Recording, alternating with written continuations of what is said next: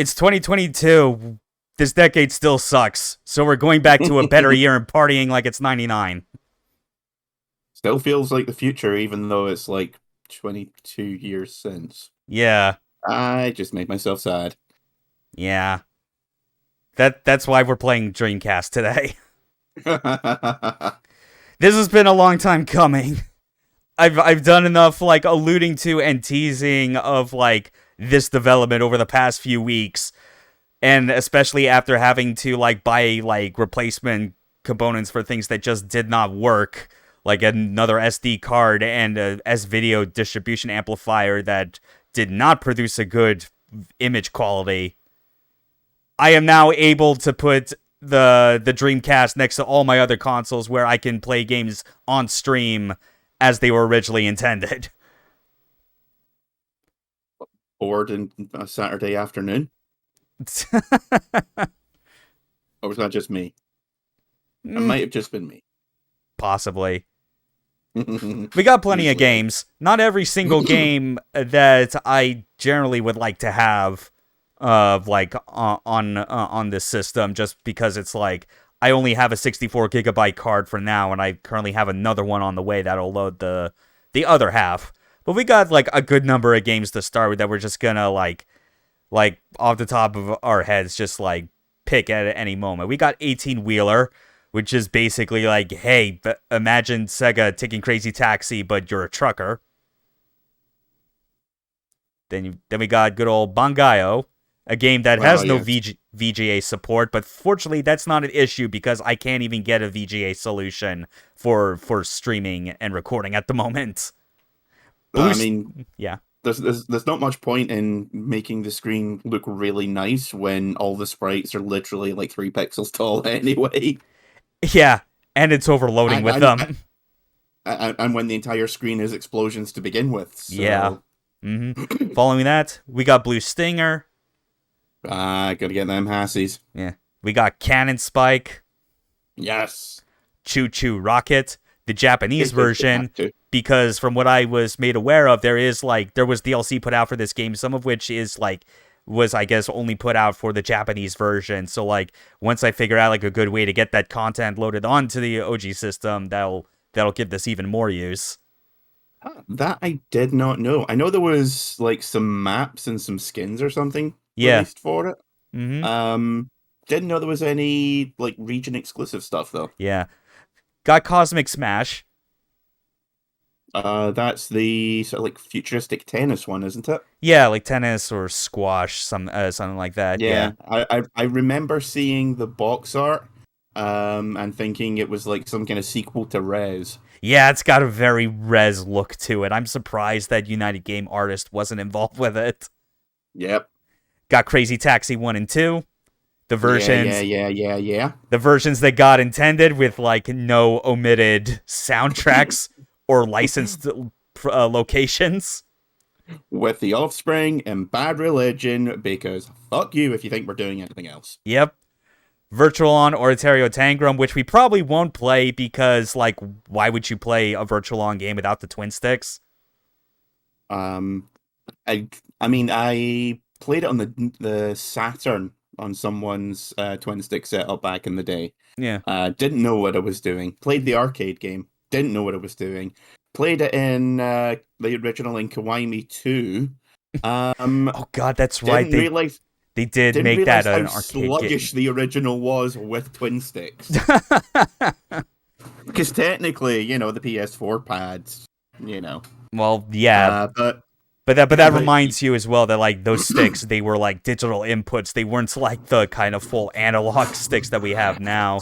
Also, hey, Gags, McDucky Swag, thanks for stopping by, playing some Dreamcast. But first, obviously, running down the list of what all we got. Got Daytona USA 2001, aka the version of Daytona USA, which is probably madness to play unless you have a racing wheel because the turning sensitivity is like jacked or something. De La Jet Set Radio, the Japanese re-release that's basically, the PAL version, but not set to PAL standards. Yeah, because I I think the PAL Dreamcast was the first one that offered in a lot of the games the option between 50 and 60 hertz. But because we all, back then, because we were the last to get a lot of games, we would typically get the best versions of them. Yeah, I guess that is kind of nice considering that like VGA was the sort of thing that was like a big selling point for Dreamcast, and VGA is like something that did not back then. It did not need to adhere to the NTSC or PAL standards. VGA was just VGA. Yeah, but it wasn't really advertised anywhere, so well, yeah, good luck. Yeah, it was about as advertised as stuff like the broadband adapter. Oh, I saw the broadband adapter for sale once. Well, twice technically. I saw it once for sale in a shop, which had been discounted like 7 times because they just wanted rid of it at that point. And then I saw a mint in box one, which went for about 500. Yeah, that sounds about right. I've seen used ones that go for like 150 because it's ridiculous. Because it turned out to be ridiculously hard to acquire because no one knew about it. Yeah, and then people realized, oh wait, I could have such a better experience playing Quake 3 on my consoles with this. Well, you mean this is literally the only decent way to play any kind of online game on the Dreamcast? Well, shucks. Yeah. Dead or Alive 2, the limited edition release, because Team Ninja went crazy with all their re-releases of DOA 2. There's like a whole story behind it if you actually look it up. It's like so much back and forth going between both the Dreamcast and PS2, just putting out like new printings of the disc with like extra features or changes or whatever, just because they were not satisfied. Yeah, it kind of felt like they were almost at war with themselves over the definitive edition. Yeah, no wonder Itagaki just like went, fuck this, we're going to Xbox. Yeah. Dynamite Cop. You have to. Yeah. Echo the Dolphin, Defender of the Future. Never actually played it, but I hear interesting things about it. It's an Echo game, but in 3D. I remember messing around with it in an emulator for like a few minutes, and like the controls like were pretty solid.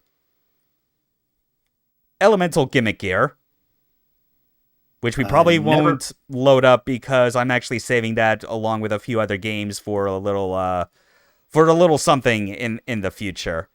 F355 Challenge, which is like the Ferrari game Sega put out that was clearly a specific request by Yu Suzuki.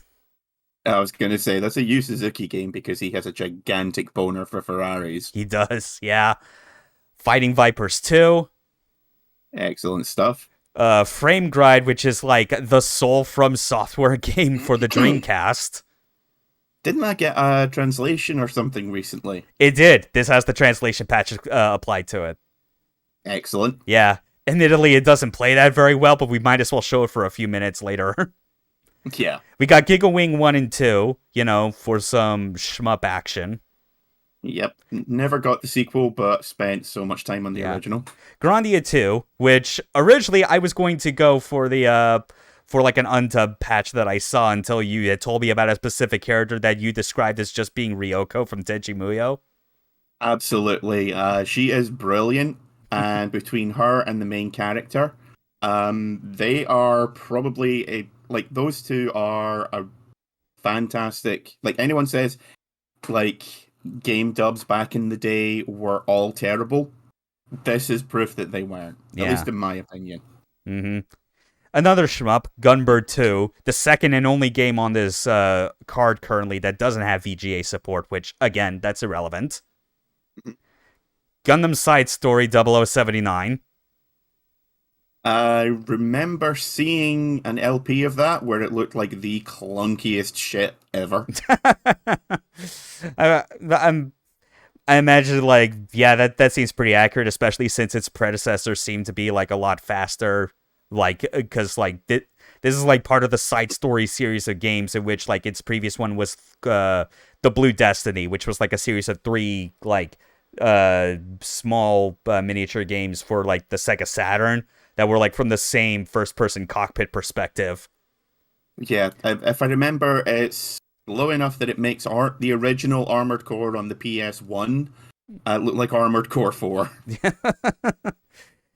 We got Headhunter, both 1 and 2. So yeah, this is like the only I think this is the only PAL game I actually have on the card currently. Obviously, in my total list, I've got Shenmue 1 and 2, but but those are like way more discs than Headhunter, which is just 2. Yeah. Got Ikaruga. Naturally. Illbleed. Of course. The original first Japanese release of Jet Set Radio, which I do want to show off because I got like a save like past the tutorial because I want to show some very early things that highlight there's more differences to it than most people seem to realize or remember, because this is not the version that, that gets a lot of play these days. Yeah, as far as I was aware, it was just music. I didn't know there was like massive differences. Yeah, well, it's like stuff like a character design change, and like the credits actually play out a bit differently, and also the entire Grind City chapter is not there because they didn't make it back then. That's right. So it's ultimately yeah, like an entire third of the game is missing. Yeah, it's a completely shorter game. Got Mach-In X. Excellent game, even though a lot of people really can't stand it. Yeah. Outstanding soundtrack, though. Yeah. Mars Matrix, another shmup. Metropolis Street Racer, the predecessor to PGR. Yeah, which we were talking about last time. Mm-hmm. Nappletail, Arcia in Daydream. It's a subtitle. I still find myself screwing up like at least one of the words whenever I try to say it. But yeah, this is another Japan-only game. It's got an English patch. This is also in the same list as like Mach-In X and Elemental Gimmick Gear, in which I'm like saving these for like full playthroughs. Yeah, it's a bit of a word salad, and from what I understand, the game's a bit kind of janky as well. But charming. Yeah. Outtrigger, which, thinking about it, like I've forgotten about it like so much, but like whenever you think about like the subject of first-person shooters and how it's like first-person games in from Japan don't really fit the mold of what first-person games typically are to the layman over here, which are shooters. This is basically, I think, like the one game where you could like make a qualification of like, no, this was a proper fucking first-person shooter from Japan, because AM2 was like, yo, let's make our own version of Quake 3, but for the arcades. Yeah, if I remember, it's the first-person shooter that just happens to be in third person, just to really confuse you. Like, it just happens to have third person as an option. Also, hi, Raph. Yeah. Where we're dropping like 22 years in the past. That's where. Phantasy Star Online version 2, which, I mean, we're not going to be able to get much out of that because I got no online solution. I mean, even if you're playing it offline, I think you probably only really be able to get through maybe half the tutorial. Something like that, yeah. Because I remember that game took forever before it took the training wheels off. Honestly, I've like, if I get more money for like some of the remaining Dreamcast things I need, like a modded Raspberry Pi to act as like a way to convert like the phone line of like the 56K modem to something that can actually be read through like my router, like something like that, like a Dream Pi, like that would then give me the means to like play some of these games online again, including PSO.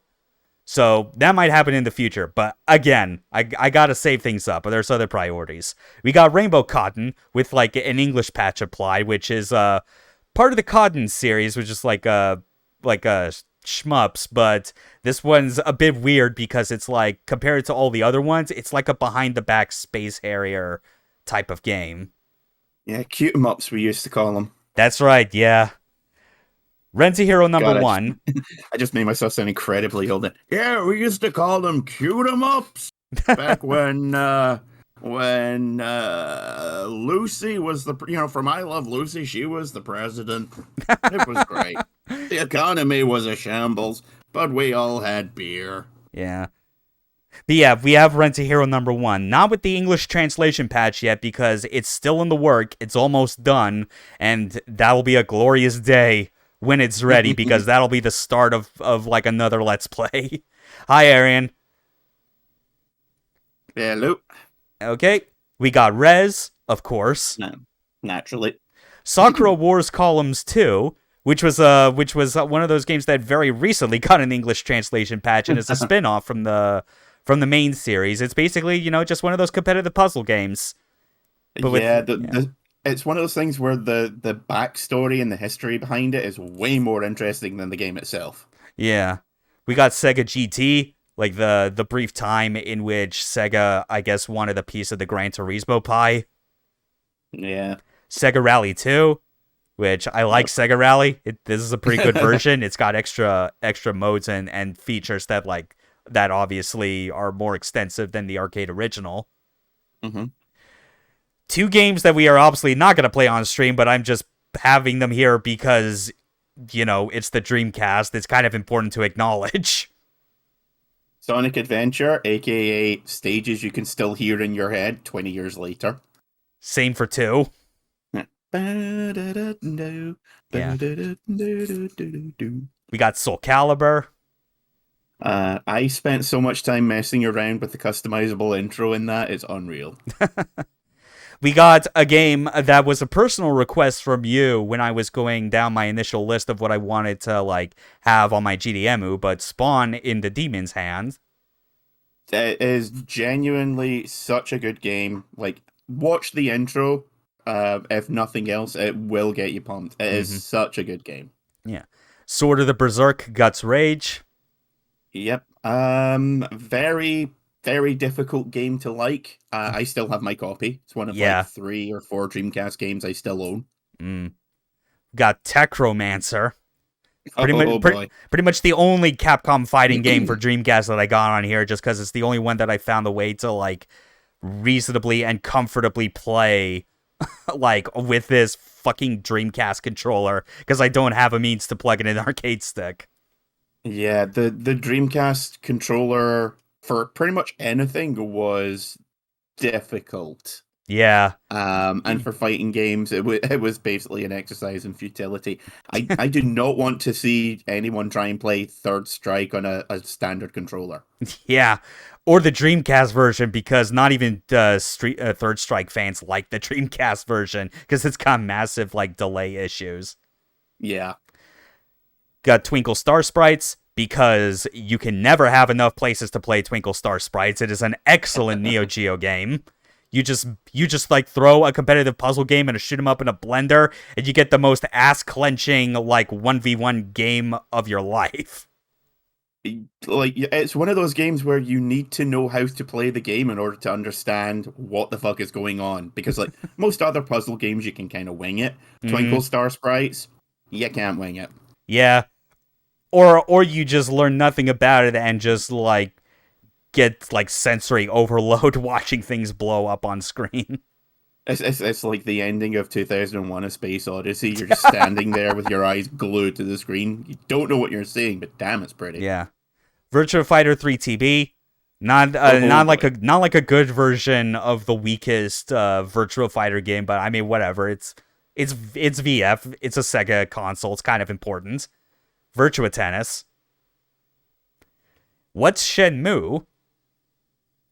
Which is when a Shen man and a Shen woman love each other very much. Yeah. Got Zombie Revenge. Stick Breitling. And Zusar Vasar. Gesundheit. Thank you. If you have no idea what the fuck that even was, what I said, or what the game even is, don't worry. You'll see soon enough. Also, I've got a VMU backup CD, which basically is like a CD image that has a bunch of Dreamcast saves that I can just download onto my VMU whenever I want. It's real nice. And XTP Dreams, again, for the future, when I have an online solution for Dreamcast and I can finally explore the internet again through this system.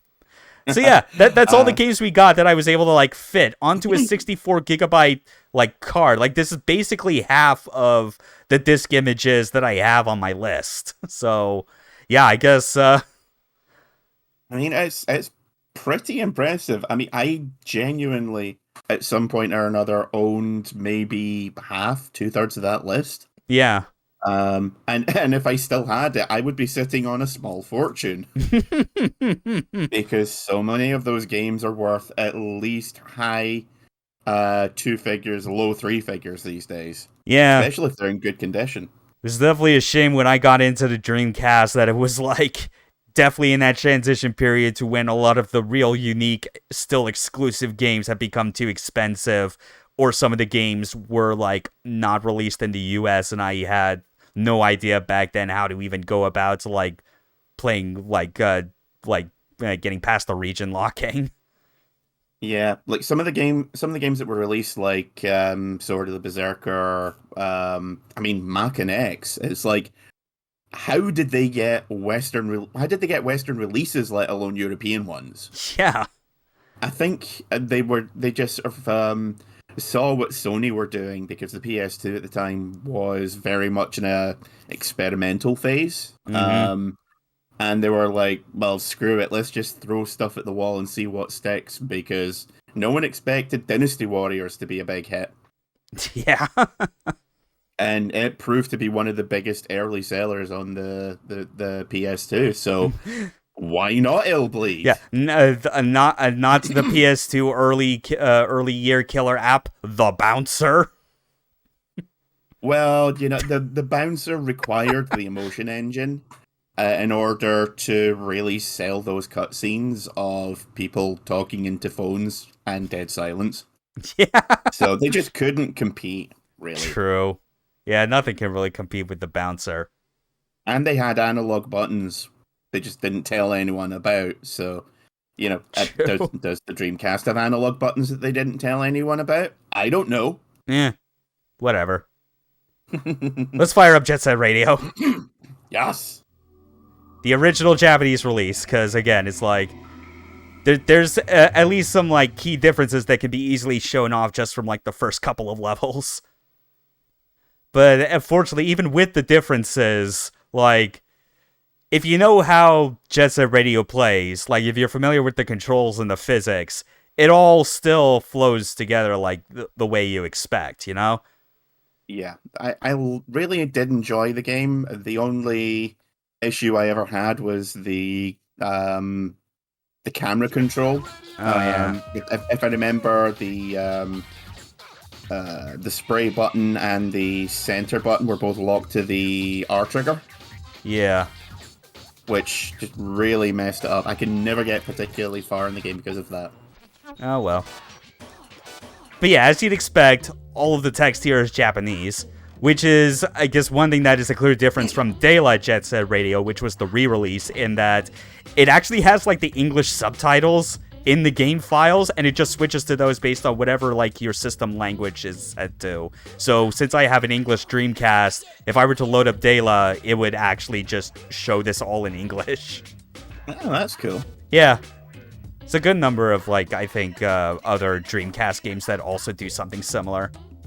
JP logo looks sick. Yeah, it does. And it amazes me so much that they were able to come up with something, like, similarly stylish for, like, the actual, like, English version of the logo. Because you could very much tell that, like, they were designing that with, like, taking advantage of, like, those katakana characters as much as they could.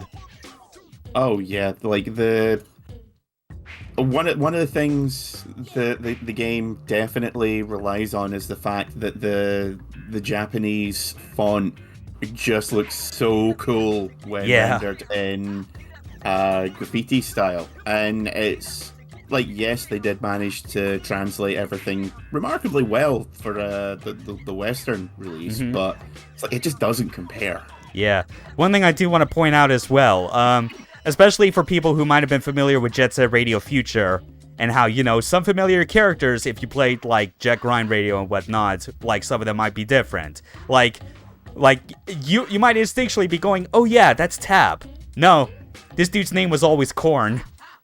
Yeah. The katakana below there is, like, if you, like, actually turn that into Romaji, that's absolutely saying Korn. That was always his name from the beginning.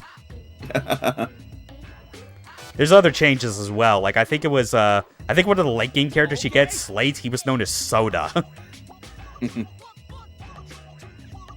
Yeah, getting our boy beat out here. God, I've got so much of this first stage is burned into my memory. So much so that I am also going to recreate my strategies for getting all of the graffiti souls in this particular section in one go. Hopefully. It all kind of depends on if I can get onto this passing bus first time. If I don't, I'll just ignore it all, because again, I'm not planning to continue this playthrough. Ooh, that was close. That was close. Ooh.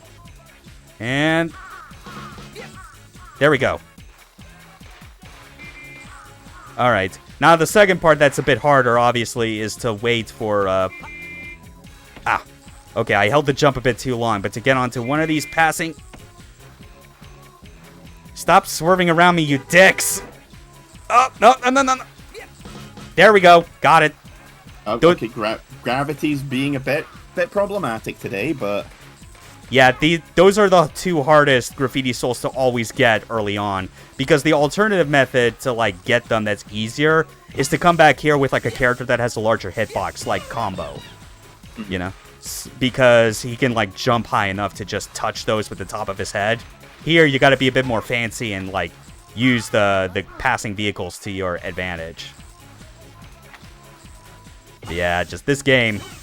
People may not like how it controls as much compared to Future, but for me, this is like, it just fits like a glove. See, I never got to play Future because I didn't have a Xbox at the time. And by the time I did have one, it wound up being, like, really difficult to acquire. Oh, yeah. But, I can still... like, obviously, I'm watching this without the soundtrack or anything, but I can still hear so many of the sound effects. Yeah, it's real good. And it's like Future, you know, it's still a very good game. It's obviously like a much faster moving game. But like the thing about it as well is that like because you have like a bit more like air control and things like that when moving around, I also find that like because I've gotten so used to how this game like controls in terms of physics that like it feels almost too twitchy in Future, and that they like boost the rail magnetism to such a degree that it feels like they that like it becomes very hard to actively pull away from them at times. I forgot that you can basically ring this map in one solid trick. Yeah, definitely one of the easiest like grind loops to learn early on, which makes sense because this is the first level anyway, not counting the tutorial.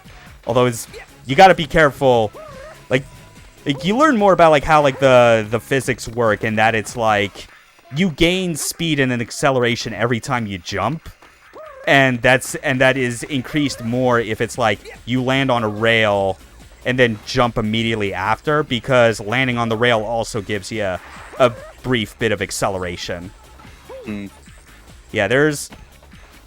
Yeah, like, this is a game that is very Sega arcade at its core, and it's no wonder, like, some people kind of, like, bounced off it, obviously. Like, they give props to, like, the visuals and the music, obviously, but they're like, gameplay is kind of subpar. It's like, but, no, it's the sort of thing where, like, it's kind of like a Nights into Dreams situation. It's the sort of thing where it's like, you're not supposed to treat this like a one-and-done game. Yeah, it's. I remember a lot of the reviews at the time saying that the game was very lightweight and simplistic. Yeah, and I was like, that's not a bad thing, because, like, you know, I mean, people in terms of games like this, the only thing really was the Tony Hawk's games. Yeah, and and I know for a fact, like, yeah, it makes sense that they would have like tried and like make that the main point of comparison, which I don't think is entirely fair, obviously. Like, not every, like, yeah, it's not skateboards, obviously, it's inline skates, but just because it's something that's classified as an extreme sport, I feel doesn't need to always be that. I mean, you can break down Tony Hawk at its core, and it's like, you could just say, oh yeah, it's totally just oh, take that, Captain. Just tagged him in the back. Right on in Onishima. Yep. But yeah, I'm pretty sure like a big part of that expectation was the fact that like Sega of America decided to like name the US release Jet Grind Radio, like somehow grind would make it more appealing. But even though it's like, no, you're you're trying to sell to an extreme sports crowd that this isn't specifically for. Yeah, it's like, it's not an incorrect comparison, but it's not a correct one either. Yeah, it's like you're basically not platformers. Entirely wrong, you're just not right. Yeah, like these are basically platformers, which is also the sort of thing that you could absolutely break down what the Tony Hawk games ultimately were. Like if you've, obviously you're moving forward at all times because you're on a skateboard, but I mean like all the different challenges you're doing to like get across certain gaps, collect items, like it's the type of thing that would not be out of place in a platformer. Professor K still speaks in English though. This dude's always been in the game no matter what region. Excuse me, DJ Professor K. Mm-hmm. He didn't attend 5 years of DJ school to be called Mr. I'm pretty sure I said Professor K. I mean, yeah. I mean that's a hell of a degree if he managed to come away with both a doctorate and a DJ license. I mean, look at him. Are you gonna tell him otherwise? No, the K on his head doesn't lie. Exactly. All right, so that's the first level down, and I believe like the next level that we get in Shibuya-cho actually gives us our next major difference, which is like a song that is only in this version and never came back. Oh, but we also got a new challenger. I forget, is this Combo or Cube? Oh yeah, it is Combo. Yeah, Cube doesn't show up until the second chapter proper. No, I think it's no, because in the original Japanese version, like because Grind City is not a section in this game, they still made Combo and Cube, so you actually got these characters like right near the start. Yeah, I forget we're not dealing with the quote-unquote proper version, so that everyone's a lot less plot-related. Yeah. Yo. Even his voice is different. I think he's actually like, well, yeah, it actually does make sense that it's different because like Professor K, like his voice may be the same English voice actor at all times, but like these characters also like have Japanese voices is the thing. But the weird thing is that in De La Jet Set Radio, I think because it also includes the Grind City section, including Combo's like story narration, when they made De La Jet Set Radio, they kept the English voices for Combo and Cube, but here this has their the original Japanese voices they gave those two characters. It's very weird. So, Arian's saying you can release this today and it would still be praised for the style it has. Yeah, when they re-released it on Steam, a lot of people were like, well, the gameplay is very simplistic these days, but graphically it still looks amazing. Yeah, like everyone's always going to be down for like the style and the music, the presentation, everything. I still find like the gameplay obviously has like its merits once you understand it, especially with like when you try doing the things to like play the game for score, you know, getting all the jet rankings on the missions. Oh, absolutely. It's like the thing is though, when people talk about this game, it's never about the gameplay, it's always about the visual style. Yeah. So it's one of those things where I think people are genuinely surprised to find out that there's actually a playable game in there. Yeah. And also doubly surprising when you see like those people like talking a lot more about Jet Set Radio Future in the context of a playable game because they like how just like the game feel of moving around in that is. I just wish that it had like a level structure more akin to this and wasn't so piss easy. Yep. I mean, remember it was practically a launch title, so they were still trying to figure a lot of stuff out. It was definitely like I think a few months after launch for sure, at least a few months past when the Xbox came out in Japan. But it was 2002 for sure. It was definitely early on. Yeah, I mean like I don't know if Wrath has kind of balanced or he's just lurking, but he gave me like a comparison between the two games that I think is very apt. Like Future is very much like a regular 3D platformer, you know, like a Mario 64, because you know it's open, you're not constrained by time limits, you got multiple objectives you can handle in any order. Original Jet Set Radio is like more akin to like a modern Pac-Man, like getting all the graffiti is basically the pellets and the cops are the ghosts. Yeah, that's not too far off the mark, I'd say, yeah. Yeah.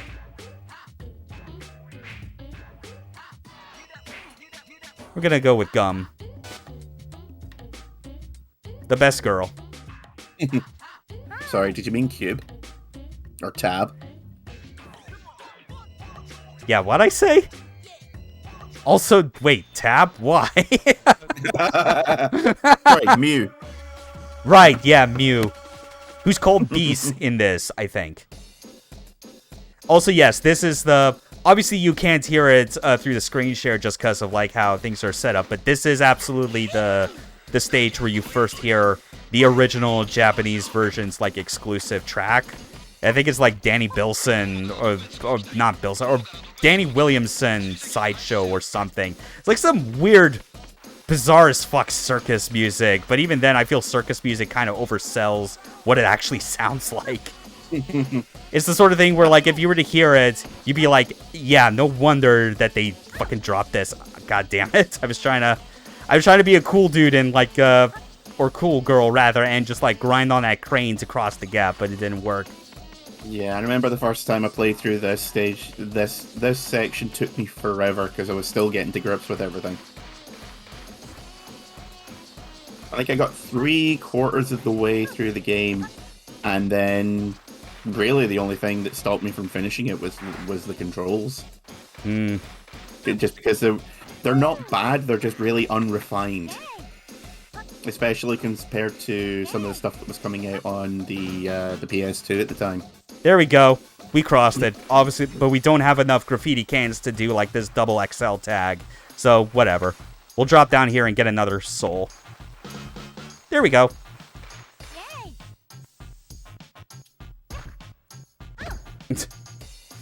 This girl's just getting hurt. Just picturing her... For some reason, I always imagined Gum sounding like Daria. Just being like, oh great, another plummet. Why is that so on point? Because I feel like... Or I guess more specifically, why did I not also think of, like, the Daria comparison? Because I also kind of saw her as, like, sounding like having that kind of similar, like, tone of voice. But I just never put the name to it. Because that is so good. Just something to do with, like... Probably just because of the way she dances in the gang hideout. Mm-hmm. I always got the impression that she was just like, she was there because she didn't have anything better to do. Yeah. She's she's one of those people who just finds the world incredibly boring. Mm-hmm. Not in a sort of like obnoxious way, but just in a sort of, well, I mean, I'm here, nothing better to do, so I guess this beat dude isn't too bad. I mean, he's the only half-decent gang leader in the town, so I guess I might as well hang out here. Yeah. At least he's not making me dress like everybody else in the gang. That's true. She probably tried to get into the Love Shockers and thought, man, you girls are bitches. She tried to get into the Love Shockers and was like, no, I like having stereoscopic vision. Yeah. I mean, probably the other thing about it was like one of the requirements was that you had to have your like heart broken, like from like a breakup or whatever, and she was probably like, why would I date a boy? Maybe that was the reason. Why would I date anyone lesser than me? Oh god, now I just got the awful idea in my head that like that the Love Shockers are just secretly TERFs, and that's the reason why Gum didn't join. Hi, Millennium. Yes, we are absolutely playing Jet Set Radio. The kind of game that's, I'm sure, very fitting for your aesthetic. Very turn of the millennium. All right. Yeah, that or she's doing the Groucho Marx thing of like, why would I want to join a gang that is trying to get me to join them? Like, what is wrong with you people? That's true. All right.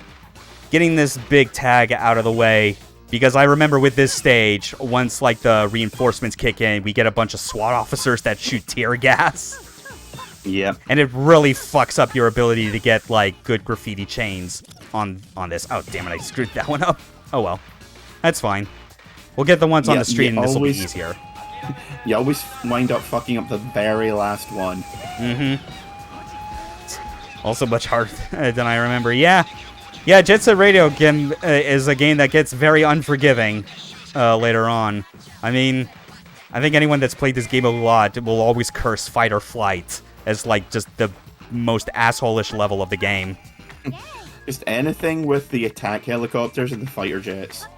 I mean, anything with the golden rhinos, you know, so literally everything from Act 3, which is why I bring up Fight or Flight, because it has those jetpack dudes that are, like, they're so mean.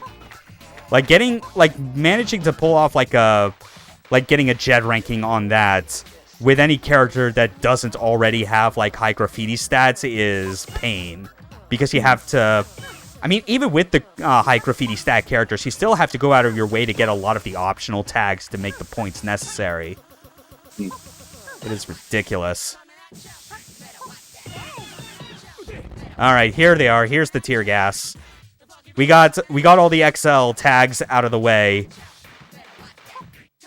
I think there's still obviously, like, some regular large tags to deal with, but I think that's fine. Yeah.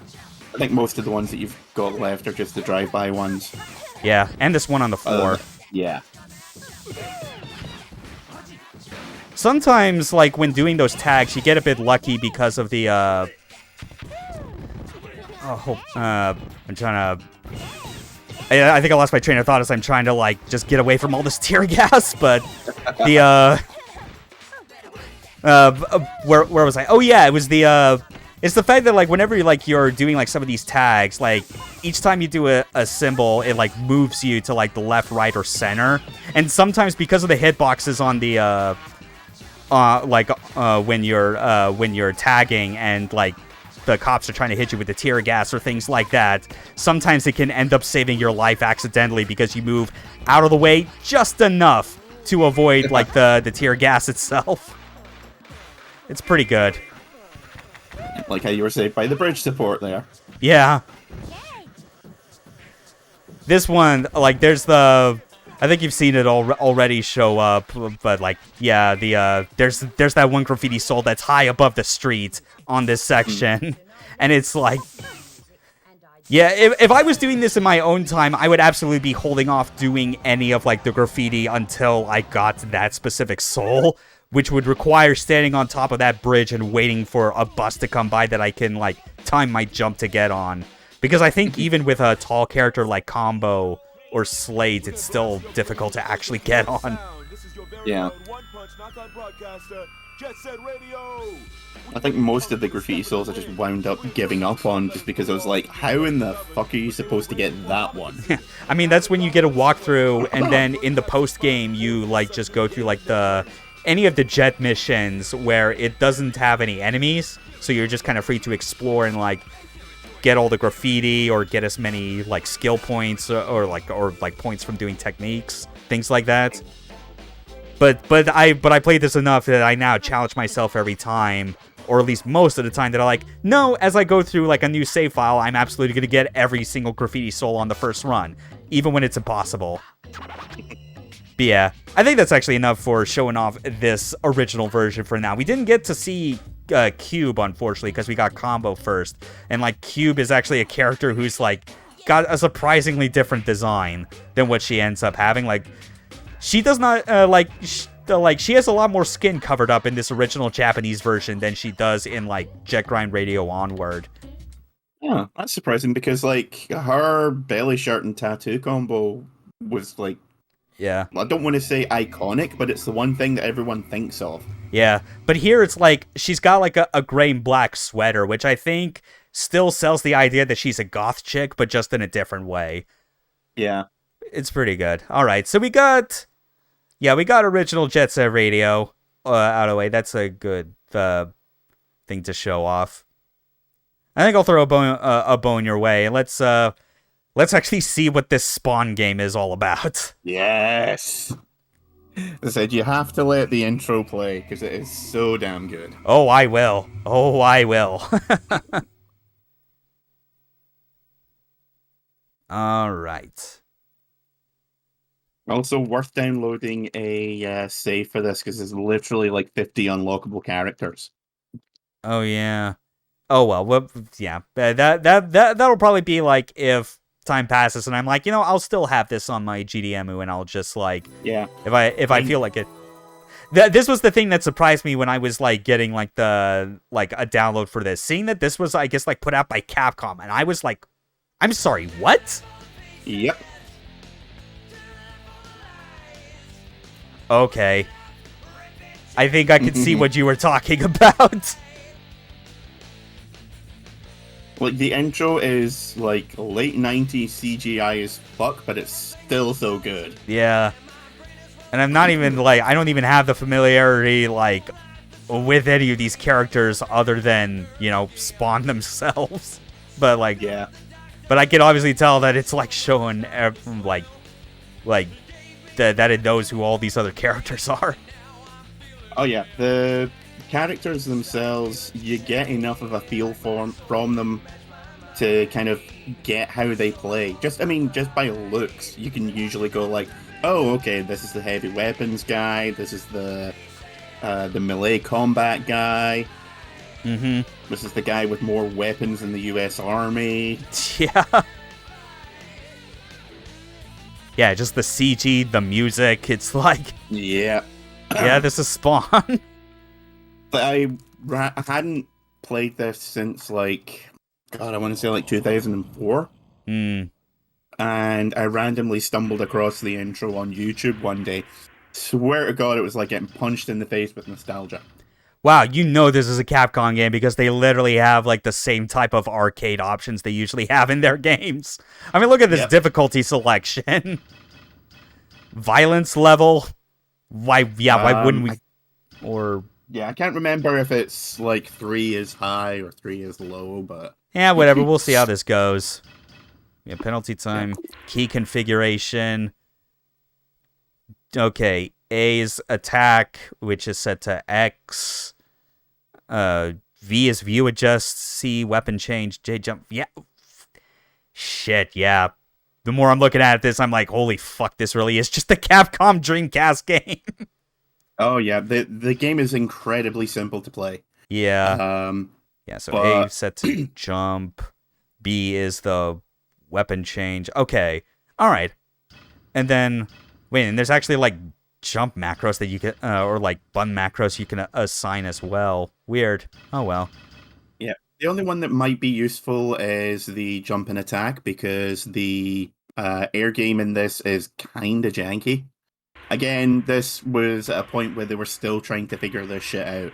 Like, I'm looking at like the controls and the button macros, and I'm like, am I gonna have to come back to this game but with an arcade stick? I feel like this is what it's telling me. Genuinely would not surprise me. Alright. Up to 1 players. Boss attack, battle royale, team battle. Yep. Boss attack is essentially the story mode. Battle royale is the arcade mode. Team battle is 2v2. Okay. Yeah, I'll do single play. Oh. Oh yeah, you're not kidding. There are a lot of characters that you get. Spawn's a good first choice, or Redeemer. There's the bottom guy on the right. Alright. Gonna destroy the Mafia, beat the boss, let's go. Yeah, that guy in this game is called the Mafia. Oh wow. Bentar, thanks for the host. Getting used to like how this game's controlling right now. I just noticed the view change literally just puts you into like first person. Yeah, there's a lot of ranged weapons in this game, and there's some characters, if I remember right, who can only use ranged weapons. Hold on, I think I saw like the way those buttons are laid out. Those look like they're made for like arcade like layout or whatever it is. Oh my god, Yeah. Wow, holy shit. Yeah, this is bizarre. Every stage is essentially you've got 2.5 minutes to kill the boss, and if you die, then you lose time. You just keep going.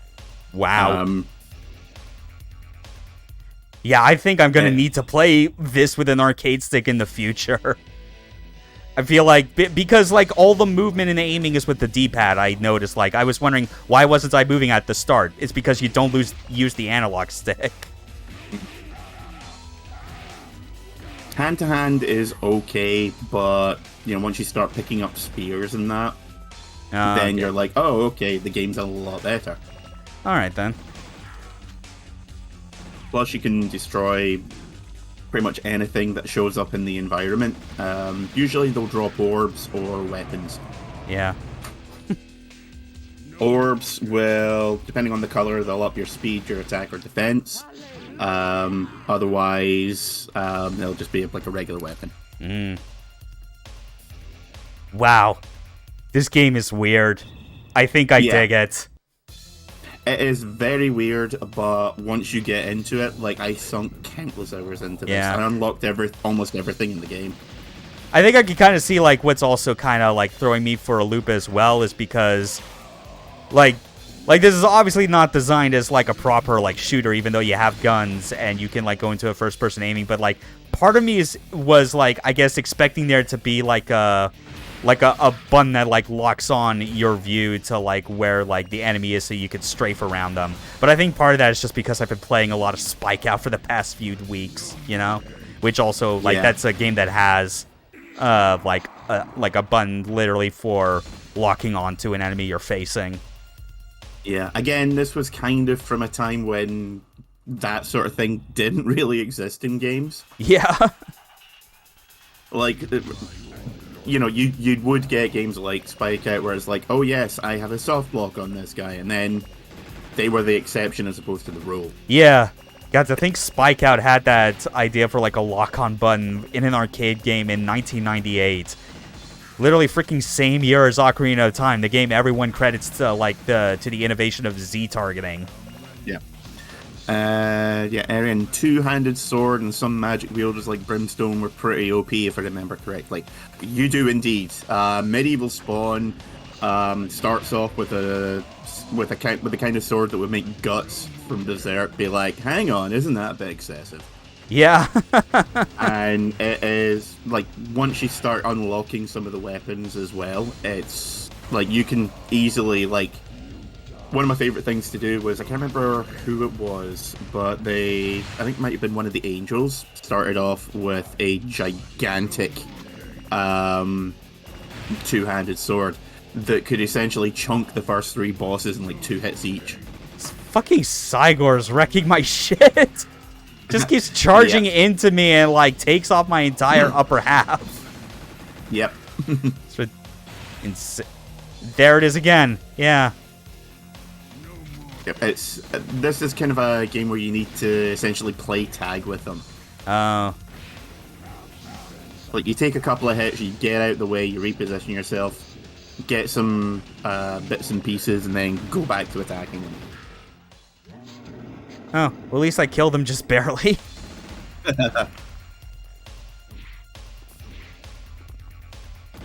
Yeah. What an interesting game. Like, I don't know what it is that I was thinking that, like, a Spawn game by Capcom was, like, the last thing I ever considered. You didn't know what you wanted, but you're not entirely sure this was it. I guess that's the best way to put it, for sure. I have no idea why I thought that was going to be a good idea. I mean, it is a good idea, just not from that kind of a close range. I guess, yeah. Okay, so all these doors just kind of like move you around into different rooms. I see. Yeah, this one's kind of like not quite a maze, but there's bits all over the place. Yeah. It's all like an early attempt at an open arena. Yeah. Quite a few of the maps in this are like that. Because obviously at the time they weren't able to render the entire map in one go. Yeah, okay, hold on. Oh, man.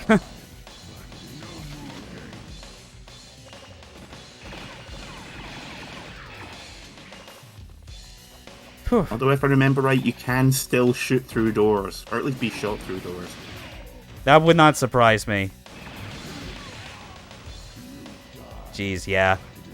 But I think this will be very close to like the end of the playthrough anyway. But yeah, I'm surprised. I'm definitely kind of going back to like my theory, just based on like how the controls are set up and the arcade nature of this. That it's like I want to play this now with an arcade stick.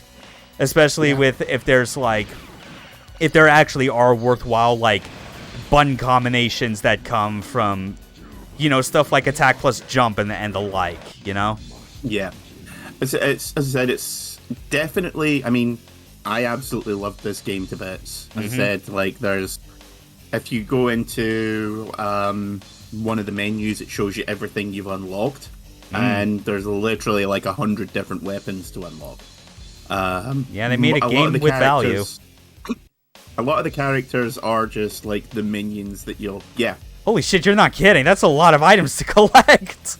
Yep. Oh my god. I feel like my brain's just getting run just because of like playing a lot of DOA 2 Ultimate and then that DOA Extreme, and it's just like item collection screens fucking everywhere in my life. Yeah, like... Yeah, okay, I see what you mean. Yeah, just freaking like, these are like for the characters, item collection. Oh wow, look at that! Back in the days when like it seemed like a reasonable practice to be like, yo, we're in the early days of the internet. It's this newfangled thing. Let's put our URLs in this video game that you're gonna be buying. Hey kids, do you like the internet? I do. Unfortunately. Okay, that was interesting. Yeah, I'll say that. Like, thanks for like recommending that to be put on the list. That definitely feels like it definitely feels like a sort of thing that I'm glad to have every now and then, where it's like I obviously look at a list of games I kind of want to put together, and I always start with the ones that I know kind of fit like my interests or like my personal criteria. So it's always fun when like I kind of bring up like those lists, and then people are like, oh, but how about you add this to that? And I'm like, I never heard of that, and then check it out, and I'm somewhat surprised. Wait, that was a game? Why? Yeah, the internet's overrated. It's up to opinion. I mean, I can't fully agree, but I can't fully deny either. Yeah, the internet is the internet. Anyway, we're here now. Next, we're going to play a game that is also asking an important question. What's Shenmue? A measurable pile of secrets, but enough talk. Find me some sailors.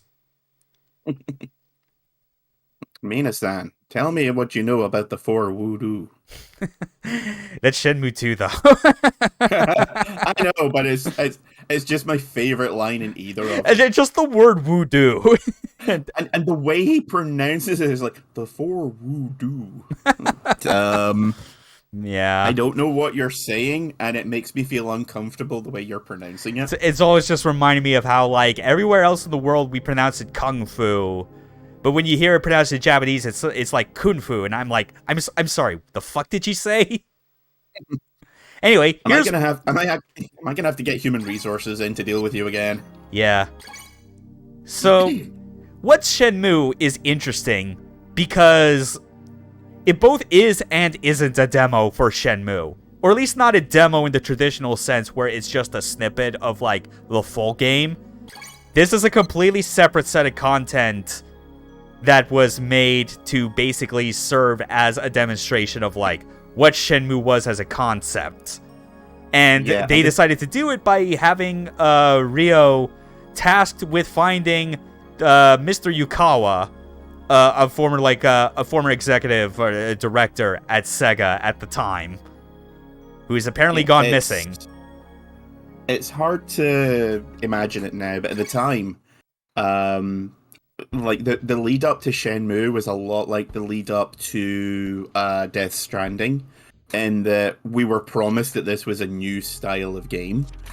And it technically was, At least for its time.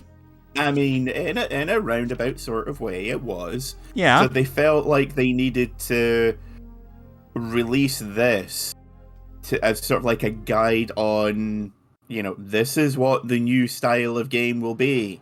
And we were like, oh, so it's basically like a glorified point-and-click adventure then. Yeah. It's like... Honestly, I call it, like... Oh shit, what happened? I thought I put the subtitles on. Oh, damn it. But yeah, he's asking, hey Tom, if you see Mr. Yukawa, he's got a gray suit and glasses. Also, Tom's Japanese voice actor is amazing. It is very much what you'd expect, where it is a Japanese dude doing their version of what a crazy foreigner would sound like speaking Japanese, with all just the horribly wrong enunciation of Japanese words. Like, if it wasn't so earnest, you'd be convinced it was a hate crime. Like, just booting it up and this guy appears on screen and you're like, oh, I'm on a watch list for sure now. Hold on, I need to see something. Is there like a... Because, goddamn, I really need to go back and look at the options again so we can see the subtitles. Crap. I mean, like, I know specifically where I need to go anyway. I don't know. Do you think it matters? Not especially. I mean, this is really more like... I mean, this was in essence a technical demo. Yeah. When it came out. Because, I mean, when it came out, they were promising stuff like the lighting engine is going to be unlike anything we've ever seen before. And to be fair, that is very true. It had, like, proper shading for sunsets and stuff. Yeah. Which, again, at the time, revolutionary. This game, like, everyone just remembers it for the Scourge, the QuickTime event, but it did a lot on a technical level that nothing else was doing at the time. Yeah. Either because they didn't know how to do it, or they just hadn't cracked it, or their budget simply didn't allow for it. The thing was, at the time, like, they had plans for this being like, what was it, like a 30-year spanning epic? It's like, I think he's, like, Yu Suzuki said it was going to be like 16 chapters, but what qualified as chapters didn't necessarily mean it would be like 16 games. Yeah, because but eventually, I think wound up being like 3, 4, and 5 or something, didn't it? Yeah, and 2 was like an in-between story that I think only got made into like a mini-comic or something. Something like that, yeah. But yeah, but even then, I also think like that chapter count over time, I think Yu Suzuki like shortened it to like 11 after a while. Yeah, but it was the idea was that this was going to be like going from this guy in his late teens to being like mid to late 30s and traveling the world whooping ass, looking for mirrors and sailors. Yeah, getting revenge for his dad. Yeah, so they really wanted this to be like their next tentpole going forward. This was going to be one of their key franchises. Yeah, and ultimately, like, at least for me, it's like these games were always mid at best. Like, yeah, obviously, like back in the day, there was a lot of like hype and like technical achievement being made with this game. But I think it also is like it shows that it's another example of like the theory, or like I don't call it a theory. I'd say the stance that I always like try and keep pushing, which is the concept that of the phrase like X has aged poorly is a fucking myth. Because when like so many other things, especially when it's like the first of its kind for something brand new, you don't have like the optics at that point to actually realize it for like what it actually is in terms of quality. Like, you're too based by everything else, and then you kind of conflate that as to mean, oh yeah, the gameplay always was good, when it's like, no, like in reality, like, anyone back then like should have been able to hold this game up to scrutiny and kind of realize that it is a very plodding, boring game if you're trying to play it for like the for what it thinks you want to play it for. It's one of those games where the time constraints again were like a very not quite a new thing, but they hadn't really hammered the dents out of it at that point. There was still the Dreamcast and the PS2 eras were very much we're trying to figure out how all this stuff works, and like with the Shenmue concept, it was eventually they managed to get it right with Yakuza. Like, Yakuza is nothing but a spiritual successor to this. And with each game, it's just gotten better and better and better. Like, I get where people come at with that particular comparison, but I've ultimately, like, had to, like, hard disagree with the notion just because of, like, I feel like there are still, like, some very clearly different priorities in, like what those games are kind of like aiming for. It's very much a thing where I feel like it's like that comparison comes up just because of like the very obvious superficial similarities. Like the way I always described it is like Yakuza, like right up until Like a Dragon, for obvious reason, was a JRPG masquerading as a beat 'em up. Shenmue, by comparison, is like it's a life simulator / Chinese tourism game masquerading as some supposedly serious like JRPG adventure story. Like it's the sort. I was actually going to say that the life simulator aspects. Like that to me is like the very big like differentiating factor, because like Yakuza obviously has a lot of details in key areas, but it's not the same kind of areas that this goes for. You're not picking up individual items like in the environment to like zoom in on them in your hand in real time, and then just inspecting them very closely with the weird corn cob nubs that you have for hands. Yeah, because those fingers, man, they're creepy. Like, it's the sort of thing where I think, like, because I recognize it, like, for those differences, and also combined with the fact that Suzuki is, like, I'd say, like, the most, like, one of, if not the most important figures in the history of this industry, like, as far as, like, portfolio and accomplishments, that I'm, like, honestly, like as mediocre as Shenmue is on the whole, and how Shenmue 3 is like, it's just like it's staying true to how it's always been. Is Shenmue that 3, aka wait, that game actually came out? Shenmue 3, aka the best Dreamcast game of 2019 that didn't actually come out on Dreamcast, but it feels like it. It's like at that point it becomes like, you know what? This motherfucker has achieved so much more significant shit than literally all the other, like, current popular game creators that people can recognize or, like, attribute names to in the past 10, 15, 20 years. As far as I'm concerned, motherfucker deserves to have his own dumb vanity project and keep pursuing it against all odds and reason. So I'm like, so it's like, yeah, obviously there are people out there that still hold on to that feeling of what they remember Shenmue representing when it came out, and thinking that, like, also translated to it being an amazing quality game when it's not. It's fascinating, if nothing else. But I also think it's like, I can't even, like, side with the people, like the Jeff Gerstmanns of the world that just have the massive hate boner. Just being like, this game is just fucking trash. Why do you people like it? It's like, why is he wasting time on this and not making a new Virtua Fighter? When it's like, motherfucker, he's not been, like, heavily involved in anything that AM2 has done since, like, the early 2000s. And they did just fine. Like, his biggest achievement was fostering the greatest, like, development studio that Sega has ever had in their history. And for my money, still is. Like, again, that dude has all the right to do whatever the hell he wants now. He's earned it. He's earned it harder than literally anyone else.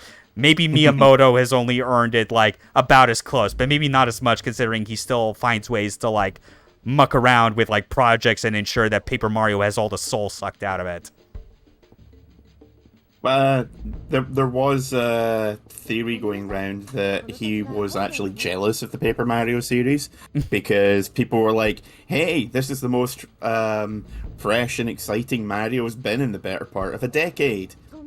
Right as he was getting ready to release Super Mario Sunshine, which, in terms of the 3D Marios, is probably considered one of the more mediocre ones.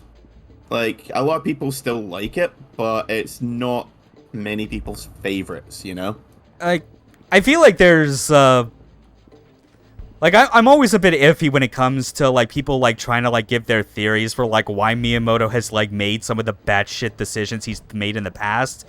And, like, I feel like whenever it comes around to, like, especially around games from, like, the GameCube era, it feels a whole lot, like, it feels like a lot of unsubstantiated theories combined with, like, some hardcore fucking projection coming from the people coming up with those. Because it's like oh yeah, here's something that's actually exclusive to this demo. You actually had a dedicated button for squatting. But you're not doing the proper delinquent squat. No, unfortunately not. Rio's a good boy. He wouldn't do that. But no, I think it's just more like... I think the more plausible thing is one that I actually recall seeing, like, come up recently. This wasn't from, like, a newly made interview. It was actually an old interview that just recently got translated. And it had to do with Pokemon, where Miyamoto, apparently, like, one of his, like, oldest, like, inputs on it was that he, I guess he suggested that he didn't want Pokemon to be an RPG because he thought that would somehow, like, get in the way of what he saw was, like, the core appeal of Pokemon, which was the monster collecting, which... You know, that's still a big part, but obviously you've got enough psychos out there that still like Pokemon exactly for the way it is because it's an RPG that has, like, a battle mechanic. So it's like, the dude just has, like, he just has less of a preference for seeing RPGs overall, which, I mean, like, I partly understand if only because RPGs aren't at the top of my favorite genre list, but they have their place. I mean, I have no interest in sports games, but I'm not going to tell people not to play them. Yeah, I mean, I would tell people not to, like, play any of the EA sports games or any of the, like, the real crappy sim ones. I'd certainly tell them to play, like, an arcadey one, like a Virtua Tennis. That's always a good time. But yeah, otherwise, with some of the ideas, I think Ben has, like, a pretty good summation of it. That's, like, after a while, he just started throwing shit at the wall to see what sticks. And sometimes it does, other times it doesn't. I mean, the thing is that, like, Nintendo have always allowed Miyamoto to essentially do what he wants. Yeah. So he does have... So there is, like, a sense of that auteur theory thing going on, but never to the point of... his ideas overshadowing everything else, you know? It's never like, okay, this is what I want to do, and the rest of you can just fit your shit in around it. It's always, here's the core concept, let's see what we can do to make it interesting. Yeah, at least these days he seems to be more concerned with, like, that universal, like, Nintendo theme park, in addition to the, I guess, like, stuff with the Mario movie. Oh shit, it's Mr. Yukawa! Whoa! Quick, time for a scene that would totally fit in a Dreamcast commercial of the era. Because that's basically what it was. He basically was the successor to Sega the Sanshiro, but a very different kind of persona.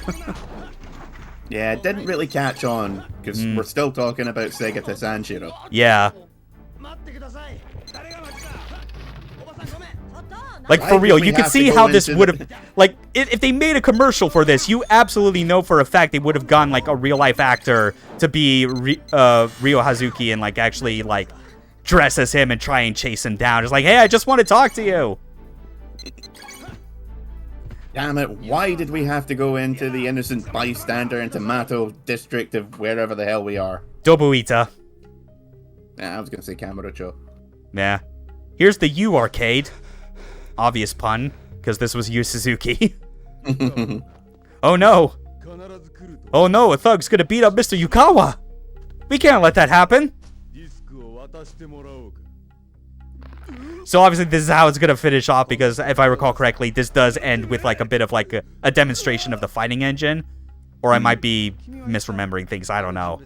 I'm fairly certain that it does have the fighting bit, because one of the things in the lead up to the game was that the fighting system was good. They were trumping it up as going to be the successor to Virtua Fighter. Yeah, I mean, it was very Virtua Fighter-esque, you know? Yeah. It made sense. It was the one thing that was sorely missing from Shenmue 3. Like, of all the dumbass things they recreated, they couldn't get that combat right. Yeah.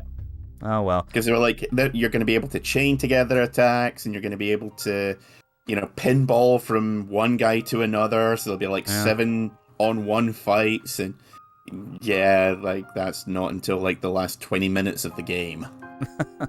I mean, it happens more in Shenmue 2, admittedly. Oh no, it was all a dream. Oh no, I better sell all these Dreamcasts or my legs are gonna be broke. 1999, RPG has changed. Yeah, it's just like they were throwing so many freaking, like, genre terms at this. Like, oh, this is gonna be the successor to the RPG. This is a new type of adventure game. All this kind of stuff. Full Reactive Eyes Entertainment, aka free. Yeah, like, it really is hard to overstate that this was meant to be like the next evolution in gaming. This was meant to be what we would all be like. 1999, everything would have changed, and this was what we were meant. This was the future of entertainment, not just games, but like storytelling and film and all that. And I mean, it's an overly long version of an already long style of like Chinese martial arts cinema, where like the whole point is that there's like a slow build up to everything. It's just when you make a video game version of that, by its very nature, you have to extrapolate that length that it becomes maddening.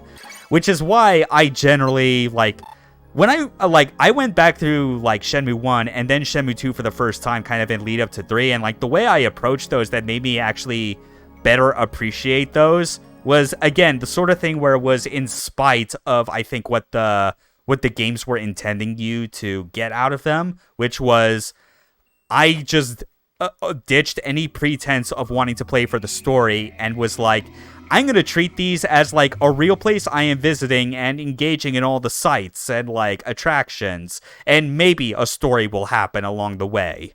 Like, it'll just occur and progress at some point, and that worked out a lot better, especially in Shenmue 1's case, where you don't even have the option that 2 introduced, where you could advance time forward by looking at your watch. Oh, yeah. You had to play every single minute of that game, and it was excruciating. Yeah. I can only imagine how, like, slightly better public opinion of Shenmue would be if instead of that game that we got, like, the very first one, if it was that combined with, like, the chapters from Shenmue 2, like it was originally going to be on Saturn. Yeah, rather than just sitting on a bench for 40 minutes waiting for the day to be over because you've done everything you possibly can. Yeah. All right. So yeah, we've shown Jet Set Radio, we've shown Spawn, we've shown some freaking What's Shenmue. Let's make some robots blow up. Yes. And again, one of the great benefits of this being done through S-Video, we don't have to worry about, like, video output shenanigans because of, like, no VGA support or whatnot. This is Bangai-O. I will say, epilepsy warning. Because there's going to be a lot of flashing. With a superb translation.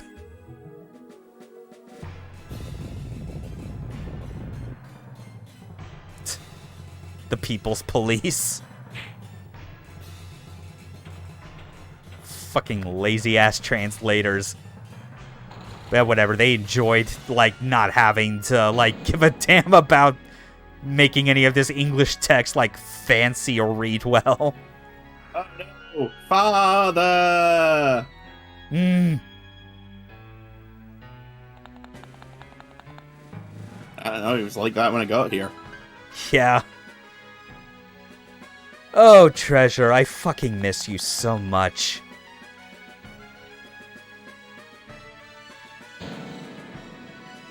SF Cosmo Gang! Alright, let's go now. Other planets need me. I need to blow I need to blow up their robots and take their watermelons. Oh yeah, I just happened to keep a robot in my basement for just such an occasion. Explosion Invincible Bangai-O. What kind of name is that? Bangai-O? Never mind. The name doesn't matter. Get out the fucking robot, Ricky. Your sister's taking charge now. Oh, man. There we go.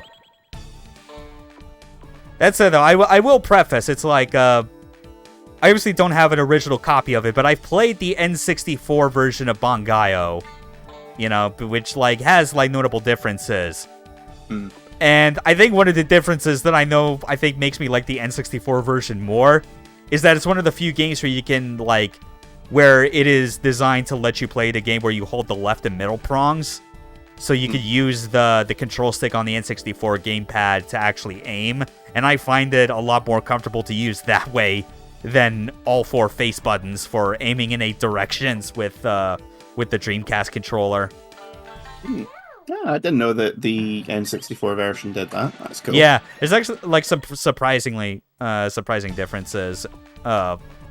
Because it's like, I think there's stuff where like in the N64 version, when you have like the bouncing lasers as your main weapon, it's like once they bounce the first time, they actually, instead of going at like a perfect like 90-degree angle or from where they shot, or 180 if it's straight on, like they'll actually change their trajectory to go towards like the nearest enemy. So they kind of still had a homing property that the missiles had.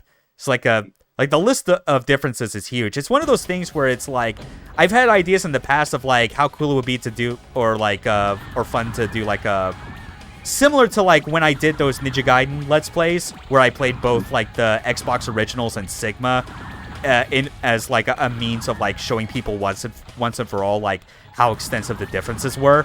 That'd be like, I'd love to do like a similar playthrough where it's the N64 and Dreamcast versions and show just like how wildly different it is. Yeah, the Dreamcast version may as well be a sequel rather than a remake or anything. Yeah, it's very weird. Wow, only 11 explosions? Come on, man, you can do better than that. Oh, it gets crazier. Don't worry. Here's some lasers. You can see as well, like what I'm talking about. Like in this version, they don't home in. Like they don't change their trajectory after a bounce. It's always like at perfect angles. Which I kind of get that for balancing reasons. But also the other thing that I know that like I think contributes to people liking this version more is how in the original game, like a big part of the gameplay was you had to like time when you did your big 360 like explosion attacks where you shoot missiles everywhere. Because the more things you blew up like in a single volley, like if you got, I think, 100 explosions, the game would give you like an opportunity to like upgrade like one of your 2 weapons or like other stats. Like it was a weird thing where it's like you started off relatively weak at the beginning of a level, but by doing very well-timed explosive attacks, you would actually become more powerful by like kind of boosting your Bangai-O specs in different directions. Yeah, definitely nothing like that in this version that I remember. Yeah. Also, your special meter in the N64 version could go up to level 10. Yeah. And picking up the fruits actually had like an incremental point value if you like kept getting them like in a chain, to the point where I think it was like, or it was a chain, or if you collected fruit without getting hit. Because if you did that, you could eventually get up to like 1,000 points per fruit pickup. I think that might have been in the DS version as well. I think yeah, remember something like that. It's interesting looking at all like the different releases of Bangai-O and seeing how like the mechanics like stay the same but also change in like various ways. That said, though, I think I like the Xbox Live Arcade game the most, Missile Fury, because it is the sort of thing where like it finally benefits the most from being a game that is on a controller with 2 analog sticks. and high def so that you can just take in all these gigantic explosions. And they still overload the screen to make sure that, like, when you get one of those big explosions off, the frame rate just dies. You still get significant slowdown. It's impressive. Alright, I'm stacking up all these missiles before I trigger the boss dialogue. There we go. Are you at top speed or just very small? Yes. Oh god, I remember this. This dude. Yasan V3. Piloted by Sabu.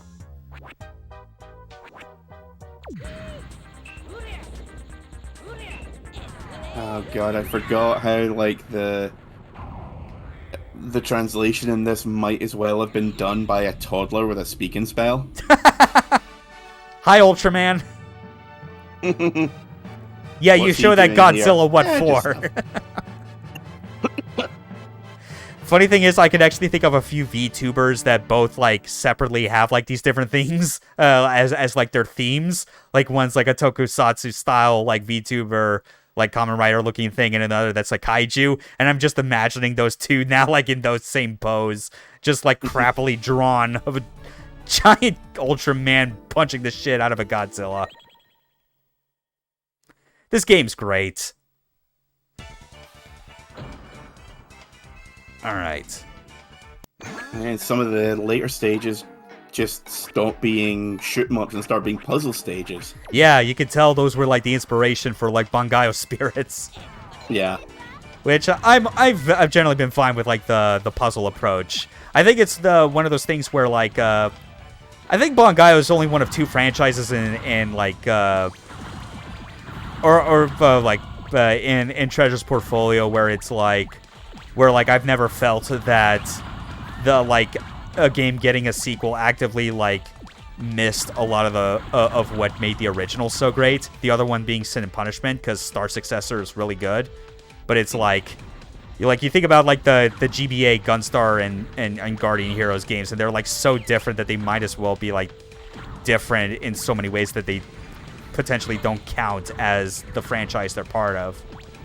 Yeah, I was actually playing the GBA Gunstar Heroes a while back, and yeah, it feels more like a Hollywood reimagining. Yeah, I mean, it's still really good, but I think it's the sort of thing where like I think with so many of its like new ideas and whatnot, it would kind of benefit it from like being a new game, and also because it would also let them get away from just being like, here's all the same bosses, the same characters that you were fighting against in the Genesis original, except, you know, not entirely the same, because it's a sequel / reboot, those sort of things. Yeah, like if they'd made it like I mean, the game was, well, both that and the Guardian Heroes reboot. Yeah, they were very tangential to begin with, but you kind of get the impression like they could have gone further with distancing them. Just been like, yeah, this is it in spirit, spiritual successor, but don't think of it as a sequel. Especially when in Advanced Guardian Heroes case, that like the problem it runs into is that there is not enough buttons on a GBA to get you even close to the amount of inputs you had in the original Guardian Heroes. Like, you know, like it's a very different type of beat 'em up. Oh yeah, I mean, yes, technically, well, yes, strictly speaking, it was a beat 'em up, but it had enough complexity that it may as well have been more like an actual proper fighting game. Yeah. Which to be fair, the Saturn original definitely had some of that feel as well, but it's like the GBA game, like it lacked the 3-lane system, like the different like attack buttons, like the AI undead warrior you had with you. Yeah. Oh no, I was talking about the original. That's amazing. I literally have like a YouTube video saved on my computer that's just like a 20-minute video of every single playable character in the multiplayer like doing like crazy ass combos. Just nice. Which is like, admittedly, they're the kind of combos where it's like they wouldn't work in a practical setting because like you have the ability to get your character to flip out after a certain point. But like on a character that's just standing there and doing nothing, like basically acting as a sandbag, you could juggle them for a real long fucking time. It's beautiful. All right. I'm gonna see, like, how many levels it takes again until I can get to the one where we get the core gang as, like, one of the bosses. If you remember, which is just the big-ass Gradius reference. Is that the pile of cats? No, it's literally the core from, like, any Gradius boss. Just remember, isn't one of the enemies, like, literally 3 cats in a box? Oh, that might be a different one, yeah. Yeah. Because just remember that there's a bit where you first encounter them, and I think everything they say, they end with the word Mew. Oh yeah, that's right. Because end with Mew. Yeah, especially since, like, this is an English translation and they don't have the context for nya. Nya. Yeah. And Ricky's like, don't care, still gonna blow you up, and the sister's like, but they're cats. They're small and adorable. Don't be such a monster. Mammy is just like the voice of reason between the two kids.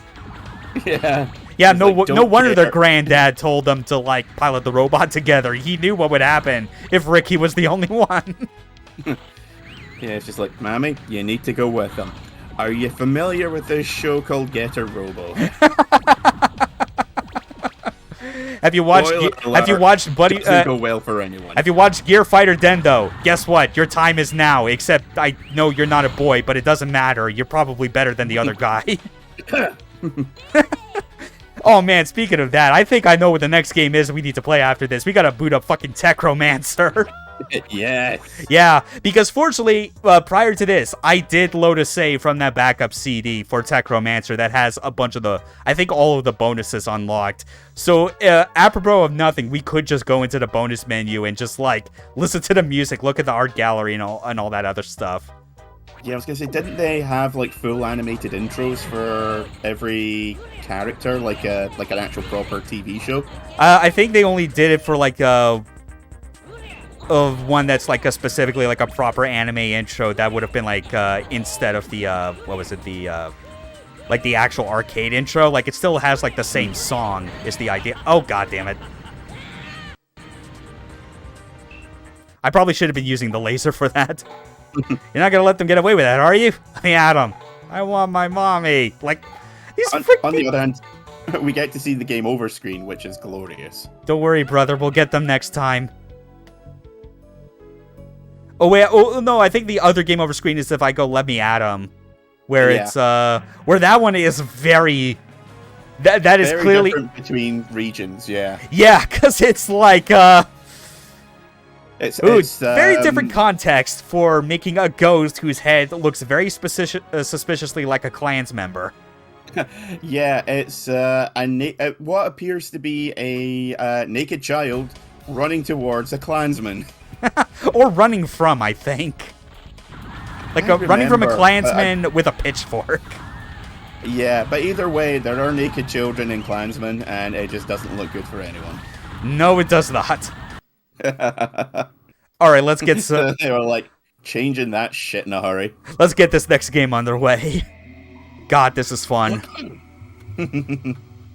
God, I love the Dreamcast. I love it more now that I actually have this solution and I don't feel so hamstrung like I was for years, where it's like, I only have a few, like a small handful of physical games, and the only reason I have those games is because they're the ones that haven't gotten stupidly expensive yet. I think the only ones I still have are Jet Set Radio, obviously. Mm-hmm. Sword of the Berserk, again, obviously. Yep. Record of Lodos War. Ooh, oh yeah, I forgot that they put out a game based on that for this. It's like it was a Japanese attempt at Diablo. Oh, right. Yeah, that's how I like what I was trying to remember about that, because it was some kind of RPG, but it was like a Diablo-style dungeon, like loot crawl. Yeah, it really does want to be Diablo because it's got the same 3/4 perspective, can't see shit, but it's not balanced whatsoever. Oh dear! Because if you know what you're doing, you can get ridiculously powerful within.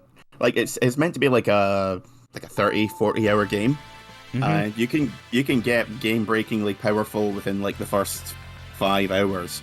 And even if you don't know what you're doing, you can stumble into it ass backwards in the first 10 like I did. Techromancer! Look at not Koji Kabuto with not Mazinger. Looks more like Reject from Super Robot Wars. Yeah. We got some variable fighters, Macross reference. Got some Gundams that look suspiciously like Armored Cores, because all these were designed by Shoji Kawamori. God bless him. Absolutely not G Gundam. Or Ariel, which is the actual reference, which is an extremely obscure as fuck anime. Also, not Ultraman/Ava unit. There's the Gear Fighter Dendo reference. My only disappointment with like this robot lineup is that Kawamori did not have it in him to go, no, we need a triple changing robot. We need Getter Robo. I mean, you've got the combining jets. That's almost close enough. It's almost, but it's 2 instead of 3, which is, again, why Dendo is, like, the comparison. Yeah. And, I mean, that one robot is basically Mazinger from behind. Yeah. And Wise Duck is basically your, like, Ryosuke Takahashi 80s era mecha, you know? Yeah. Like this would not be out of place in something like Thanks of the Sun Dogram. Yeah. See, that one actually looks more similar to something from the King of Brave series now that I look at it properly. Yeah. Yeah, also it's also the Wise Duck, like that big yeah, like it's yeah, because that's the name of it. Each of these robots have their own, like, not only their name but their own individual logo because they're from their own shows, basically. Yeah. But it's like the Wise Duck, like even the design, it also reminds me of the Koenig monster, I think it's called, from Macross, which is basically the only other type of transforming aircraft they have, which its default form is basically a heavy aerial bomber. Yeah, isn't that the one with like the ridiculous fuck off missile pods? Kinda. I mean, like, it's that similar, like, color scheme and whatever. Because there are other, like, VF, like, missile packs that are, like, huge missile pods as well. But yeah. Yeah. And yes, Benzar, like, just the answer is if this is a hella modified DC. I mean, like, this is with the GDEMU. This is an optical disc emulator. This is, like, basically the only modification I've made to it. I've basically taken out the original, like, disk drive, the GD-ROM, and then replaced it with a little FPGA board that's basically lets you plug an SD card into it and you can load games off of it. And I've only heard the name of this game, but I'm not sure I've seen it in action. Well, you will soon, I suppose. And so I think it's only fair we play the single player eventually. Yeah, check out like the game options. I know I had a copy of this. I think because I remember at the time a lot of Dreamcast discs, when you bought them, even brand new ones, the Dreamcast discs, at least over here, were notoriously bad for just not straight up not working. Oof, yeah, that's rough. I got like the first copy of Skies of Arcadia. I got all the way through the first disc, and the first disc is like a solid 40-50 hours by itself. And then at the beginning of the second disc, you go to not Japan, which is a place called Yafutoma. And once you dock your ship in, and it goes to a black screen. Would this play Bleem game for Gran Turismo 2? I think there still might be like some compatibility issues when it comes to like Bleemcast, especially since this is like I say this is a GDEMU. This is technically a GDEMU clone because the original creator of the GDEMU is like notorious for like not really producing enough of these, hence why a bunch of places just ended up making a ton of clone boards that people can buy anyway. Yeah, why would you want to do that, Bentai?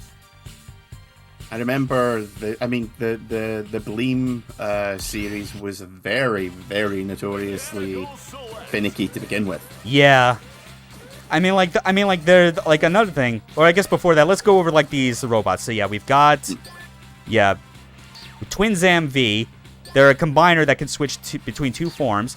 Diana 17, which is again based on a show called Ariel. Wise Duck, G Kaiser, Gorai, which is the boss character, Dixon, Bolin and Pollen, Pulsion, and Rafaga. I'm gonna go with Bolin and Pollen because this character's fucking ridiculous as a concept.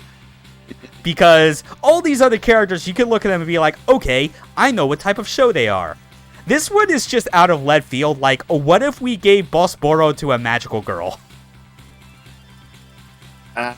Sounds like a thing. Yeah. Oh my god, that is Boss Boro.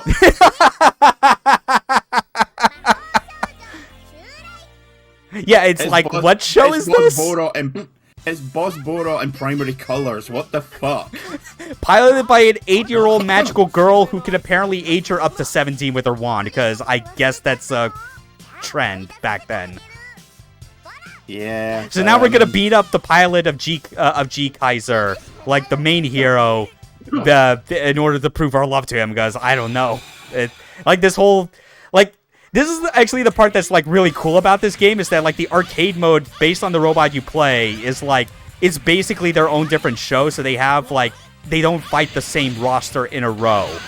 That's the best part about it. So Ballon's naturally is very ridiculous. Good news, Joe. I got my Dreamcast and it's a V1, so I could do the GDEMU mod. Absolutely, yeah, go for it. Extreme Impact.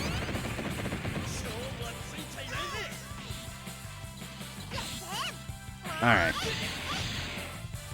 Oh, okay, so the damage meter goes up rather than empty. That's confusing. Yeah, it's I guess best way to put it is what if someone made Evil Zone, but good? Oh god, I loved Evil Zone. I've seen so much of Evil Zone, and it's oh man, hold on. Let me try and get set up for a final attack. This is a bit tricky, but I'll... Oh. Final fusion authorized. Okay, I'm trying to remember again. What is my... There we go. There it is. Upend the tea table, bitch. Attention to the face. Yeah. I win. Now you have to be my boyfriend. Yep, pretty sure that's exactly how that works. Yeah. No. G Kaiser lost. Imagine how fucking, demoralized Koji would be if he lost the boss. Oh yeah, and there's our Sayaka, stand-in, the girlfriend to Koji, who's she's not having any of this. Yeah, so... Yeah, this arcade mode, when you're playing as Ballon, is just all about making Junpei's life hell. Junpei, you have an 8-year-old as a girlfriend. Care to explain before I call the police?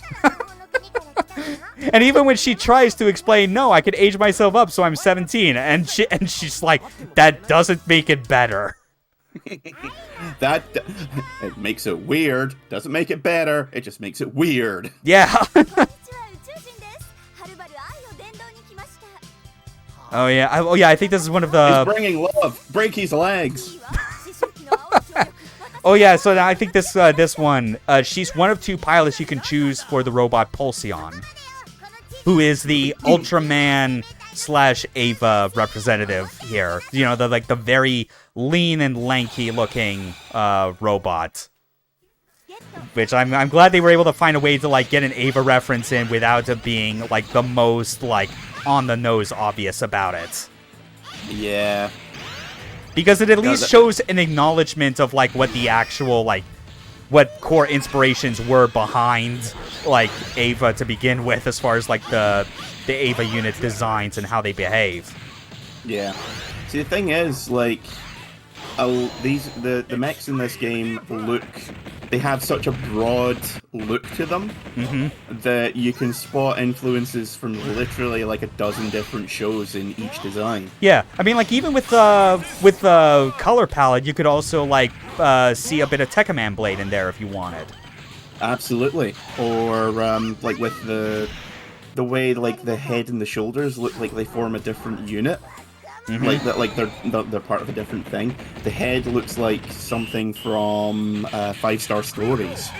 Yeah, because the mortar heads in that were really sort of angular and pointy. All right.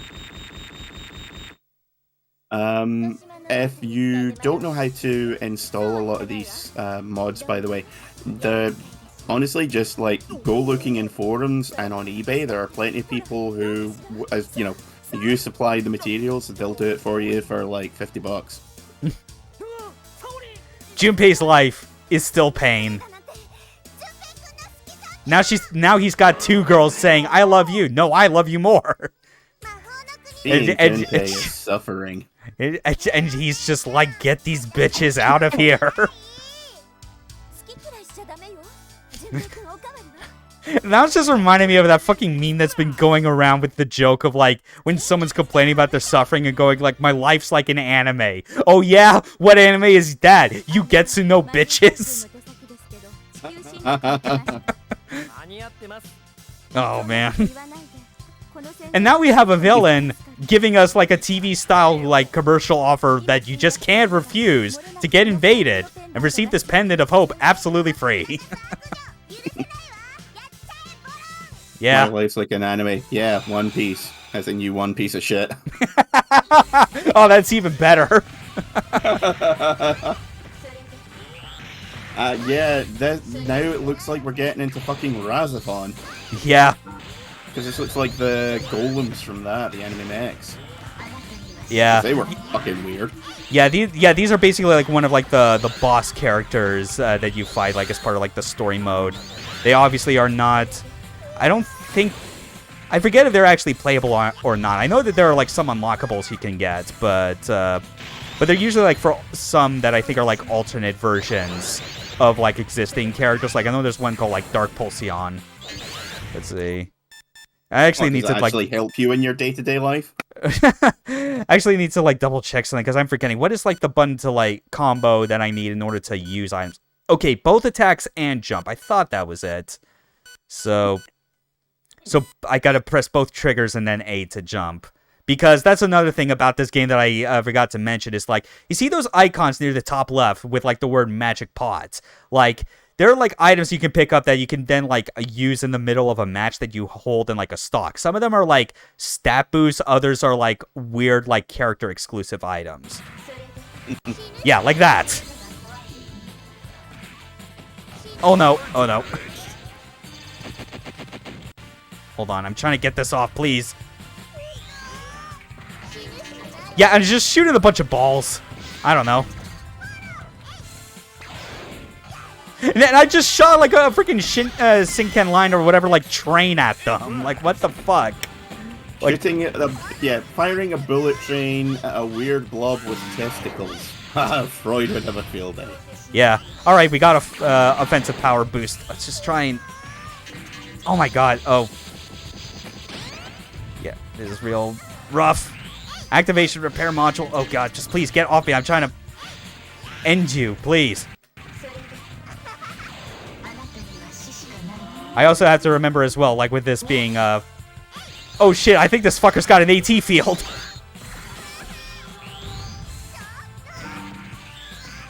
Oh my god.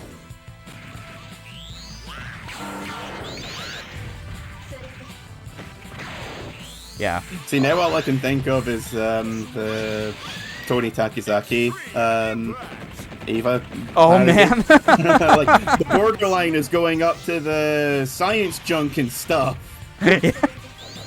I'm still thinking about like the fan service one where it's like Fuyutsuki's had enough of the bullshit like dumbass like fan service stuff that is like, all right, we're gonna change this fan service to have us be like super aggressive and violent. And then just one of the girls is like, I understand. I will consume these dead angels until there's a third impact in my bowels. And then he just rips his shirt off and starts posing up a storm. Yeah. Alright. We'll actually try like a different character just for the fun of it. Let's see what would be good. Yeah, we'll try Diana 17. And do the hero challenge, which is, I guess, more akin to like a proper arcade mode in this case. Yeah. Because it doesn't have any of this weird story context. Yeah, unlike the previous one, which was Koji Kabuto drowns in bitches. Which, I mean, isn't too far off from some of the moments he's had in the series. Yeah. Even when some of those bitches are technically androids trying to kill him, and they happen to be triplets. Kill him and or fuck him. And his robot, preferably at the same time. Okay, hold on. Imagine it gets weird. It does. I mean, there have been multiple adaptations where they go, you know what we need? We need a shower scene with Baron Ashura. Let's really, like, give people something they think they want and then make them actively wish they didn't. I'm just picturing them, like, in front of a big whiteboard, and it's like, the steps to success. Step 1, sexier robots. Step 2, more sexy robots. Step 3, Baron Ashura, full frontal, all the time, just one full episode. Yeah. Step 4, collect our unemployment checks at the end of the week. Okay, for some reason, like, my freaking, I'm trying to get my, final attack to come out right. There we go! That should be it. There it is! Basically, the technique I'm doing, where I'm holding guard and double tapping, which gives me, like, a super armor dash, that's actually, like, the best way to kind of buffer in doing a final attack. Where final attack is you have to, like, press all 4 buttons, or a macro that just hits all of them automatically. But the idea is that you're basically guaranteed to fail if you try and do, like, a final attack from neutral. Like, they'll always dodge out of the way somehow. Oh! Clash! Nice. Man, Diana's pretty fun. Yeah, like, I know that you, she's meant to be based on a different show, but like, yeah. the rapier, the ponytail, like, this is G Gundam as fuck. She's a cross between Nobel Gundam and the Rose Gundam. Oh yeah, there's definitely, I think it is fair to say there's definitely, like, some of that as well. Alright, hold on.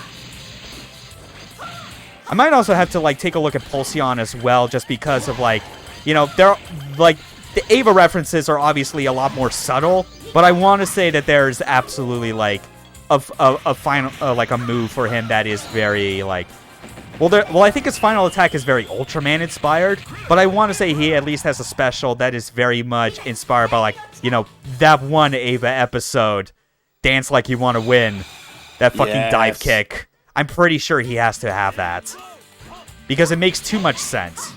Otherwise, yeah, the final attack and, like, some of his other moves are very Ultraman-like with the, you know, like, with, like, the crossing the arms to, like, fire the laser beam. You know, that's very iconic.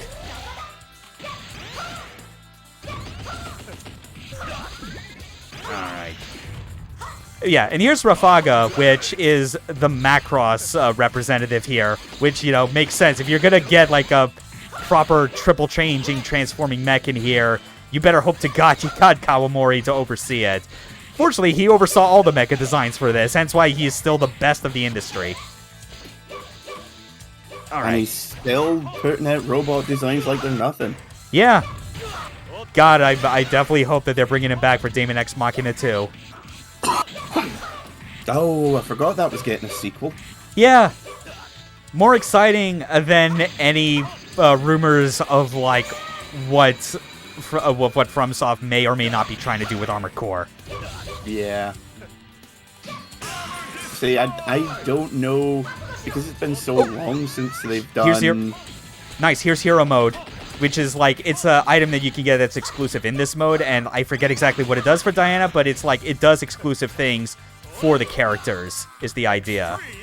It looks like it just speeds up her attacks. Kinda. Although that might be, like, for everybody. I think the one I most remember actually has to do with G Kaiser, where it gives him the ability to indefinitely fly for like for like a minute. Which is, cool. that sounds pretty good. But yeah, going back to a new Armored Core. Yeah. I don't know how they would do it. Just because, like, I don't know if they know how to make an Armored Core game, basically. I think there are people at FromSoft that know how they'd be able to do a mecha game. It's just not anyone that is directly under Miyazaki. Exactly. Which like, I like to think... I would like to think that the team that made Verdict Day is still there somewhere.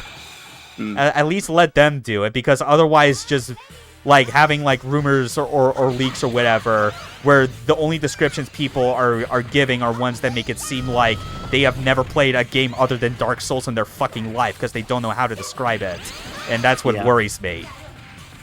Well, it's just that I feel like because essentially, you know, with a few exceptions, like Deracine or whatever the hell it was pronounced, they've specialized in just one type of game for the better part of, like, 15 years. Yeah. And it's also really harder to get behind, especially when, you know, going back to Daemon X Machina, that's X from software devs. Yeah. They clearly had to have gotten fed up at some point that they were like, man, fuck this. I mean, don't get me wrong, I would absolutely love a, you know, like a Dark Souls style game, but rather than, you know, getting new armor parts or whatever, or new weapons, you actually change and evolve the look of your mech as you go along, you know? Like, did you ever play the Zoids games on the GBA? I didn't, no. You would start off with just like a regular Tiger style mech. But as the game progressed, you could upgrade the make and model of your mech. You could swap it out for different ones. You could, basically, you would start off with like a pair of puny machine guns. And by the end, you've got like a rack of 24 missiles on your back, 2 Gatling pods either side of your head. Your tail's a mortar launcher. You know, something like that where you can actually evolve and change the look of your mech as you play. I would absolutely love to bits. Doesn't really seem like there's much of a market for that, though, unfortunately. Yeah, I might end up losing this one to Pollen. Or oh dear.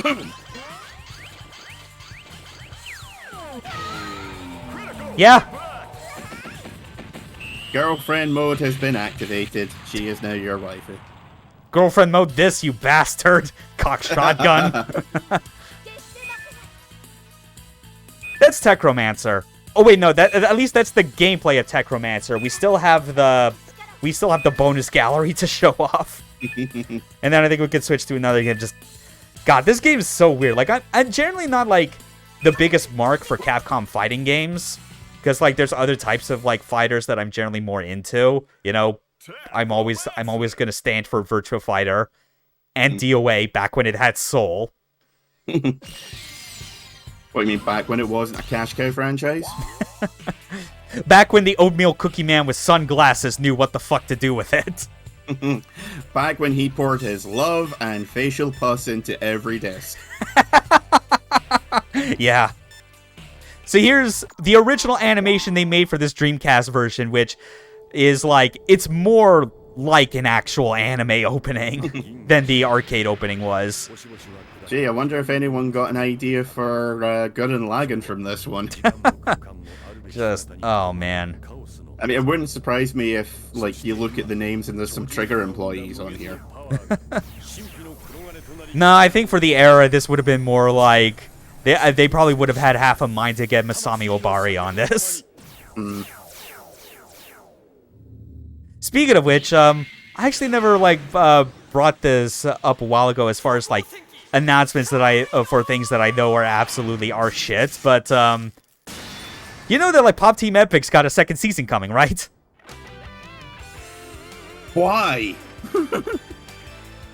Because 2022 has to have something redeemable, god damn it. Jesus Christ, how did I miss that? Yeah, it was the Christmas gift of 2021, the announcement. Okay, I know I'm supposed to say I'm not angry, but I'm very angry. So when I saw that, I was like, I rewatched the first season again, and then discovered, wait, how did I miss that there was like a TV special that was like an extra 2 episodes that apparently in Japan was like they took the male and female like different voice actors gag even further and had like 4 different airings that were like named after the different 4 mythological beasts. But unfortunately, I couldn't find like a torrent of any of those to download, so I only had to settle for the Funimation dub, which was still good. But one thing that was amazing to discover with that was they made an opening that was just like Pop Team Epic, but as a mecha anime. And guess who the fucker was that directed it? Holy shit. Motherfucking Masami Obari. Straight up, it was like the mecha design was hitting all of the notes. Like they just made PP into a mecha that looked like Gravion and was fighting like the mecha representation of King Records, who just looked like a demonic King Gao Gaigar. It was beautiful. Just imagine going up to him being like, okay, so like, can we just do an intro that's like you as fuck? Yes. No, don't ask me what it means. You know. Yeah, he knows. Here's G Kaiser. Yep, so that's equal parts Gao Gaigar, obviously Mazinger, or Mazing Kaiser. Yeah. Every super robot that Go Nagai has ever conceived. Yeah. Like, you can look at the jetpack on the back with the wings. That is clearly a jet scrander that he's got, like, attached to him. Just the wings alone. Yeah. There's a good old rocket punch with like different designs like for ideas of a rocket punch. I like the one that's like in the bottom left where it's like the fists, like the fingers turn into spikes. Yes, that's not a rocket punch. That's a rocket meat tenderizer. Yeah, that's pretty fucking raw. And then you've got the next page where it's like, yeah, this is a launchable war crime. He's got a big ass sword, you know, so a bit of Majin Kaiser as well, you know, because that was like one of his main weapons. He had 2 swords technically, but I think it was like able to combine them into one. Not as rad as the sword that Majin Kaiser's skull has, you know. Now, Mazin Kaiser's skull is its own thing. Oh, yeah. I think I remember a comparison being made about like, the differences between like Majin Kaiser and Skull, where it's like, if Majin Kaiser's skull is metal like Motorhead... if Majin Kaiser original is metal like Motorhead, then Skull is Napalm Death. Yeah, it's like, Mazin Kaiser is manly hot-bloodedness. Skull is testosterone poisoning. Yeah. Yeah, it's just overdosing on it. It's when you just go too far.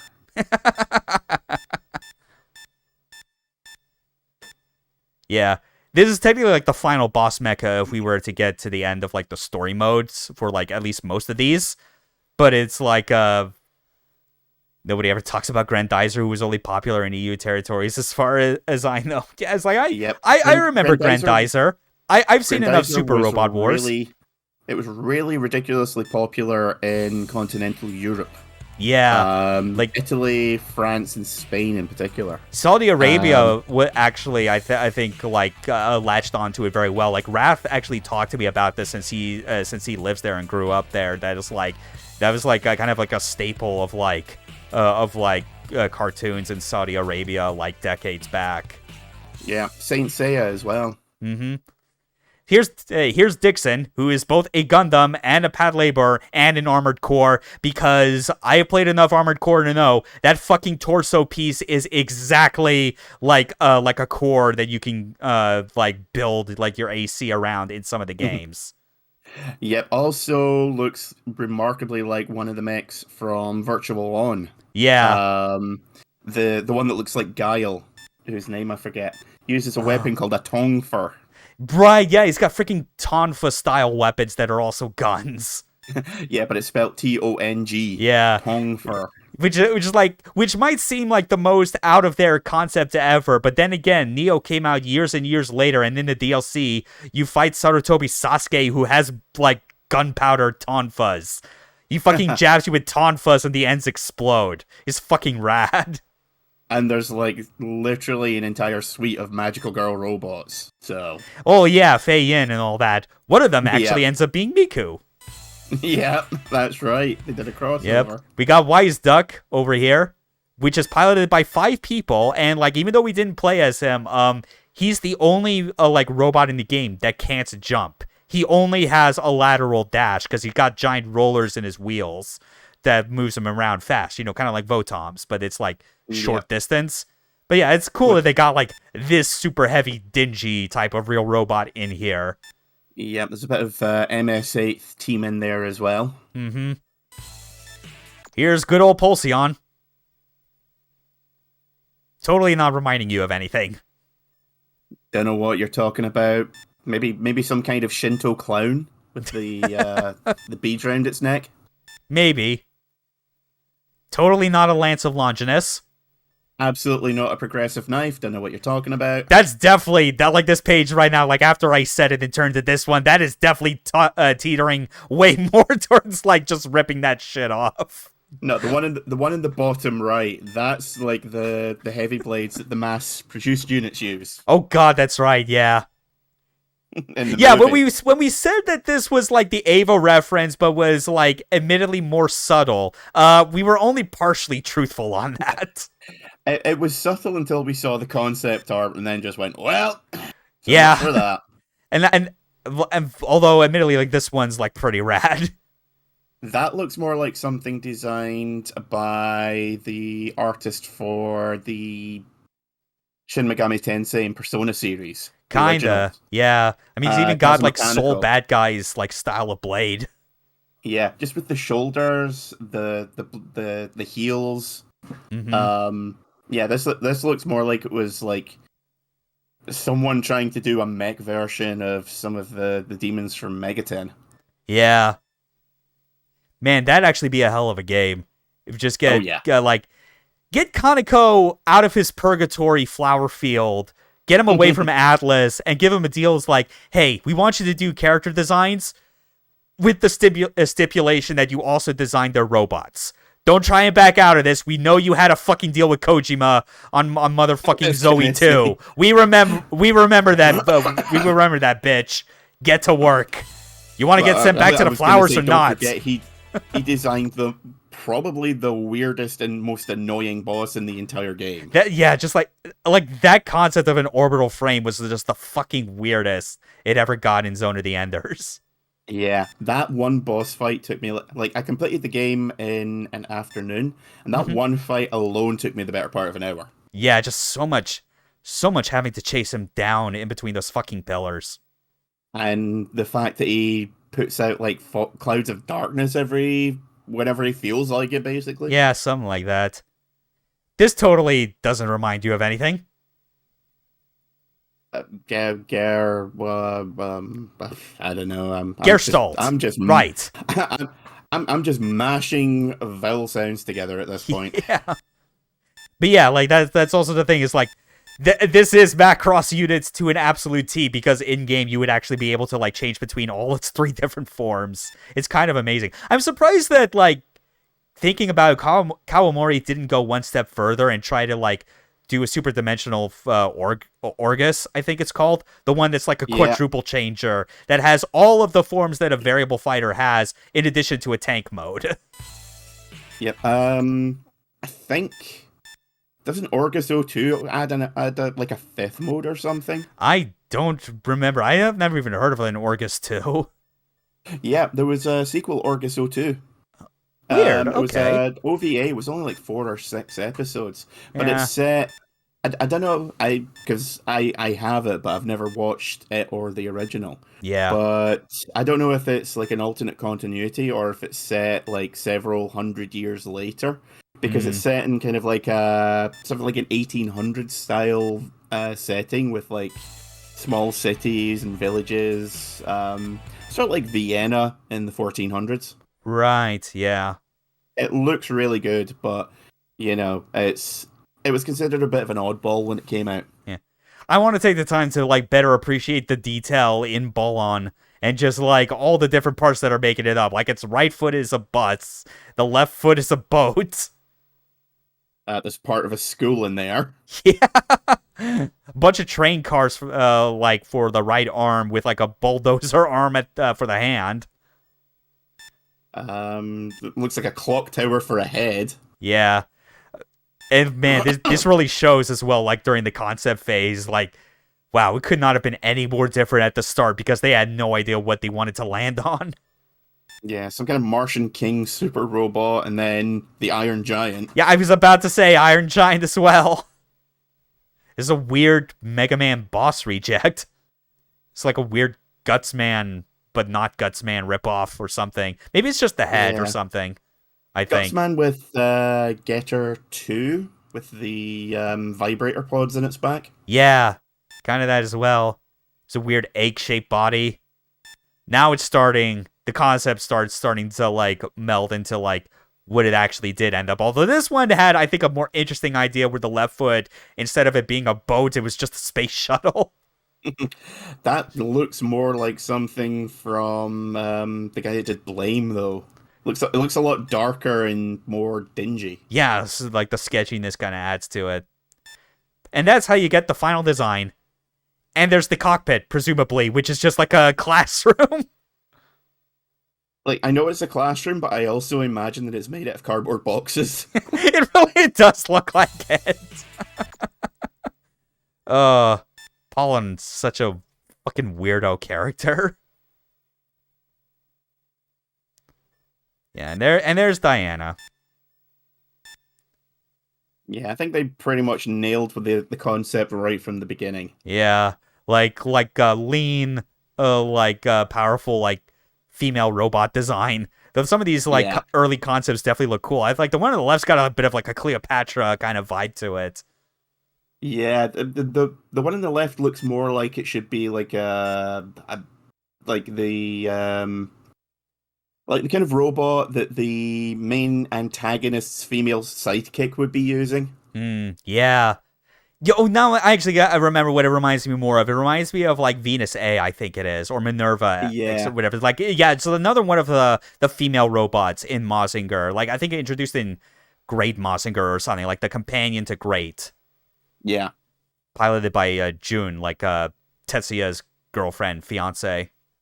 Yeah, man, Great Mazinger is great. I know that sounds a bit redundant because the name of it is fucking Great Mazinger. But like it's a solid things are fun. It's a solid follow-up to the original. God, I wish Shin Mazinger actually got the Great Mazinger anime follow-up it deserved. They were totally teasing that shit. Mm-hmm. Well, they've got to save something for like the fucking 50th anniversary or whatever we're coming up to. I mean, we've already passed the 50th anniversary for Gon the Guy, but I think we're close on 50th anniversary for Mazinger. So yeah, maybe the time will come. Maybe to get Yasuhiro Imagawa back, and it's like, listen, I know it didn't work out back in 2009, but we're gonna make it. We're gonna do it proper this time, I swear. And then they come out with a grim dark version of Boss Borot. Yeah. Here's the final boss, who I'm pretty sure is voiced by Char's voice actor, because why the fuck wouldn't he? He reads his lines 3 times as fast. Mm-hmm. But only in the dub. Gotta match those lip flaps. Yep. Yeah, this is real. Okay, it looks like some of the concept art looks like they were kind of going for a Kamen Rider thing, almost. A little bit, yeah. Yeah, see, look at this. Yeah. Pollen, or Pollen del Pollentine, I guess. I guess that's her magical girl form when she ages up to 17, which, still weird. Apparently hates Chogu Chogu, whatever that is. The kind of vegetable found in the Dimensional Crusader, whatever that is. I think that's the alternate title for Ballon. Like, that's the robot. Like, I guess I think that it is meant to imply more that like when you're actually piloting Ballon, it's like especially based on the concept. I think it's just with how it's just crammed together from all kinds of different parts. It's like some weird, bizarre dimensional space inside that fucking thing. Kill it with fire.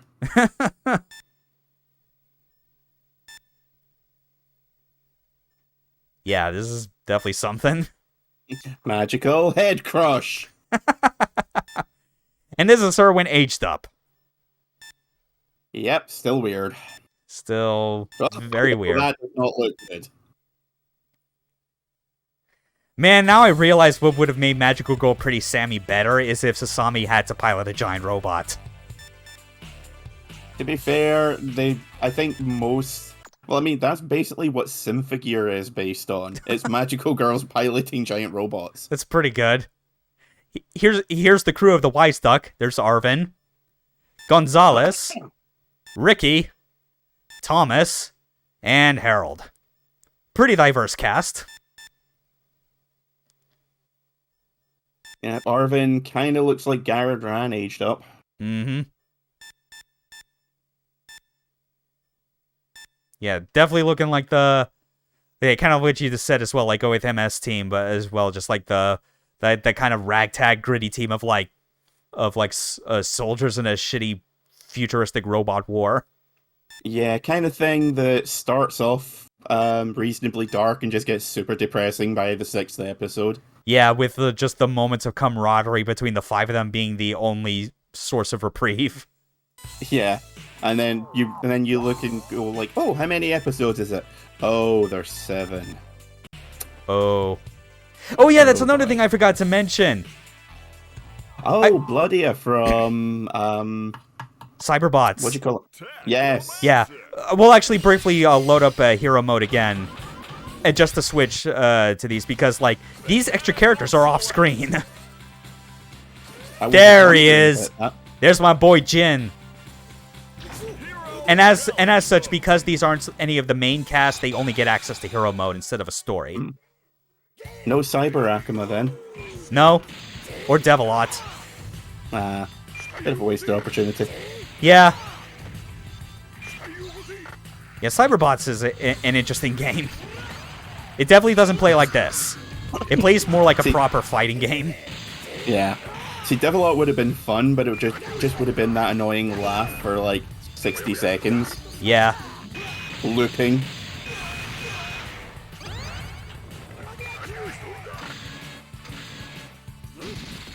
Oh. Here's a bomb. Just summon a giant warhead out of pocket space and chuck it at the motherfucker. Yep, that sure was a bomb, alright. A bomb. My god, a bomb. You're gonna burn, alright. I'm surprised we went for those and didn't just immediately, like, settle on just, like, quoting the recut every time. Which you can't stop me. A new age. Old men. Warning. Warning. Don't think you know the commander because he's my pal. Here's a picture. Don't tell me. It's on its way back to the people. No. Damn! Don't believe me? Check the numbers. Number 1, that's terror. Number 2, that's terror. He shoots him. Good work. Great job. There are so many things that would be easy to quote that I think we would have to put a moratorium on ever doing anything with it again. I am never putting a moratorium on fucking Deus Ex recut jokes. That is an old-ass meme that will never die in my book. Did you see that someone did it must have been an AI upscaling of it to 4K? I remember like the original creator of it, I think like did like a re-recording of the entire thing to be an actual HD. I remember that. And it was like very much accurately on point. Yeah. I think someone must have done it further because I saw a 4K version kicking around a couple of months ago. God, that's amazing. I was like, completely unnecessary, but that's my afternoon sorted. Oh, man. That's beautiful. It's like doing a 4K revamp of an NES game. Like, I get why you would want to do it, but I don't understand why you would do it. Oh, okay, come on. Like, it's appreciated, but there's a very strong question that needs to be asked. Alright. I do like as well, like, even with these extra characters, including Blodia Custom, that they still give them their own final attacks. Yeah. Yeah, this game's fun. I imagine it'd be even more fun for me if I had a fucking arcade stick, but whatever. I'm still lacking in the funds to get all the accessories and adapters I need. Yeah, I remember Dreamcast arcade sticks being really expensive at the time anyway. That said, though, between all the Capcom fighting games on this system, this is the most playable with a controller anyway. Just because it is technically 4 buttons. Well, no, 5 actually, because there's a separate button for, like, cycling through your items. It's just not part of the core 4 buttons because of how it worked in the arcades. Which, I mean, this is it for demonstrating this game right now. I think we've shown it enough. We got to get to some others.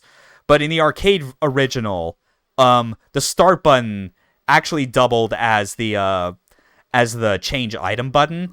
Because obviously once you were in-game in the arcade, you didn't have a pause function. There was no point. Yeah.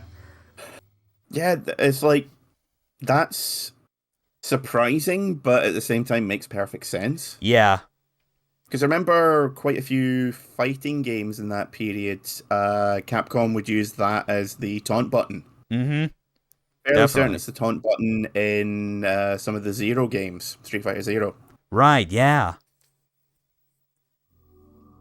Anyway, let's take a look at the one Dreamcast Sakura Wars game that actually can be viewed in English. Why not? I hope someday, like, I'm glad that English translation for the first game on Saturn got made, but I hope someone is putting in the effort to, like port that translation, excuse me, over to the Dreamcast version, because that'd be nice. I did see someone mentioned that they were planning on, various groups were essentially planning on taking that and the Saturn translation. Yeah. And using that as a basis for the sequels. Yeah, hopefully. So, because I do know with the Dreamcast versions, the reason they re-released Sakura Wars 1 and 2 is because 3 and 4 were going to come out, and they actually have a bit of like a save transfer between them. Because they wanted to have a sort of saga where it's like the games would keep track of which girl you like the most, you know? Mm. And that would obviously play into the fact that for the third game, you would go to Paris and have a completely different cast of characters anyway. And then the fourth game, you go back to Tokyo, and then you have to deal with the fact that, okay, you got 2 girls from each of the different squads you like.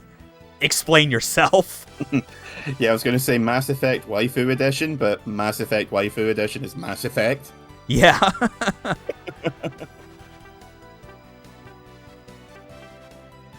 Yeah. Nice instrumental version of the usual Sakura Wars theme. I really love the music, the aesthetic, just the vibes of Sakura Wars in general. Like, it's the most, like... It's just one of the most feel-good 90s anime aesthetics I can think of. Like, late 90s into early 2000s, where it's just like... You look at the concept, especially of the game behind it, and, like... You're expecting there to be, like, some real, like, kind of iffy shit about it. But it's just... but it does everything to prove to you, no, this is the most feel-good thing ever. I mean, it's kind of to be expected when one of the main female protagonists in the original series was, what, like a 12-year-old girl? Yeah, you mean Maria? Yeah. But it's like the games themselves. Yeah, but the games themselves, like, do everything to prove, no, there's nothing like, well, I mean, like, she's a kid, so, like, she has her own, like, naive idea that it is romantic, but Ogami doesn't see it that way. The whole point is that you're trying to, like, you're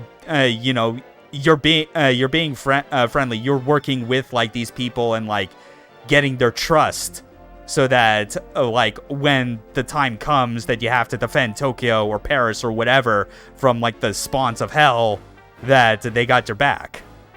Yeah. So I can remember someone reading a thing about someone trying... It was basically like a Sakura Wars for beginners thing. Yeah. Because the PS4 game was just getting ready for release. Yeah. So, like, this is a series that's been running in Japan for nearly 30 years at this point. It is one of, if not the earliest game series to just, like, go straight into, like, getting, like, stage production adaptations. Yeah.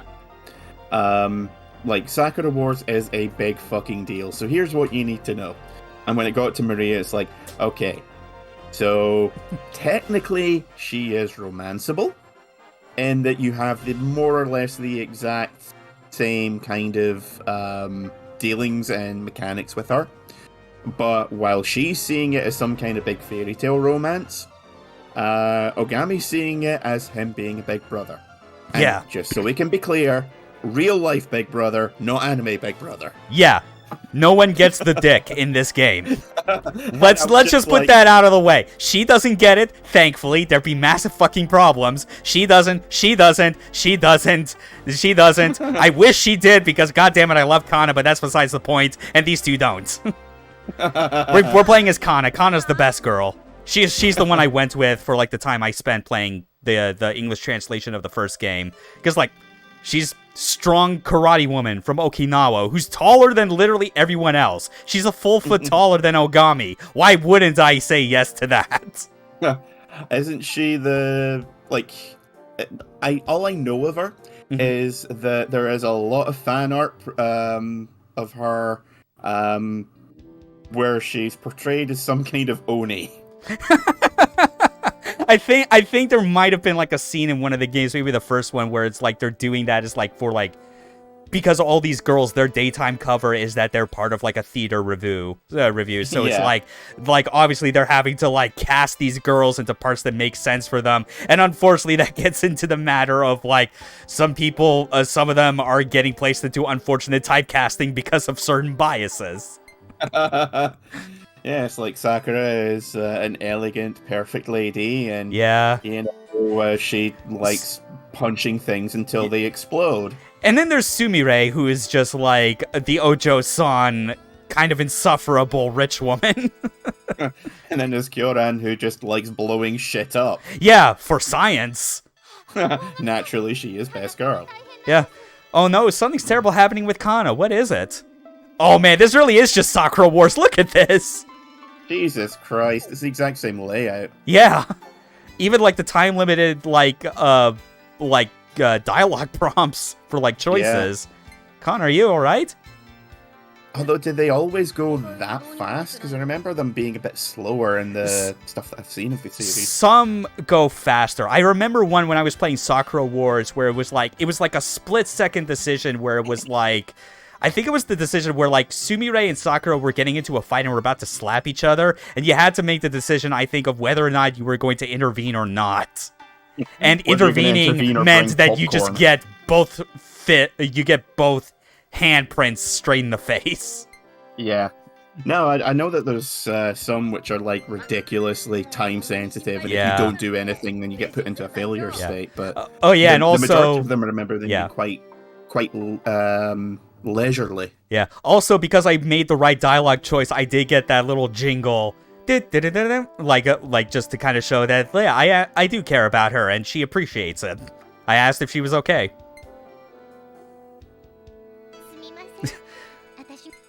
There's a little exaggeration on Sakura's part. Oh yeah, it's one of the staff members. I forget her name, unfortunately. Sir not appearing in any of, like, the strategy RPG segments of the game. Can you date her? No. She doesn't get a name. Doesn't want to eat anything. Names are for earners. Oh yeah, that's another thing. Like, I guess because like she works out a lot, she's also had, like, a pretty big hefty diet, like eating a lot. But now she's trying to go on a fast, so okay. Man, wow, this story mode's really going all out. I only booted this up and did, like, I think it was the Mask Red or Shonen Red mode, which I think was, like, just a very quick, It's like a mini story that's like separate from this, where the idea is that like there's this popular play that the girls are putting on called the Shonen Red or whatever it is, and it's like each time they do a performance, the role changes so that one of the girls like is the different person, because I think it's like a boy with a red mask is the idea. So the gameplay conceit for that is that you're competing against the other girls in the puzzle game mode with the idea of like vying for position of playing the main character. It's actually a pretty genius like story reason. It's actually kind of clever. Yeah. Some silly competition between the two of them. Oh, of course Sumire's like involved with this somehow. This is one of those ideas that gets real dangerous real fucking fast. And I would not trust like a rich woman like Sumire to like have the right idea behind it. Or not cheat. Yeah.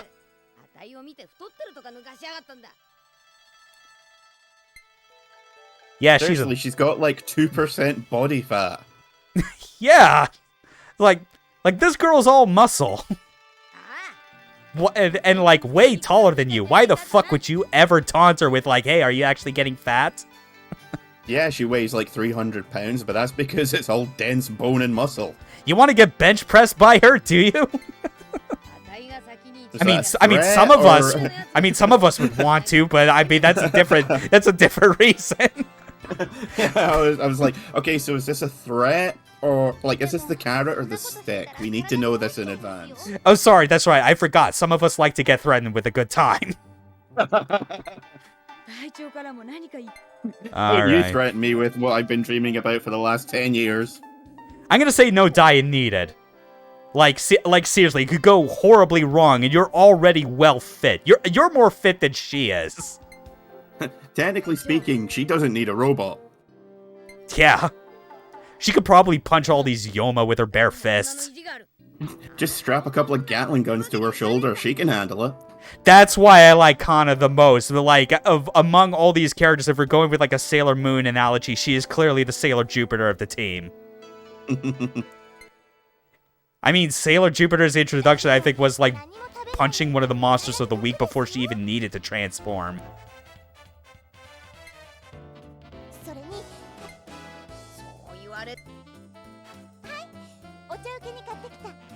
Oh, that sounds nice.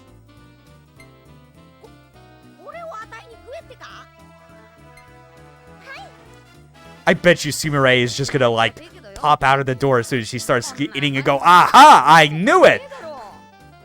Jacques Hughes! Yeah, that's very important. Like, as long as you work out to just, like, burn those calories you're getting, it all works out.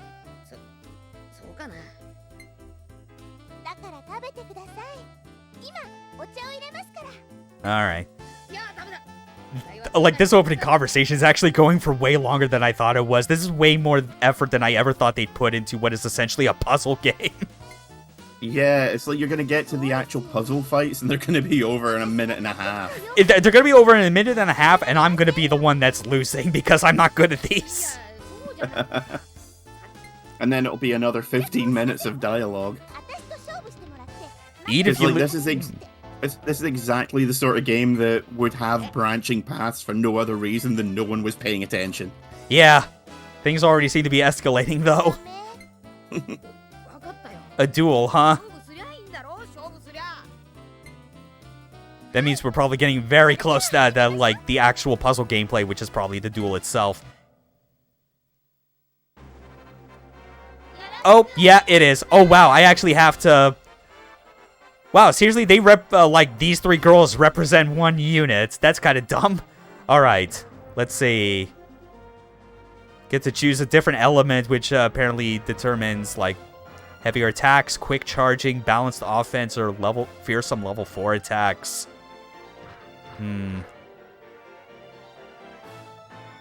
Kana's built like a mountain. I think that makes sense. Yeah, I mean, games like this, you either shore up your weaknesses or just go all in with what you're good at, and I usually just go with boosting what I can do. Yeah. So the core idea behind the puzzle gameplay in this is that it's called columns because you're dropping columns, and you don't rotate them to, like, be horizontal or whatever. The rotating is basically you shift the positions of the actual gems in those columns. So it's almost exactly like classic columns then. Pretty much, yeah. I have to say, that's kind of surprising. I was expecting it to be a bit more like Tetris Battle Gaiden, if you ever played that. Oh, yeah. I'm very familiar with it from watching Old Giant Bomb streams and Brad Shoemaker just demolishing everyone on the couch. Such a good game. Yeah. I'm going to I think I told you about that retro games place. Yeah, that place. Yeah, I'm going there again in a couple of weeks as a belated Christmas present from my girlfriend. Nice. And that is like top of my list after I get the rest of the Shin Megami Tensei games that I want. But I need to get a copy of Tetris Battle Gaiden because that game is so much fun. Yeah. So yeah, and with this you get you have to match 3 in a row. You can match them vertically, horizontally, or diagonally. The fact that it's diagonal is like a godsend considering how this game is set up. So easy to forget. Yeah. I mean, because like most other puzzle games of this type don't even have that as an option. Like, no. they do not count, like, diagonal matches. Cardinal directions only. Mm-hmm.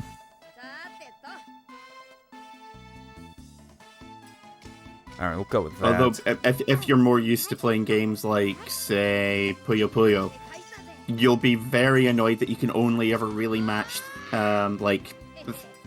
3 to 5 gems at a time and only in straight lines, because you'll be like, I have a cluster of 4. Why are they not working? Yeah. Magic gem. Nice. Okay. That's just a free column. Nothing else to it. So yeah, this is definitely something I've noticed that is like very important, is that you absolutely want to be hold on. Oh dear, oh dear, oh dear, shit. Oh there, son. Yeah, I told you I'm probably gonna lose this. That's the thing, because, like, when you get down to it, columns is very much still an acquired taste. Yeah. Like, it's always been a very difficult game to get into. Oh, but look at that, the comeback! Oh. Combo, combo, combo! Nice. Okay. Yeah, just the moment of panic followed by aha! Oh no, but the columns now get faster. Oh shit. I remember being really into Puzzle Fighter Turbo back in the day, and oh god.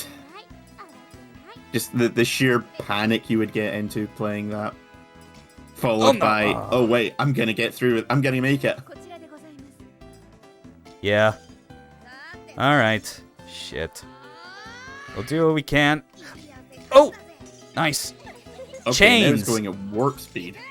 Yeah. Yeah, this is the part where, like, when I briefly played it on my own, I was like, I think this is like too much for me. Like, I'm only playing this like as part of the demonstration to show that this exists and that it's a very neat game. But holy shit, I think after this match I'm done. Yeah, this game is not pulling any punches. Yeah. Oh my god, what do I even do? Like, even Tetris, I don't think speeds up to this degree in a single match this fast. Not unless you're playing, like, one of the Grandmaster variants. Oh yeah, like, God forbid I do that. And even then, that's only at, like, high-level play, you know? Oh. Like, the game at least waits until you know what you're doing before it starts pulling this kind of bullshit. Yeah. Oh no. Oh no. Oh no!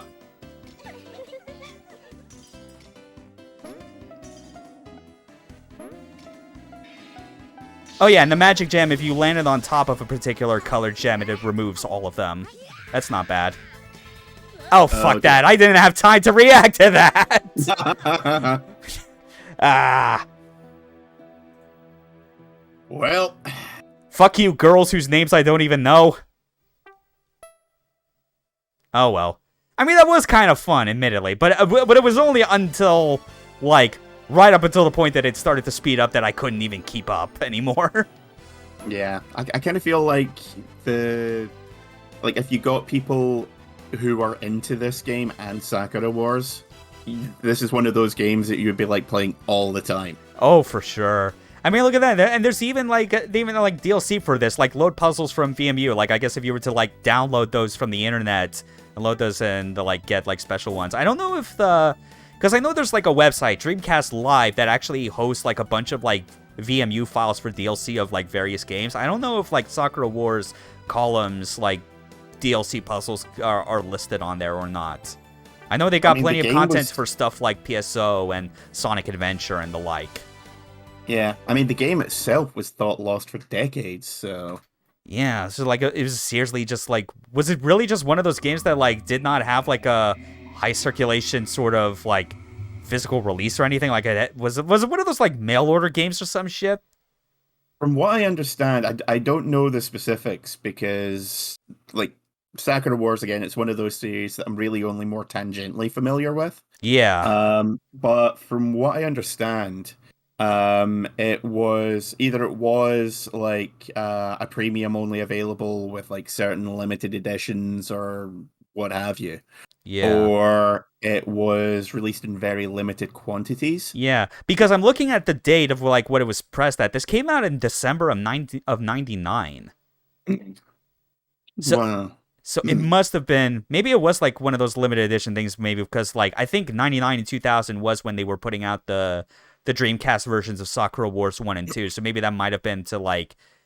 Yeah, I guess that actually would make sense because none of the Sakura Wars 3 characters are in it, obviously. It's just the cast of 2. Yeah. Just having a look. I mean, it looks like it did receive a full proper release. 6th of January 2000. Okay, that makes sense. And it ended. The online service ended on August 31st, a year later. Yeah, yeah, that makes sense. So it looks like it was just, let's see. Anyway, while you're looking that up, we're loading up Outrigger. Nice. A game that I'm probably not going to get very far in because I'm having to play this with a Dreamcast controller and not a mouse and keyboard, which this game does support. I mean, it is. I played it with a mouse, with a controller. It is very possible to play. Oh yeah, but there's like so many different like control options, but none of them give you like full button remapping the way you would want. Yep. But I'm actually gonna I'm sitting on this start screen because I know there's like a pretty cool like opening video, a track demo that plays. Like this is. And it's weird too because like the way it's presented, it makes you look like this isn't like a Quake 3 clone type of game, like arena shooter. This makes you think more like it's a freaking like it's a spy thriller. It looks more like Confidential Mission 3. God. Wait, there's a third Confidential mission? I mean, there was barely a second. Yeah, speaking of which, Confidential Mission, I do have that on my list, but I'm not playing that yet until I get a light gun for the Dreamcast. Also, typing into that playthrough when? Hopefully sooner than you'd think, whenever I could get a Dreamcast keyboard. Though once I get that, it'll probably be with a mouse as well, because I'll also want to play this fucking game, like, with a mouse and keyboard, because that's the closest you get to the control method they had for the arcades, which, as it turns out, it was like a digital joystick for movement and a trackball for the aiming, which makes sense. That's the best you could really get, I think, at the time in an arcade. So my main memories of this game are the guy on the title screen who pronounces Outrigger the weirdest way. Mm. And one of the characters is called Tereshkova, which I always thought was a really cool name. Nice. Network game supported by Sega Net, the gamer's destination. Yeah, how'd that go? Good? Outrigger.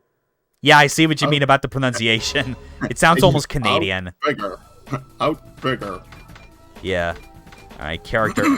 Yeah, there's stuff like... There's some weird things like a character edit mode. Where it's like you could like... Yep. Character edit basically lets you choose your starting... Yeah, there she is, Tereshkova. Yep. Lets you choose your, because again, it's kind of like Spawn in that you can unlock like dozens upon dozens of things in it. So you can choose one of the standard characters, or you've got the male and female templates here. Yeah. Which is why it says when you get weapon settings, it just describes it as Jay's gun, or Lena's gun, or Talon's gun, as far as, like, because you're literally taking the guns from, like, the 4 main characters that you only had in the arcade original. Yep. And then as you start playing the game, you can unlock additional ones. Like, I didn't put as much time into it, but I remember that there is a serious amount of unlockable weapons, and I believe also cosmetic options as well, although I might be making that up. Right. And it's just like different skins. Makes sense, yeah. Let's go into arcade mode.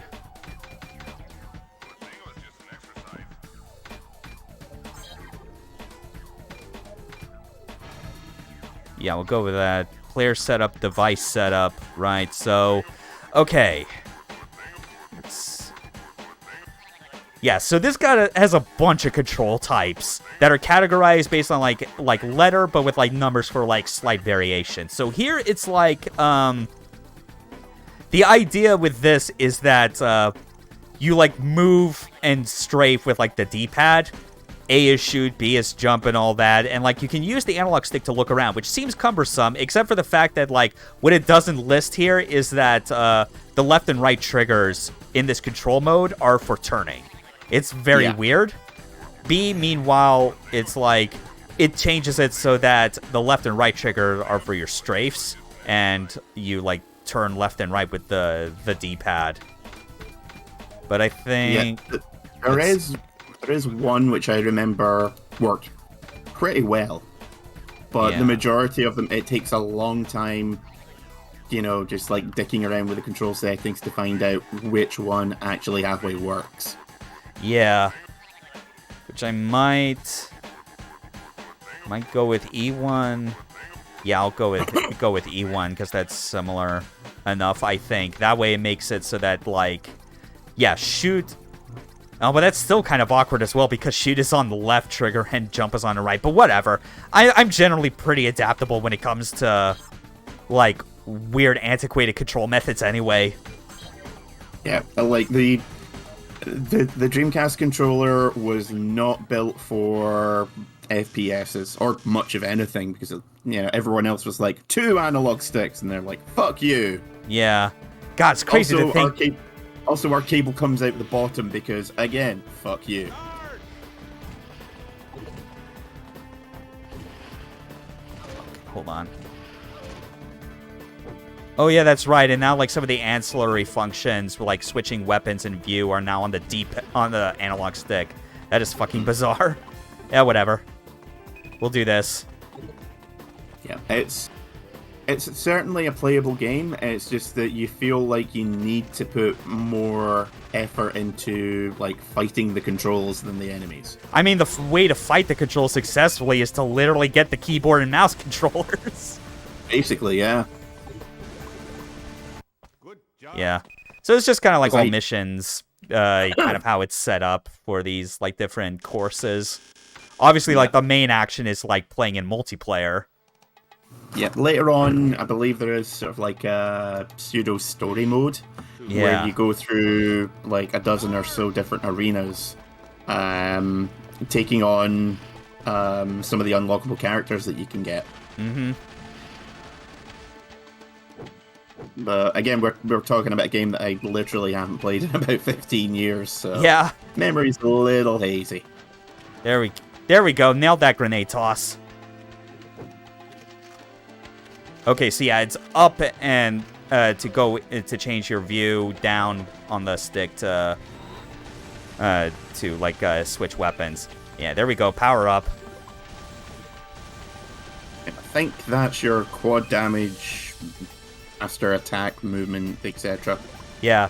Again, it's like, how fucking crazy is it back in the day that like AM2 somehow had the idea to be like, hey, let's make an arena shooter like Quake, but as an arcade game, because we are the arcade game making gods. Yeah, like if this had been on, say, the PS2 with a controller which can actually, handle this style of gameplay, or Xbox, I wouldn't. Yeah, or Xbox. yeah, I would not be surprised if it was more fondly remembered, or remembered at all. yeah. Some of these game concepts are so ahead of their time that it's a shame that they never that Sega now has no justification to remember these games for a PC port. Yeah. I mean, if they did a free-to-play version of this with, sort of like the freemium model where you just pay for cosmetics and that, I don't doubt it wouldn't do well. Oh yeah, flamethrower. It's a pretty decent range on that, all things considered. Well, still kind of close, but whatever. It's cooking them quickly. Good job. Result. Don't, Ben, please, no. We don't have time for this bullshit right now.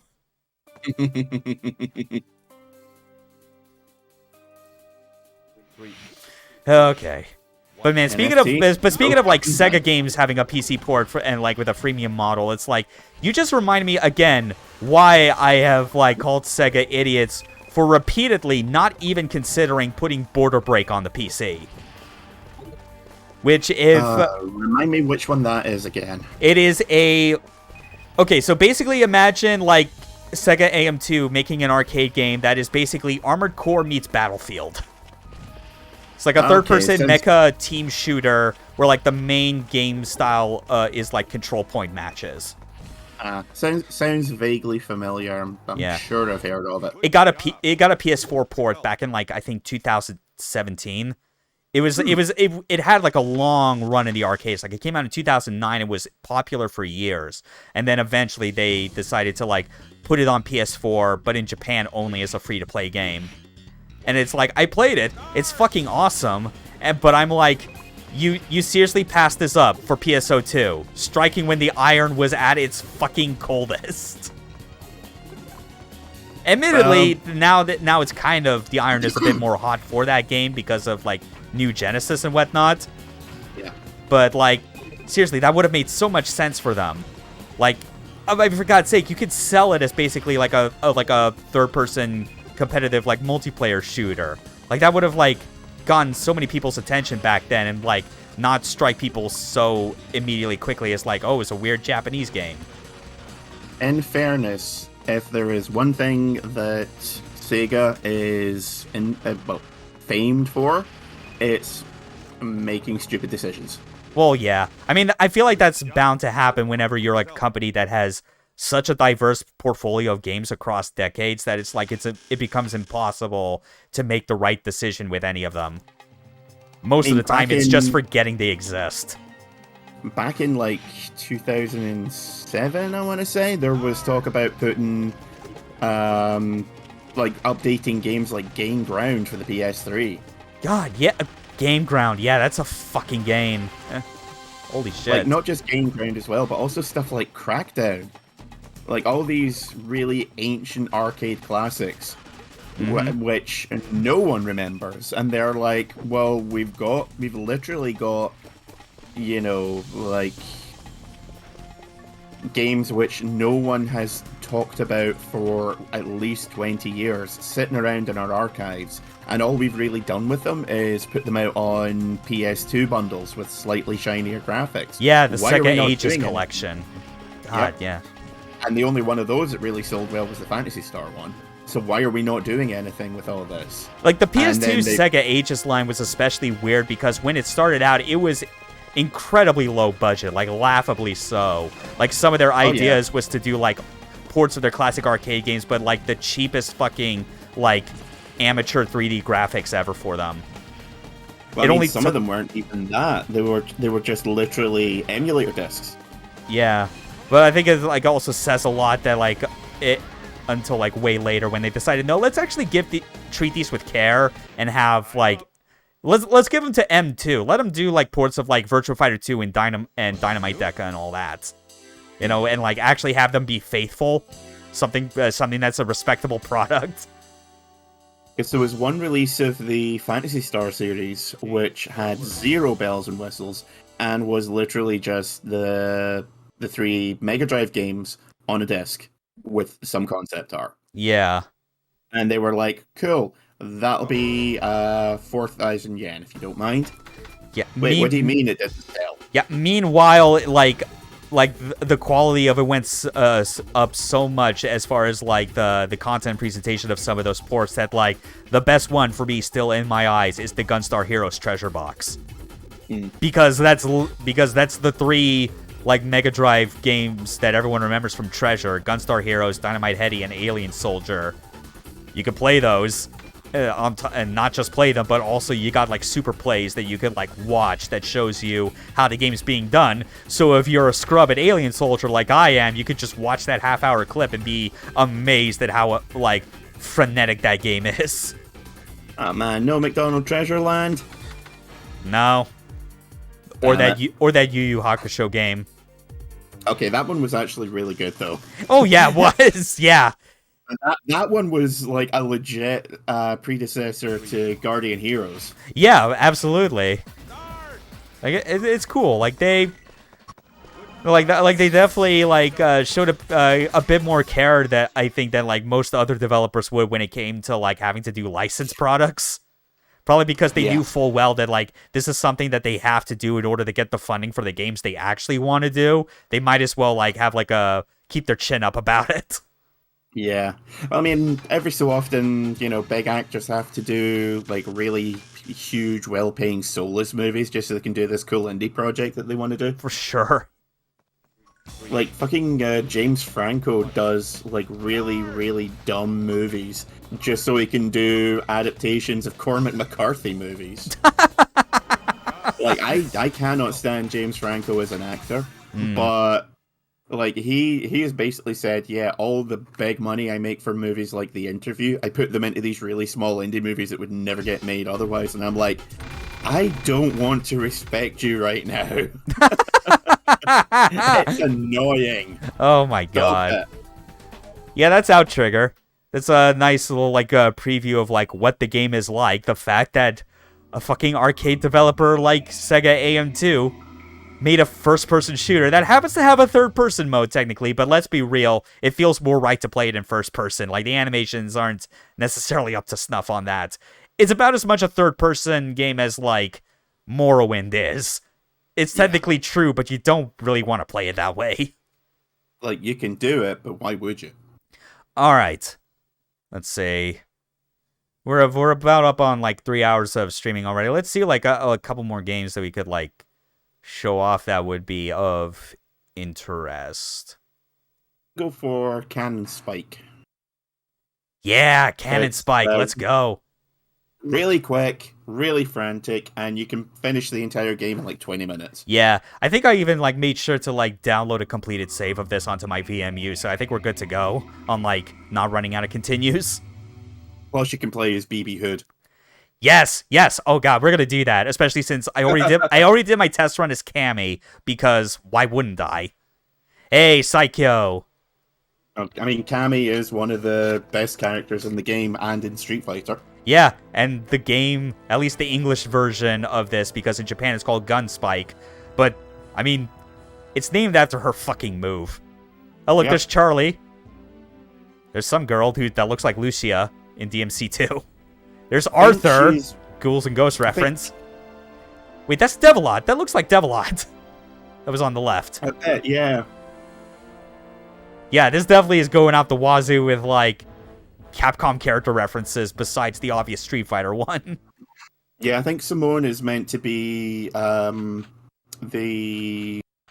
one human from the Alien vs. Predator arcade game. Oh, it's in Kurosawa.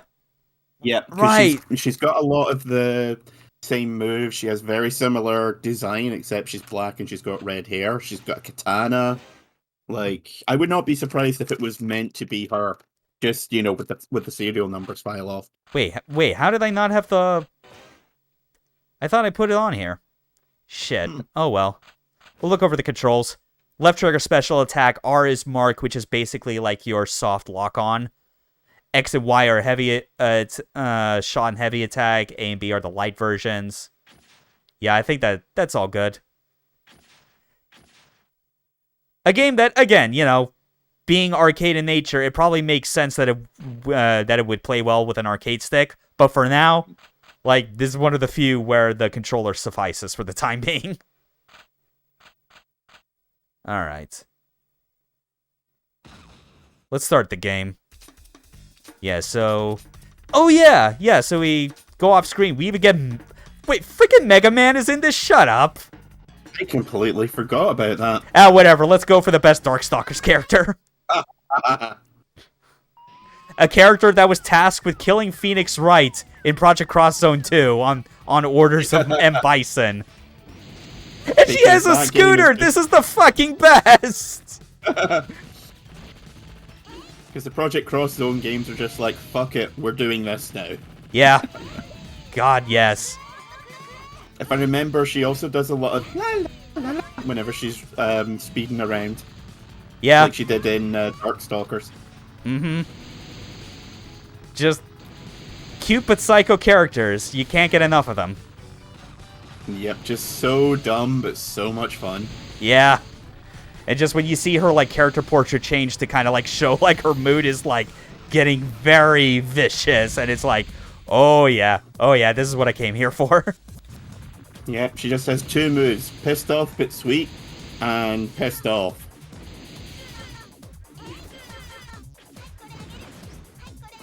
Alright, hold on. Yeah, let's do a special.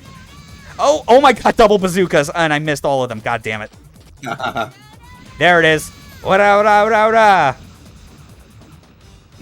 Man, look at those explosions. Look at them clearly dropping the frame rate, as they should. If you're gonna make a boss explode in an arcade game, you better make damn sure that it's gonna, like, make you think it's killing the game.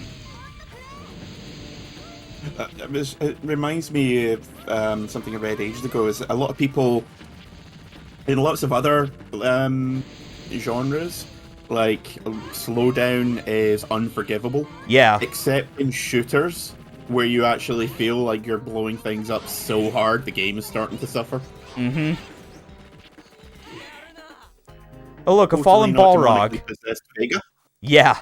Unfortunately, even though this is the English version, they forgot to call it a fallen Vega, I guess. Yep. Oh, well.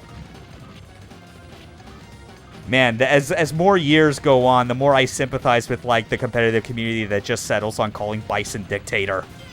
Yep. Because it's like, it's so much easier than just the bullshit that Capcom has saddled us with. And calling Balrog Punchman. Boxer. Though Punchman's pretty good. Well, it was that or Fist Dude, and I thought that might be misconstrued. Fister. Wait. Fister? Barely even know her. Hey. Boxer. You need to stop masturbating. Why? Because I'm trying to examine you.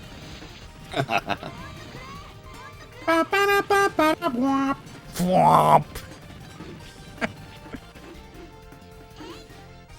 Alright. But yeah, this is Cannon Spike. Yeah, Cannon Spike, literally, you can go through it in like 20 minutes. We're already on stage, coming up on stage 4 of 20, I think? Something like that, yeah. Well, the stage 1-3. I guess, yeah. So. Alright. Yeah, just keep dumping all these specials. Ow. These guys are really easy if you're playing as Arthur. Because they tend to get clustered. And he's just got a fucking wave motion cannon as his special. That's fucking genius.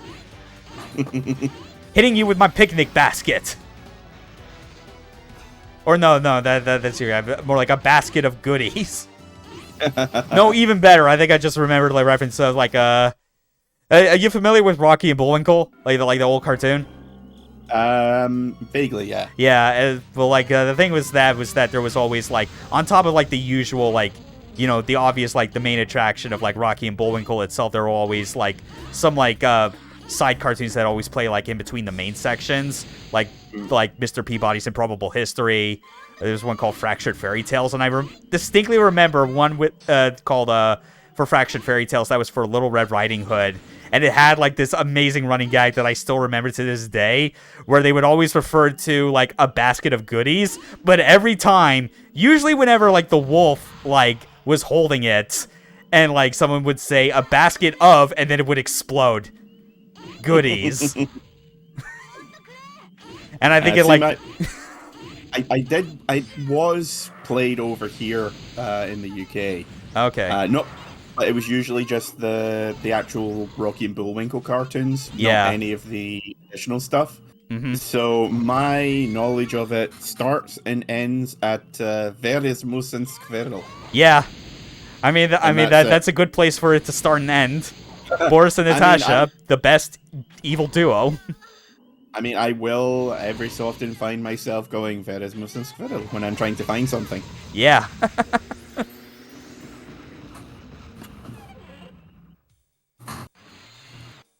I still can't get over the fact that, like, her way of getting around in this game is on a fucking scooter.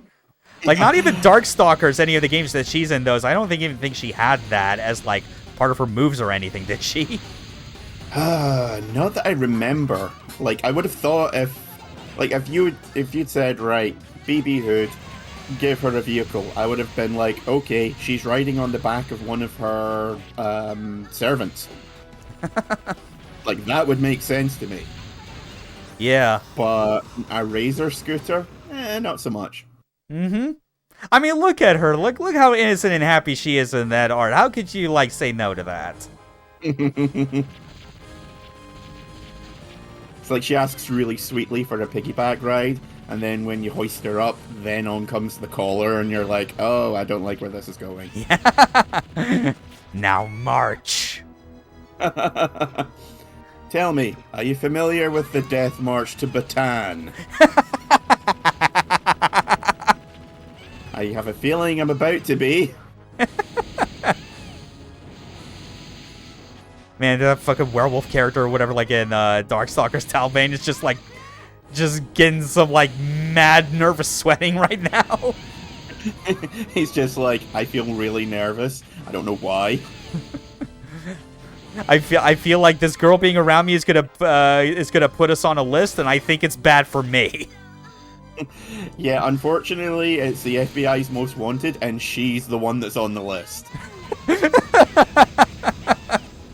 Now, I was about to say more like it's the FBI's most wanted, but surprisingly, it's she's not it. It's anyone that's his victim, or her victim, rather. Because she just uses the cover of being like, oh, I'm just an innocent girl who's totally not 18, and then that's how she gets them. They're just like, well, the little girl who apparently has been in our records for 27 years says that he stabbed himself 28 times and swallowed a grenade, and well, just look at that smile. Who can say no? Yeah. Look at this bullet hell. Man, I forgot how crazy it gets in the harder difficulties. Oh god, yeah, and I'm only playing this on, like, the default, like, easy. Yeah. But at the same time, it's like, this is also like a Contra boss. Like, this is the kind of thing you see, like, in one of the PS2 Contra games. Oh no, this is legit the bike section from Neo Contra. Oh yeah. God, Neo Contra's fucking sick.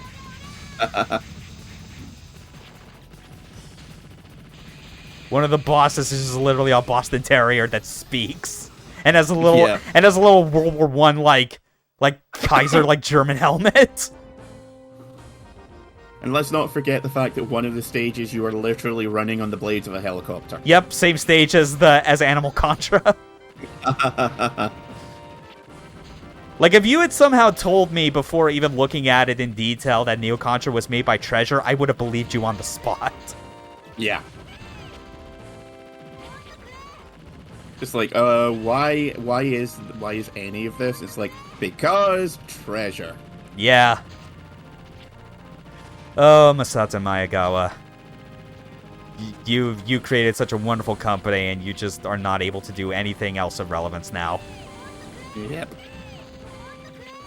Still sticking to the personal theory that, like, he's just the only one in the office and just treats it like Dante does his in Devil May Cry. It's just the powers. People come in, ask to use the toilet, then Recky's office, and he's like, "Yep, must be Wednesday." Yeah, there's no power as well. And the only time it comes back on is when he finds another opportunity to sell Ikaruga merch. We can sell another vinyl?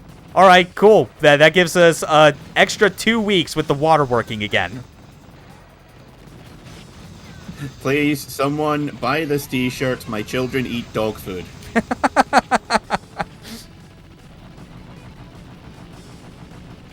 Oh, man. Sorry, you don't actually have any children?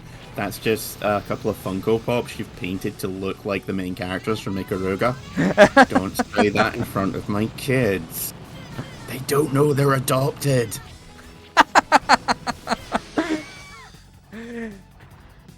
Oh, well, that's it. We ran out of continues. Got pretty far, all things considered. Ran out of continues, and you still got 3/4 of the way through the game. Yeah, Cannon Spike is not a long game. It's the sort of thing where you look at what's in there, and then you look at the prices for physical copies, and you're like, yeah, this game is fun, but no, fuck that. I mean, I picked up a copy of it way back in the day for like maybe £5-6 and sold it off for 110. Jeez. Oh, wow.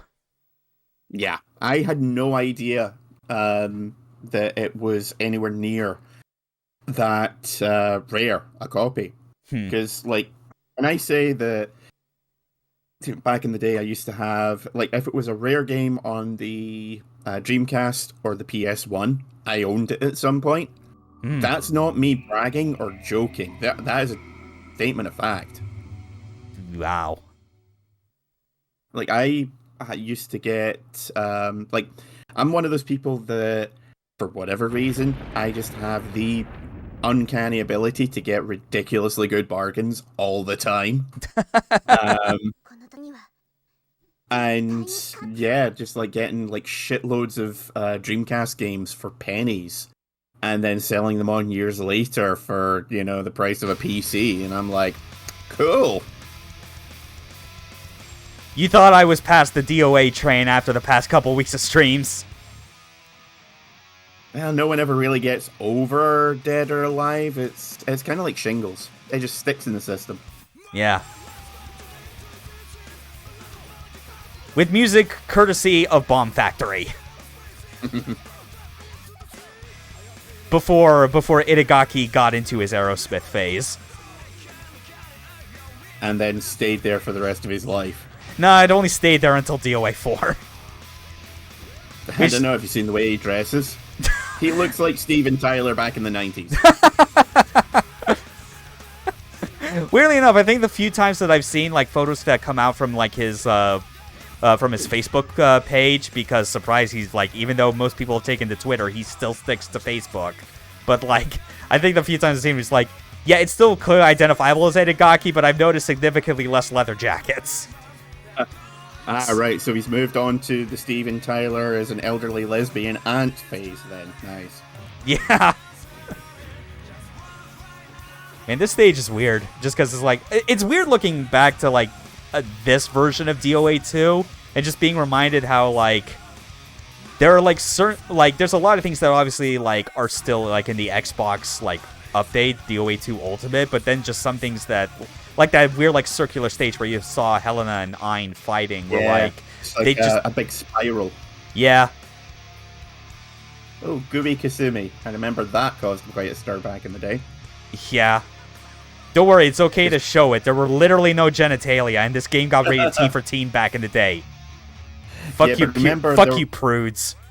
I remember there was a lot of hype in the day about you could download like a modded save, which altered the camera angle just enough, so it looked like if you stared close enough, you might have seen a couple of bumps that could have possibly been nipples. Yeah. Just. Yeah, it's about as substantial as people who still think in every DOA game, if you set the H to 99, the boob physics go crazy. That was always a placebo effect. It was always such bullshit. Doesn't stop people from doing it. PS1 game. Yeah. It's kind of like in the name entry screen on the Castlevania games. For one of them, if you entered in the name "Help Me," you got 9 lives. Oh yeah. And like I just do that as a matter of fact now, you know. Interesting thing as well is like with these particular cutscenes, I've been so used to seeing how they are in DOA 2 Ultimate, where it's running at 60 frames per second like everything else about the game. But here it's like those like cinematics that play sometimes in between fights. I completely forgot that on the Dreamcast they render at 30 FPS. It's always like it's one of those things where like it always bothers me when I see like games these days that like try to be like, no, we care about high frame rates and we have like the gameplay be 60 FPS, but they still want to like push fancy graphics in the cutscenes, so they split it so that the cinematics are 30 FPS, and just the constant switch just always feels more jarring, if anything. Yeah, which is strange because for a long while it used to be the other way around. Really, like cutscenes at 60, but the gameplay at 30. There's quite a few. Obviously, you know, now I've said I can't think of any off the top of my head. Oh, yeah. There was a trend back in the early to mid-2000s of making the cutscenes look as good as possible by capping the frame rate on the game, which was the most bass-ackwards way of doing it possible. But, yeah, there was a couple of... I think it might have just been... Because remember Square got caught doing it with some of their early stuff. But I don't think it was any of the stuff that actually got released in the West. Right. Because, you know, no way they would pull any of those kind of shenanigans with Final Fantasy X. Which still has one of my favorite developer stories of all time with Lulu. Oh, yeah, just with, like, having the model and render that fucking belt dress. Yeah, they designed the belt dress so that they would be able to show, like, stupid amounts of detail, and the idea was to have every belt be a physical object interacting and rubbing up against every other belt. Oh my god. So they just went, no, fuck that. We're showing her from the waist up in every cutscene. I was just like, you wonderful bastards. Just a big fuck you to Nomura and his crazy ass requests. Yeah. It's funny because I remember someone as well once saying, well, no one would ever buy a dress made of belts. And I was like, yeah, sure about that?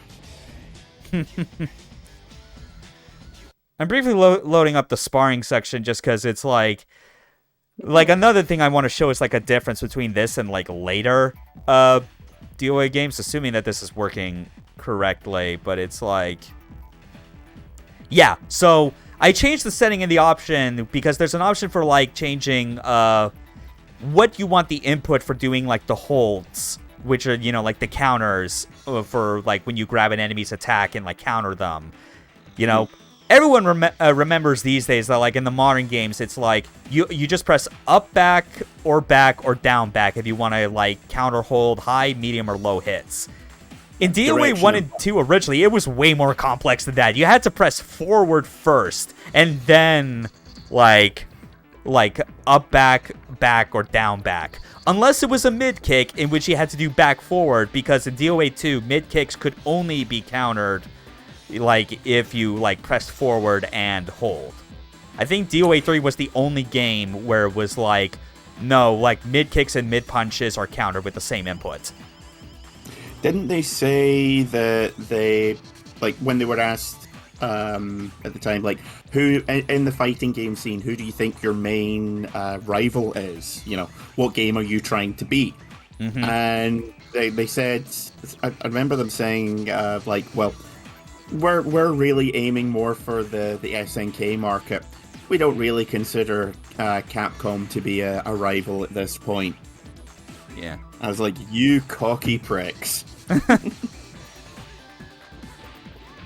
But yeah, you see what I'm doing right now, actually. I'm having to, like, because I'm so not used to it, I have to, like, basically do, like, the double tap inputs, like, the forward and then back, like, so, like, a lot further in advance than, like, I'm used to, as opposed to if I were to just go back into settings and, like, change the whole system to the Dreamcast style, which it would then actually be more like, like how it is in all the other games, where it's just a single press.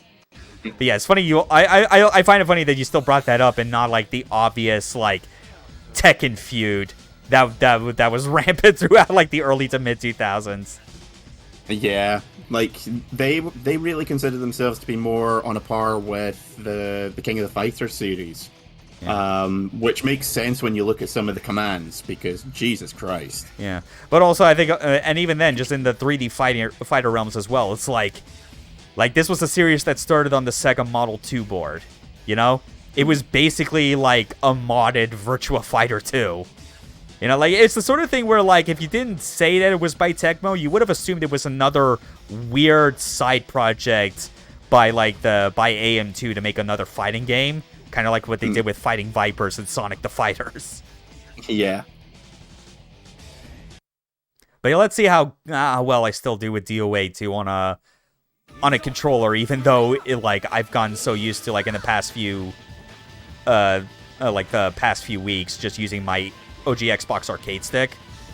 And wearing the Deception costume. Yeah. Really important, of course. Which was also in DOA 2 Ultimate, because it had basically everything. I think it's become one of our legacy costumes throughout the series now. Weird. Yeah. But yeah, this stage, we definitely didn't get it back into Ultimate. This stage we kind of did. I think I remember it being changed in Ultimate to be like you start in a clock tower.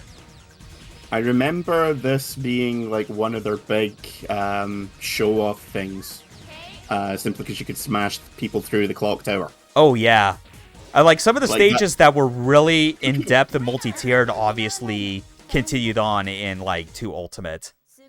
Yeah. Whereas this stage was actually changed. I think like in terms of the starting position into Ultimate, in addition to like it was actually on fire.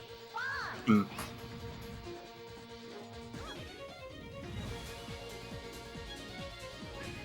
Let's see if I can get her off. Yes, I did.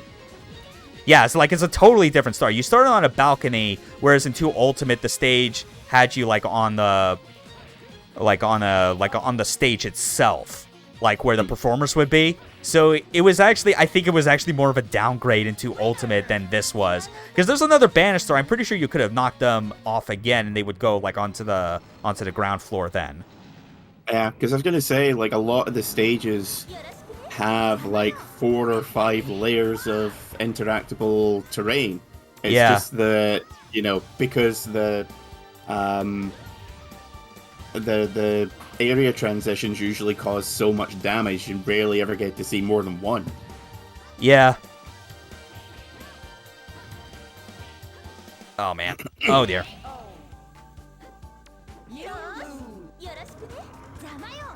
Still lets you get back into the fight real quickly when you need. Like if you lose and whatnot.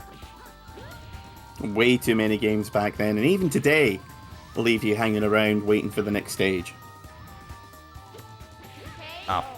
Oh, that's why I'm getting thrown off. Like I keep misremembering like where like the hold button is. It's on A instead of X. I'm so much more used to like how they did the button mapping for like the Xbox games. See, stuff like that is why I have trust issues. Yeah, I saw that tweet. There it is. Look at that high counter damage. Admittedly, I set the health bar settings to like smallest because I like it that way for this game. I like VF style big damage. Yeah. Well, that was the thing as well, is because even on base levels, unless you're playing someone like base, the characters in this are unusually fragile. Yeah. Oh yeah, that's also another thing I gotta remember as well. Like, you have to hold a separate button if you want to, like, move into the foreground and background.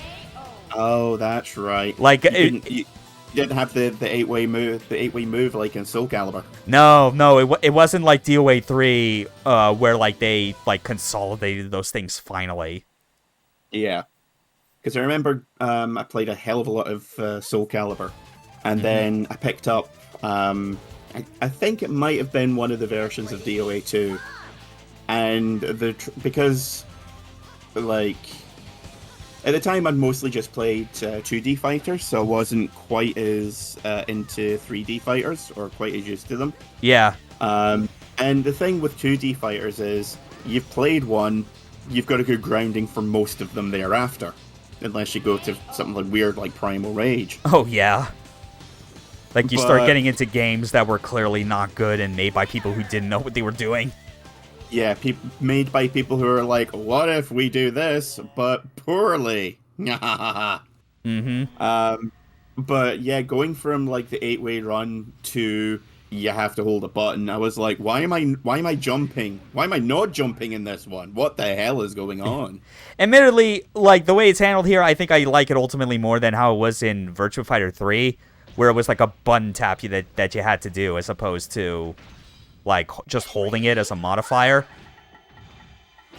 Yeah, there was I can't remember which game it was, but there was one which I played as well. It might have been one of the later Soul Calibur ones, where in order to do an 8-way run, you essentially had to double tap up or down, and then go from there, which was really confusing if you were playing a character who specialized in aerial attacks. Yeah. Yeah, Tengu's still an asshole. Yep. Although I think as well with this particular stage on this version, they didn't have the effect that it eventually got in DOA 2 Ultimate, where like Tengu has a specific attack where he changes the season. Like that was really impressive on the OG Xbox. He had an even fancier version of that in the one for the 360 as well, didn't he? Like changing the seasons? I don't think so, because like the thing with that stage, I think, was like it only really happens because it's this particular stage. I think you might be thinking of like that big wind blast that he does. Possibly. I just remember like an attack where the stage started off like really dingy like this, and then would go into like really vibrant summer forests and shit. Yeah, that was too Ultimate, because this was his stage and that was the only place that he could do it.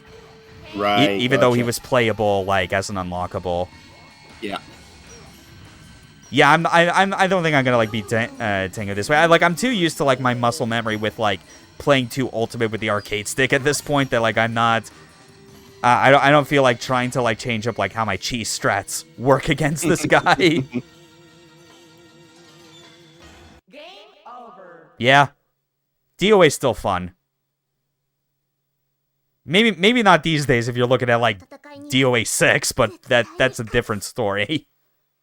Sorry, you say DOA, I think you mean a gacha titty game? No, that's DOA Extreme. That's where the titty is more emphasized. DOA Extreme. The stream in which I've still not, like, I'm not able to like make that video public on YouTube because it's too hot for that site, apparently. It's actually because of the music. It's actually because of the music. It's always because of the music. For some reason, that video, even though my fucking Jet Set Radio Future playthrough from last year, where I was playing Jet Set Radio Live, like, in the background, which has way more licensed tracks than Future already has, even that didn't get blocked. Like, it was content ID'd, sure, but not blocked. This, meanwhile, literally everything except for 2 songs in DOA Extreme was like, no, this shit's blocked everywhere. And I am like, okay, you say this officially, but it's also because of all the tits, isn't it? You fucking puritanical shitheads. You know, of all the companies in the world, I never would have thought that YouTube would be the ones to understand the concept of love. Oh, they don't. None of these companies do.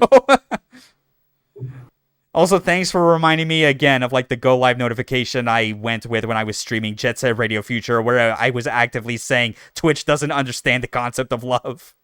All right. I think we got time for one more game. Yeah. What would be a good one? Something that's short, obviously not one that would like lead into like a full playthrough or anything, or maybe just like an opening bit, or you know, I know we said at the start we wouldn't that we only had these just for show. Oh God. But like I don't know. I'm not planning to continue it, but I think I might as well play at least up through like the beach level, like the first stage, just for the hell of it. See, like, for me, the defining parts of Sonic Adventure are the really janky forest sections where you're looking around for Knuckles. Oh yeah, and like just an entire section where gravity just seems to be optional. And physics is something that happens to other people. Yeah.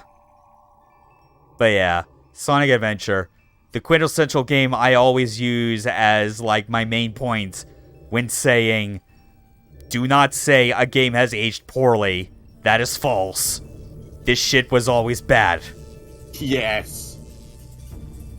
Like, so many things about public perception back in the day was trying to do its absolute best to sell people on the idea that, no, this actually was a great game.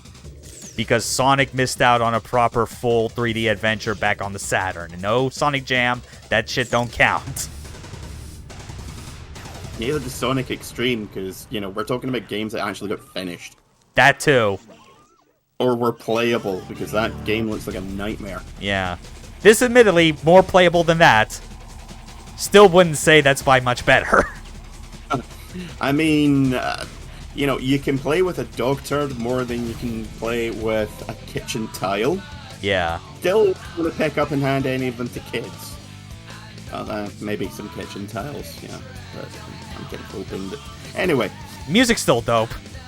That's the one part you can say was not terrible about this, unless you really don't have any fun in your soul to appreciate some butt rock. I'm sorry, anyone who doesn't like Escape from the City or Pumpkin Hill can go eat a dick. Yeah. Yeah, I'll side with you on that. I mean, even with this opening CG, set to open your heart, I feel like this might be, one of the few, if not the only, redeeming factors about Sonic Adventure. Just one of those things you could look at and go, okay, that's pretty good. I remember when the Japanese version of this came out, there was a independent game store, which I've mentioned before, GeForce, who they got a Japanese Dreamcast on the Japanese day of release, which got sent back over here. I think it probably took about a month or so. But even still, the Dreamcast was still 6 months away from being released in the UK. Yeah. A ridiculous amount of time. And they had Sonic Adventure. They had the console and the TV in sort of like a plexiglass cage almost, above the counter, and people would just come in, look for a game, see what was being played or what was playing in the background, because it just left it on the demo mode, and just stand there like, holy shit, this is the most amazing thing I've ever seen. Yeah. I mean, my earliest memory, I think one of my earliest video game memories in general, I know, was being 6 years old, going into a Toys R Us, somewhere in '99, definitely near the end of it. And I think there was a Dreamcast kiosk, and I remember touching this controller back then and playing a little bit of the first level of this game, not really knowing what I was doing because it was just a few minutes and then just leaving, with my mom or something like that. So it was yeah. This was everywhere. See, I have a kind of similar memory, oddly enough, with HMV used to have console display units. And they had the WWF game that was released. Oh yeah. WWF Raw. Yeah, back when that's what it was called. Yeah. Which was a big deal at the time because it had a 6-player Royal Rumble mode. Played it for about 20 minutes, was this is kind of boring, and then went and bought Suikoden 2. Okay, good call. Also, for the time being, I've set because this is the international version of Sonic Adventure, because it's a Japanese re-release, it still has the English text files on there, so like De La Jet Set Radio, it is defaulting to English text, but I set the voices back to Japanese. Because I think I've come to appreciate more Japanese Sonic the Hedgehog voice because it has a very Terry Bogard energy. Like it's just the interjection of awkwardly spoken English phrases. Like when you select him on the character select screen at the start, you know, he says, "Let's get them." But in Japan, it sounds like, "Let's get them." Just, it would be horribly racist if it wasn't actually made in Japan. Yeah, you know, it's got that earnestness to back it up. Unless it's a black character with the Samba lips, at which point it's like, okay, there's no defending that shit. There's earnestness, and but then there's being willfully ignorant of things you should know better. Yeah, there's a party that's like, well, I mean, you were very isolationist for a couple hundred years, but you've been part of the world stage for over 100. Yeah. Get with the program, man. You've clearly forgotten that you even had a fucking black samurai back in your history. Who was fucking badass. Yeah. Oh, wait, but though I know why they would have wanted to forget him. He was a fucking samurai to Nobunaga. And they seem to have a real hard-on for portraying him as, like, being the most unrepentantly evil asshole when he's like, nah, the stuff he does qualifies as war crimes, obviously, but he at least, like, paved more for, like the kind of, like, change and progress in your country that you refuse to really acknowledge him for, just because some other fuckhead, like, finished the job for him. Well, it's one of those things, it's kind of like Robespierre in the French Revolution. Yeah. Where, like, what the kind of opinion you have of him depends entirely on what kind of book you've read. Yeah. Because I remember in high school, for part of history, I read 2 books back to back. One which the writer was, like, undeniably saying Robespierre was a complete hero. He was the right man at the right time who did a difficult job that needed to be done. And the other one who's like, no, fuck him. He's a piece of shit. Yeah. And it's just interesting how they both take the exact same the historical facts and just tweak them so slightly to be like, yeah, no, this guy was exactly what I say he is, and anyone who says contrary is a dick.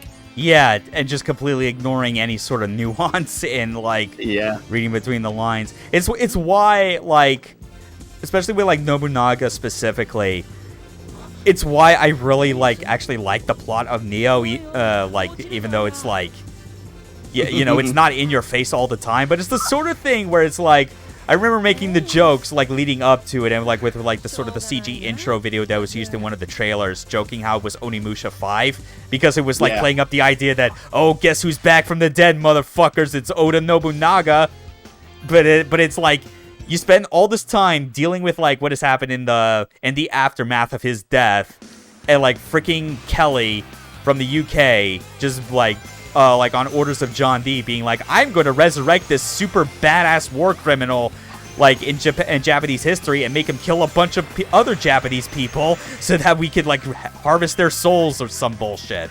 And he's like, yes, he'll be under my command and all this, yada yada. And then you fight him, you get his life bar down to 50%, transitions to a cutscene where he has you at the end of his blade, just goes, yes, yes, kill him! Then he stops, and is like, nah, I'm done. I ain't listening to you. I only did this for fun. Yeah, I already did what I wanted to in life. Why would I want to, like, why would you want to drag me back from the afterlife to do more of this shit? I already got other people walking in my footsteps anyway. I'm good, man. Here, take my fancy peacock guardian spirit. It can change elements. It's fucking rad. I just love how he's like, but you were the demon of Honoji Temple, and he's like, motherfucker, did you actually pay any attention to anything I did, or just listening to what other people said about me? Fuck off with this shit. I'm gonna go play hide the dango with my mistress. Yeah. Yeah, that's the other thing too, because, like, his mistress, or, like, his wife, who became the Yuki Onna, was also dead at that point, so it's like between that and Yasuke, obviously, it's like, those conversations you have with them after you beat them in their boss fights are, like, the biggest signs that are supposed to let you know that, like, dude, there is literally way more to this one dude besides the obvious fact that he did some dirty fucking shit in the name of progress. Yeah. It's like I've played maybe 2 games which have portrayed Nobunaga sympathetically. Yeah. One was Neo, and the other was fucking Kessen 3. Well, literally anything produced by Koei, you know, Ko Shibusawa at the helm, it's always going to be sympathetic to Nobunaga. I mean, he even voiced him in Neo. I'm pretty sure that was like a very specific request on his part. He was like, okay, you guys, Team Ninja, you're making this game for me. Cool, you are the best people for the job. 2 things. 1, bring Nobunaga back. 2, give me a voice credit for that man. But he's like, Nobunaga. Every time Nobunaga's not on screen, people should be asking, where's Nobunaga? Yeah, even though they're like, but this is set at the start of the 17th century. You're playing as, like, an Irishman. It's like, doesn't matter. Make it work. We're literally fighting demons in this shit. But, like, bullshit some resurrection plot. I don't care. I just imagine him going like, that sounds like a you problem and not a me problem. Yeah. And then he just walks backwards out the door giving everyone finger guns. Yeah, it's just like, but that's still stupid. It's like, do you want your team shut down? Is this what you want? You want your team of ninjas to be remembered for? Putting out a crappy ninja action game and like a glorified like costume manufacturer for your fighting game? Hey, do you know who's hiring at the moment? Konami. Do you want to go to Konami? Bad boys and girls go to Konami. Yeah. Neo would have been a different thing if Itagaki was still around. There probably would have been a lot more butting heads. Oh, Jesus Christ. A whole lot of things would probably be different. They probably wouldn't be getting it because they'd be like, no, fuck you. We're making Ninja Gaiden and we're actually making it good, unlike this other asshole.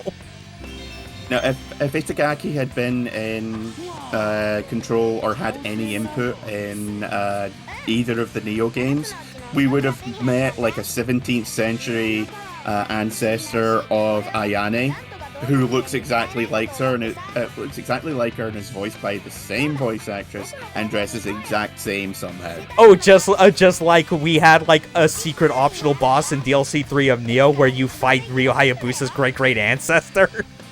Yeah, almost exactly like that. I wonder why they did that.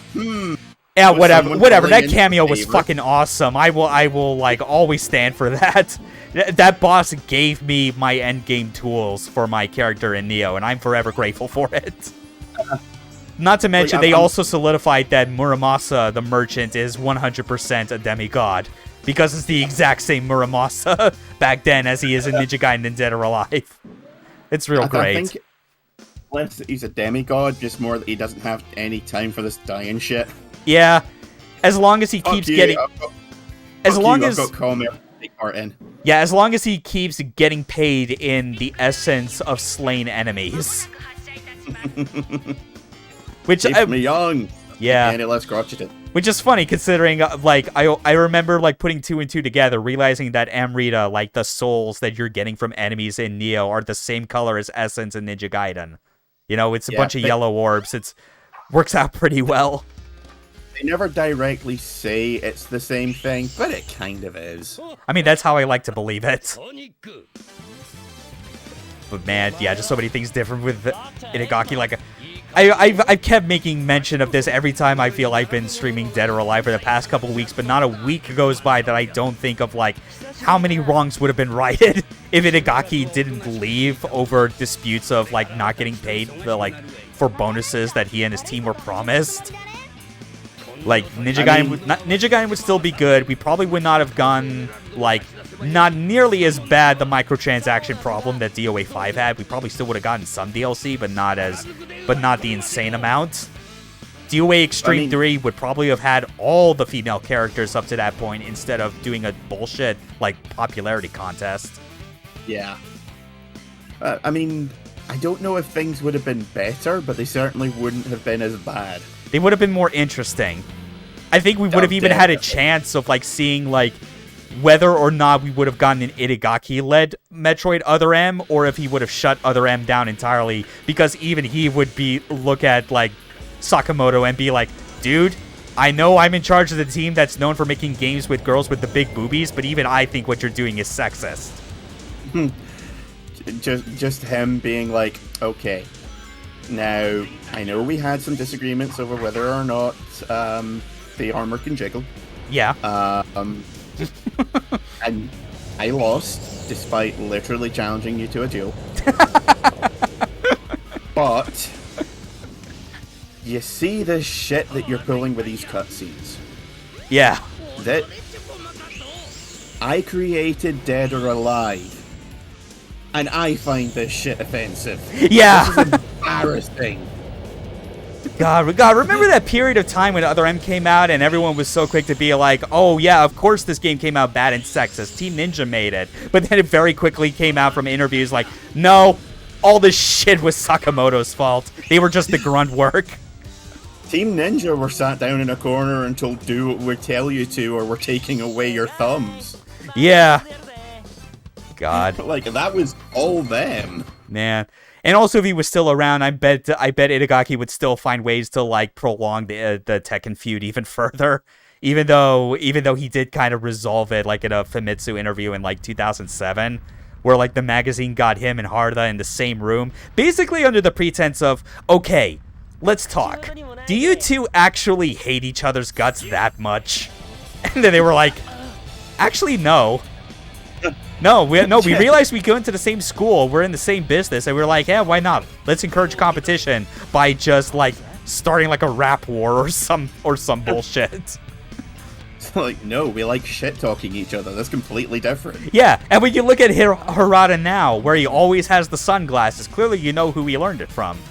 Yeah. It's clearly a sign of admiration. God, that's what we need. Like, Harada has his fucking YouTube channel where he owns a bar and invites special guests to it for, like, interviews or whatever. Like, he's done it, like, with, Pro Tekken players. He's done it with, like, Ken Kuraragi. He's done it with, like, fucking Sakurai. Where's Itagaki? Someone needs to give that man an invitation to Harada's bar. No, what he needs to do is he needs to invite Hideo Kojima and he needs to steal his sunglasses and spank him with them. Just needs to talk about, like, even more in-depth, like, why they were, like, talking mad shit at each other so much, and just why it was, like... I mean, like, he even brought it up, it was a separate video on his channel, that was talking about the announcement of Virtua Fighter 5 Ultimate Showdown, or esports, and was talking about, like, man, like, this shit coming back is amazing, but I want it to come back even harder, like, because I miss it, and it was, like... It was coming from the same perspective of how he valued that kind of competition, and even mentioned Itagaki, where it was like, yeah, like Itagaki, even when he was shit-talking me at first, it was like, yeah, it kind of stung a little, but like eventually learned after a while, you know, we went to the same school, we were in like the same business, and we were both in the same like position of we just wanted to compete and like do this shit for a living. I mean, when you get down to it, rivalries are, in that kind of industry, are good because not only does it create quote-unquote drama, which, you know, gets the press talk. Oh, yeah, and Itagaki was, like, glad to do that for, like, his whole rockstar persona during the Xbox days. He loved it. But also, like, if you're constantly trying to outdo the other guys, then, you know... that's going to make your game better by default. If they come out with, like, some mechanic that lets you, I don't know, do stage transitions, then you do something which lets you beat people into the moon. Yeah. Or if you do a game where you introduce tag mechanics, you go, all right, fuck you, we got our own tag throws that are all incredibly dynamic and show a lot of nuances to the characters and their chemistry. Yeah. Like... As I said, it's just the problem is they tend to play up the drama as opposed to competition is good for business. Yeah, and when it comes to one of those games being the more popular, well-selling of the two, that naturally leads people to like get the wrong idea of the other person of like, oh, he seems like a real insecure dick. But it's like, no, like he has no reason to. He is literally like. You fucking seen the shit that he's managed to, like, pull off with his team on Dead or Alive? like from a technical achievement alone. Like, why wouldn't he be fucking proud of that and want to be like, no, this is the best? It's really easy to forget that Dead or Alive, at one point, was considered the most technical fighting game, full stop, bar none. Yeah, technical performance and achievement, it was just like insanely like ahead of the curve. Like if you were someone that like wanted to like care a lot about like visuals and presentation, that game had you covered. And in terms of like actual combat techniques, it was considered like, yes, you could play it normally, but it also had like one of the highest skill gates to enter. Especially when you got to, you know, debatably DOA 4, but I think that's more just because it had like some real whack-ass mechanical changes, which is like I gotta say with DOA 4, I've been like playing that a bit on my off time just to like unlock all the costumes for it, which I eventually did. It took a while. It was very tedious because you have to play the story mode so many times with every character, because each story mode completion results in like a new costume for that character. And it's like, I can't think of another fighting game I've played that manages to look so beautiful while being so utterly disgusting to play. Yeah. Because it's like, okay, we have changed up the stagger system so that whenever you're in a combo, not only are you still encouraged to like do the counter hold system, but you also need to wiggle the stick like mad in order to shake off the stagger, because people can just stack it like crazy on you.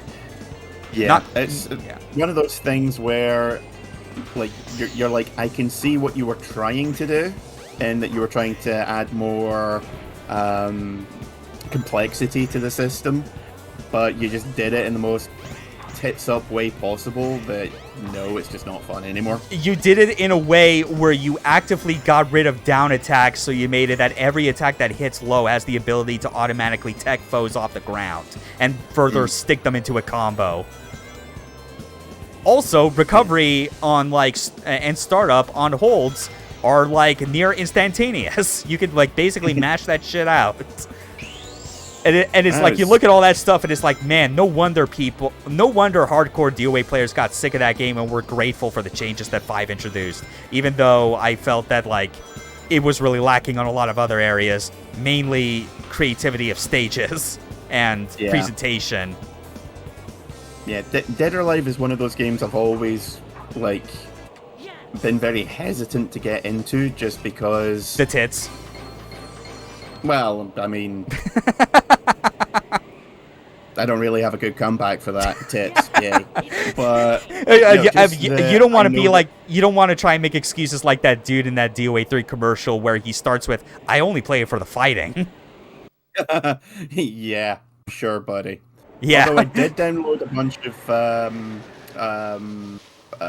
like really old Playboys, because they did have some genuinely great interviews and short stories in them. Yeah, but good luck saying that to anyone to convince them otherwise.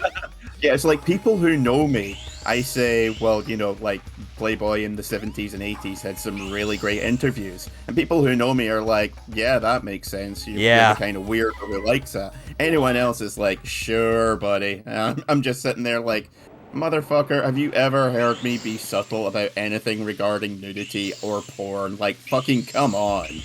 Yeah. Yeah. But I only play DOA for the fighting, and I only play DOA Extreme for the volleyball. Said no one ever. True connoisseurs say they play it. Yes, I play it for the fighting and the titties. Fuck you, I could like both. I play it for the fighting. I keep a 4 terabyte hard drive for the tits, thank you very much. Arranged alphabetically. Yeah. Man, just last thing again as well, even thinking about like DOA from Itagaki's time, like another thing that was sorely missing from like 5 onward is that they just ditched the CG cutscenes for each character when you beat their story mode. Another move that was clearly Tekken inspired. Like, I remember Brad's in DOA 3, which is just like 2.5 minutes of him getting drunk. Well, no, that's DOA. DOA 4 is him getting drunk. DOA 3 is him just being like very serene in like a Shenmue-esque looking environment with music and whatnot. 4 is when like he just like takes a sip of some legendary wine, gets conked out of his mind, and starts hallucinating. And then it was like, that was a trip. Let's do it again. I wonder if the second time will be just as fun. Oh, here we go again. Yeah. It's the sort of thing, and like Zach's, both of his are amazing because both DOA 3 and 4 videos for him lead into the start of DOA Extreme 1 and 2 respectively. Like, it shows him getting all that money, which explains why he's able to get the island. And I'll get all the women, and it won't be creepy, but, you know, we'll still have the implication. I don't know. He's got his girlfriend with him. I think he only has it just because, like, he's not there because he wants to loot up the girls. He wants them there so that they can buy stuff from his gift shop. Because buying items and giving gifts is like a major part of DOA Extreme anyway. So once he gets all the money and they're done with their 2-week vacation, he's like, finally, got some alone time with me and Nikki. Except the volcano blows up and the island sinks into the ocean every time. I just love that. Excuse me, I'll have you know I'm not a borderline rapist. I'm a capitalist, thank you very much. Yeah, there's not that much difference between some of those, like, on some days, I will admit. Whatever, but it's I mean... a real thin fucking line, but, you know, okay, that's what you say. Whatever, they got him to be voiced by Dennis Rodman. They brought it full circle in DOA Extreme 1. It's like, okay, so we could just, like, hire someone who sounds like Dennis Rodman, or we could just hire Dennis Rodman, because I'm pretty sure he's not doing anything, like, ever. Yeah, and everyone's just, like, questioning Itagaki, are you sure this is right? It's like, do I need to repeat myself? I mean, I'm pretty sure that's where, like, a lot of his decisions with, like, the Xbox era DOA are like that. Like, he's just doing them entirely out of, like either explicit or subtle threats. Like the way I imagine the decision for, like, all those weird-ass CG cutscenes was, I'm just imagining it happening like that Pop Team Epic skit.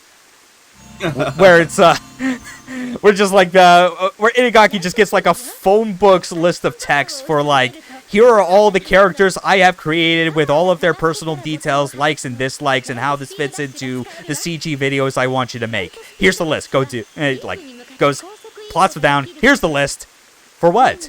Do it. Do what? Slams a katana down. Do it. That's how I imagine it. And then Harada's like, are you mad? I'm not mad. Pum, pum, pum. Are you mad? I'm not mad. Okay, so, God, now I'm just thinking about the height differences, and I'm like, okay, like, of these two, who would be Popoko and who would be Pee-Pee-Me, I guess? Yes. I feel like Popoko has to be Tomino in this case, like Tomonobu Itagaki in this case, considering he was the one that, like, kicked the Dead or Alive Tekken feud into overdrive, you know? Because, I mean, like, Namco technically were the one that, like, started it because of that radio ad, where like, in Japan, like, they ran an ad that was just talking shit about everything that was in comparison to Tekken. So naturally, like, Itagaki just, like, played up his fury at it. It was like, oh, fuck you. I think one of his quotes that he made about it was like, someday when I get rich, I will buy up the source code to Tekken so that I can destroy the digital copies, print it out physically, and then bury it in the ground. I just kind of imagine they kind of swap roles every so often. Yeah, because it's true. Because, I mean, like, even with Pee-Pee-Me, she has moments of anger, even though she comes off as, like, the more calm and collected one. But that's just because it's, like, she knows how to, like, be even more terrifying when she wants. She's the calm and collected one for the moment. Yeah. Like, there is only temporary moments. Absolutely. All the while adoring Popoko. Well, I mean, you have to. God, I can't wait for fucking Season 2. I can't wait for more of that nonsense. I can't wait for new styles of skits. I can't wait for more Aoi Shota. Don't forget Hoshiro Girl Drop. Oh, yeah, of course. Gotta get Hoshiro Girl Drop. Yeah, absolutely. like those developments in Season 2, we still don't know what happens. I still want to know what they're gonna do with the giant fucking turnip. Yeah.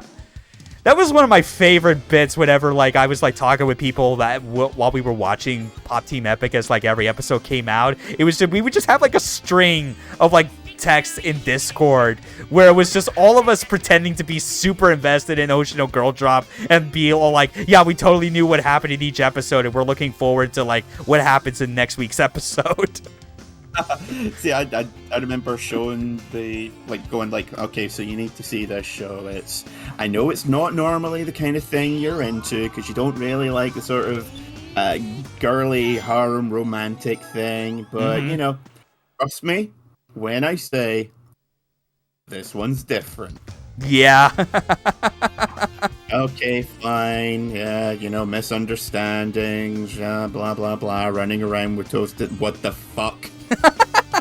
What the fuck is that? Better? The like the Pop Team Epic special, like they like made like another like a season 2 opening for Hoshino Girl Drop, and it's like the first time it plays normally, but then when you get to like the repeat where it's the male voices, it just fucking interrupts itself with like a Pop Team Epic version of it. It is as beautifully nightmarish as you expect it to be. See, I keep going back and forth on the Bob Team Epic stuff. Like, when it works, it's hilarious, but the majority of the time it's just, like, I feel like I am in some sort of nightmare. Yeah, I mean, that's the point. When you got the people that made the music video for Gallo Sengen, what do you fucking expect? Oh, that's right. Except Gallo Sengen is a cultural artifact, and I will not have it disparaged on this channel, thank you. Yeah, Gallo Sengen. Not even my channel, and I'm telling you, knock that shit off.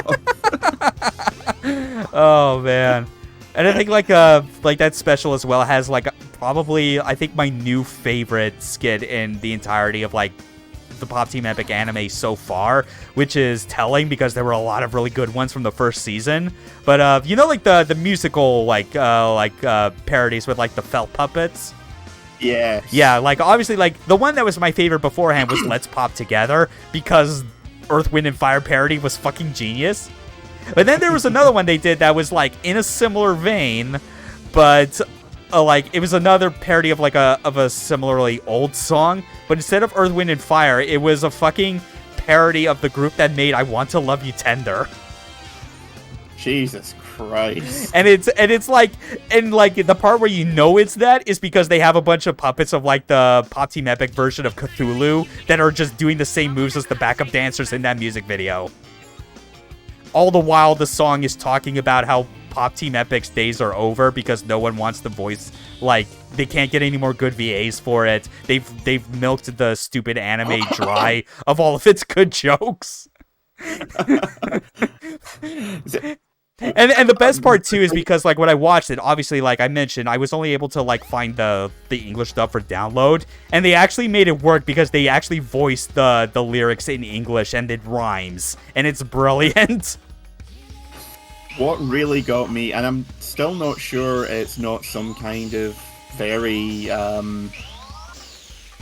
very convoluted joke, was the last time I watched it, I was on Netflix, and I was just looking to see what was, because it was the start of the month, a whole load of new stuff had gone up.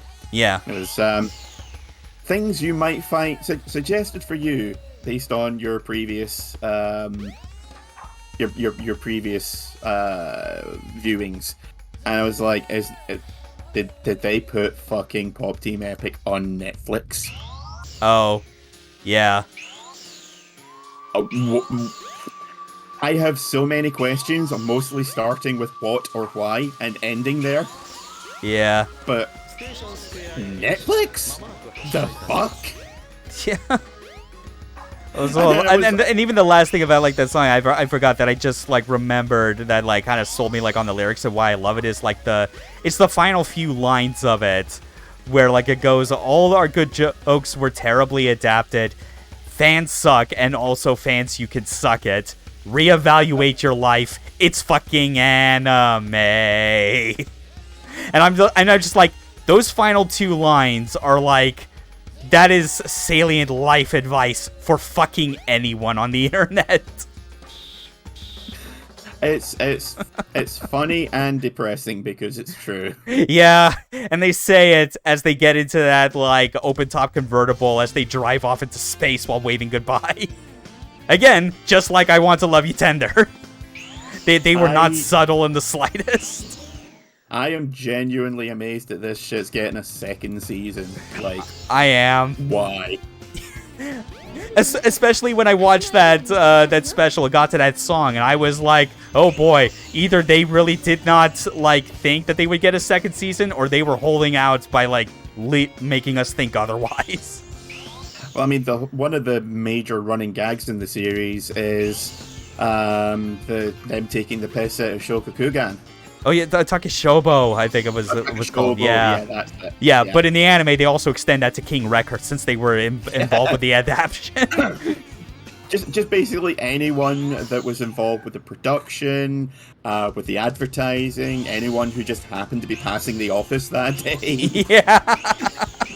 I'm pretty sure they flipped off the guy who delivers the sandwiches for lunch. It's real good. Yeah, but I think also the part that makes me extra excited is that, like, if there's any other gags that need to return, is like more cameos from Aoi Shota. You know, like the real life pretty boy that shows up at the end of the first season to like basically rewind time, and he also shows up again at the end of the special. Where or that random French guy who just shows up completely unsubtitled. Oh yeah, Japan Mignon. Yeah, just like. Not even anything to do with, like, anything. Like, no more Pop Team Epic in French. Just him saying, hello, this is a cat. I think cats are very pretty. Yeah. I hope you have a good day. And they're just moving on to something completely different. All of it unsubtitled, just leaving people wondering what the fuck they're missing. Yeah, it's only unsubtitled until they do the repeat with the male voice actors, at which point they finally give you subtitles. Which I appreciated that detail, just giving you like the first run through of Japan Mignon and being like, okay, what the fuck are they talking about? I don't know French. But also, like, even going back to Aoi Shota, watching that special also like made a whole lot more sense when it came to watching the promo that they were announcing season 2, because he also shows up in that, and apparently they now have a subplot where like Aoi Shota has to deal with like an evil future version of himself. Like the way the special ends is like there's like an incident that occurs where they're like, where Papaco and Pipimi are like, oh shit, this is bad. What do we do to fix this? Quick, let's call Aoi Shota to reverse time. And then, like, that's the end of, like, the first half where it's, like, the one with the female voice actors. Then the skit changes in the male version where he goes, wait, no light punches. Don't kill him. He's got a little kid. And then it was like, oh, he's saved. But then the evil Shota shows up and it's like, I can't let you change the future anymore. And it's like, who do you think you are? Reveals his hood, and it's just the most edgy fuckboy goddamn version of him, and he goes, it's me. I gotta say, the weirdest thing that they could possibly do would be to have a coherent storyline that goes from episode to episode, even if it's only just like 3 minutes at a time. Them having a continuing storyline would just blow fucking minds. I think that would be like the best way to kind of go about to like even like defying expectations at this point, because it's like everyone expects the non sequiturs, like actually having a proper 3-act structure with character development and plot. People would be like, what is going on here? Exactly. It would just be wonderful. Yeah, I mean, there are some things I expect to be like still there. I expect there to be like long form skits from like Space Cat Company for every episode, you know.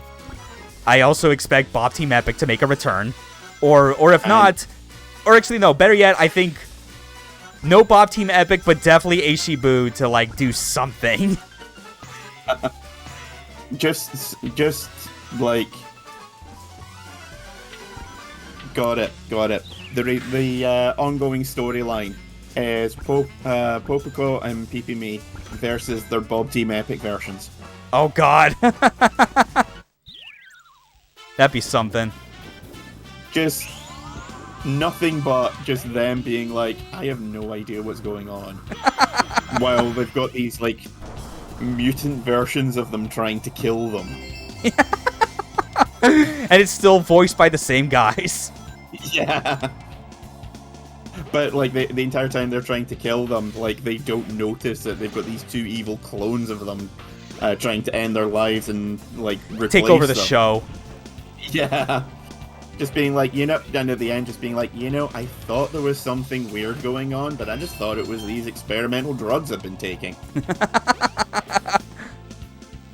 God, yeah, just like other stuff. Like, more of that, more musical parodies, more different styles, because the special, well, like, when I watched it, also, like, had, like, some different styles of like art direction and skits that, like, I was not expecting. Like, one called Pop Clay Epic, that's just claymation.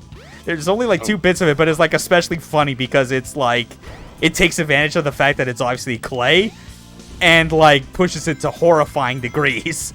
Like, Popoko getting a mallet to the face and just slow-mo, like, the features of her face, like, slowly moving off the side of her face and getting disfigured because of, her head is made of clay. It's disgusting and awesome. Yeah. Or even just, like, more, like, the one thing that I'm always surprised they didn't have more of is, or any for that matter, like, just, like, straight parodies. Because I was, like, when I watched the first season and read the first couple of volumes, I was like, okay, when are we getting the Twin Peaks parody? Yeah. And then it occurred to me that, no, that's, like, too simple. They need to do an Inland Empire parody. Well, they did a Rambo parody in the special. They actually disguised it as, like, Popoko and PP doing, like, a comedy sketch. And where it's like, here's a reenactment of, like, what it's like to work at a convenience store. It's called Clerks. Except it's nothing like the movie Clerks. At which point, Popoko is the clerk, PP is a robber, and then Cthulhu shows up halfway through and is like, I am an old great one, you must repent before me. And it's like, money first, repent, money, repent. Whoa, hold on, motherfucker, what are you doing here? This is my hit. And then Popoko goes berserk, blows everything up, and then it turns into the end of First Blood. See, I was expecting it to turn into the end of Evangelion. No, see, that would be one they definitely wouldn't do, because that is too on the nose. Yeah, that was a bit too obvious. Although I think even then in the manga they did do a sketch that is like the totally an Ava reference, where I think it's like PPM's just Popoko standing on some sort of platform, and then it just shoots her up like when the Ava is being deployed into Tokyo 3. I'm sure I've seen, I'm not sure if it's fan art, but I know I've definitely seen something as well of the last shot of End of Evangelion, except it's like one of their heads in the background in the sea. That does sound like fan art, absolutely. I was just like, if this isn't fan art, so if this isn't real, it is just ridiculously on the nose. I mean, these days I feel like it's not that hard to, like, very accurately imitate the style of Pop Team Epic. Yeah. They're very easy templates. I mean, I still need to do, like, I still need to make a Pop Team Epic version of my avatar for reasons. Yeah, just have a little banner at the top that says arrested for Twitch crimes. Arrested for VTuber crimes. Yes. Which, to be fair, I feel like there's like a lot of VTubers out there that deserve to have that done to them, but I digress. Not necessarily out of malice, but just because it's like, Jesus, you fuckers really are horny on main, aren't you? You're all deviants. Although probably not as bad as like some of like the new like English members of Niji Sanji they got recently, because holy fuck, I question their status as human beings sometimes. Well, on the plus side, at least the FBI knows where to find them. That's true. Now, the question is whether or not they want to. Yeah. Where it's like, is this Mista guy really worth keeping tabs on? And then they just, like, go through his timeline. No, I guess you're right. Hey, look, we're in a better game right now. Yeah, I never really got into Knights. I don't know what it was. I always just bounced off it whenever I played it. Yeah. oh well, bye nights, we're back in the same shitty game that I've been meandering in while we've been talking about Pop Team Epic. Yeah, it's just like for the last hour, it's like, well, we could talk about Sonic, or like, legitimately, what is there to say about Sonic Adventure that hasn't been said a bajillion times before? Yeah, it's still a 3D Sonic game. It's still shit. It's arguably the start of the rot. Because, you know, like, remember Zero Punctuation, Yahtzee saying that Sonic getting into 3D was like your best friend getting into heroin. Oof, yeah. Or worse yet, Crocodile. Because you take heroin and it turns you into Kurt Cobain, and you take Crocodile and it turns you into a 3D Sonic the Hedgehog game. Yeah, that makes sense. Have you ever been tired of having skin? Have I got the drug for you? Yeah, it's okay. All right. And with that, I think that's as far as I'll take Sonic Adventure, as well as how far I'll take this stream. Holy hell, this was a fun little grab bag of, like, all manner of Dreamcast games. Some you recognize, some you don't. And more in the future, because I now am so glad I don't have to even consider using a Dreamcast emulator anymore. Not to say that they're, like, poor quality, but, I mean, I am on a laptop. Emulators are CPU dependent. OBS also uses the CPU quite a bit, especially when I've got, like, all these sources running. It's really not hard to put two and two together that I'd rather, like, limit the CPU load as much as I can and avoid any complications. But as far as, like, what I'll stream next, like, obviously Saturday Night Spikeouts is still going to continue. You know, it's Saturdays. Obviously, I got a catchy title for it. It makes sense. It's Saturday. Yes, it's Saturday. Here comes the boss. Yeah. So that'll be Saturday. We got a Jackal playthrough for that one. Oh wow, I didn't realize that the D-pad for some reason that, like, turns into this weird, like, not quite first person, but kind of like stand in place camera aiming. I guess I never realized that. I was always familiar with, like, the left and right triggers, like, rotating it. Probably because there's never any real point to needing to do it. Yeah, like, the levels may be shit, but they aren't really designed in a way where it's like you could get lost from them. Yeah, or you even need to look up. Yeah, how about that? Oh, well, I stand fucking corrected. Yeah, Spikeout's gonna continue. I'm interested to see how Jackal plays, especially since I had a hell of a fun time with Minhwa. You know, like, her fighting style, just being Akira from Virtua Fighter was a huge treat. Yeah, can't be an AM2 game without that. Yeah, it wasn't even made by AM2 specifically, but it was made by Nagoshi, who did work at AM2, so the lineage is still there. I mean, there is a line straight through it. Yeah, absolutely. But then after that, like, Xbox games are going to be given a break just because I had been, like, milking DOA streams as much as I could leading up to getting this Dreamcast stuff off the ground, because, goddamn, I cannot stress enough how kind of tiring it was, kind of frustrating. Getting the first batch of, like, stuff I ordered, only to find that half of it wasn't working as intended. Then I'm like, ah, shit, back to eBay I go. Oh, Jesus. I hate it when that happens. Yeah, but now that it's working, next playthroughs, obviously, I'm going to be doing a bunch of Dreamcast stuff, because why not? But I'm going to leave the next playthrough up to viewer decision, because I mentioned when I was going through that list that I had 4 games that I was explicitly not going to play on stream, because I was saving those for playthroughs. You know, they were Mach-In X, they were Nappletail, Headhunter, and Elemental Gimmick Gear. Obviously, the question is, which one am I going to play first? Well, you'll decide. I'll put up a poll on Twitter after this stream, and, like, when I'm uploading this to YouTube, this VOD, and be like, okay, you decide, like, over the next few days, which of these 4 games do you want me to play?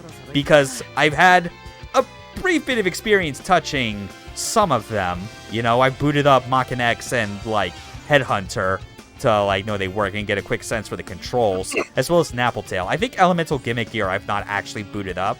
I just know like the core concept, but I'm otherwise largely fresh on what those games are, and they are like unique, weird Dreamcast games that you can't get anywhere else. Or at least not anywhere else without major changes, like how Makken X got turned into Makken Shao on PS2. Oh yeah, it's basically a completely different game. With the... I think it even has 1 or 2 new routes in it as well, though I might be making that up. Yeah. But no, like, plus the fact that it's got, like, what, 7 or 8 different endings to begin with? So... yeah. You're in for the long haul with that one. Mm-hmm. Yeah, it's interesting, but like, I'm so excited at the same time just for all these games, you know? More unique content just to show off.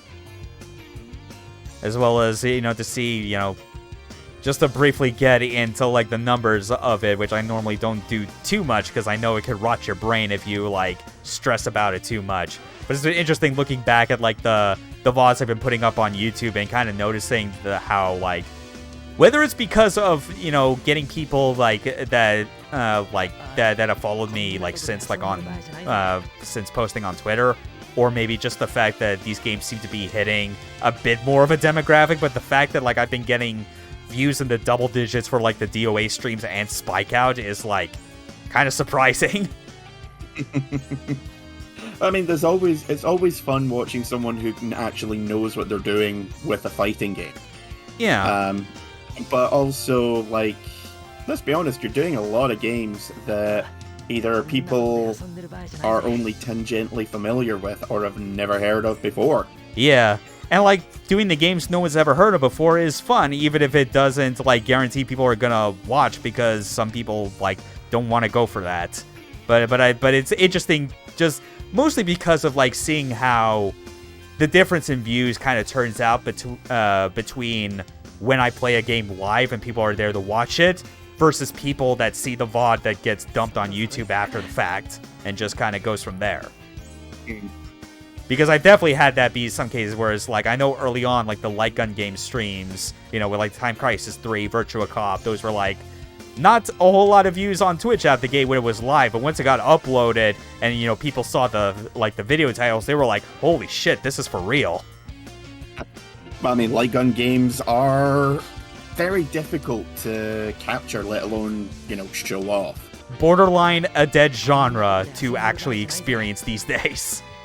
Pretty much. I mean, the closest we've got was Microsoft had some Kinect-style rail shooters in development before that got killed off for once and for all.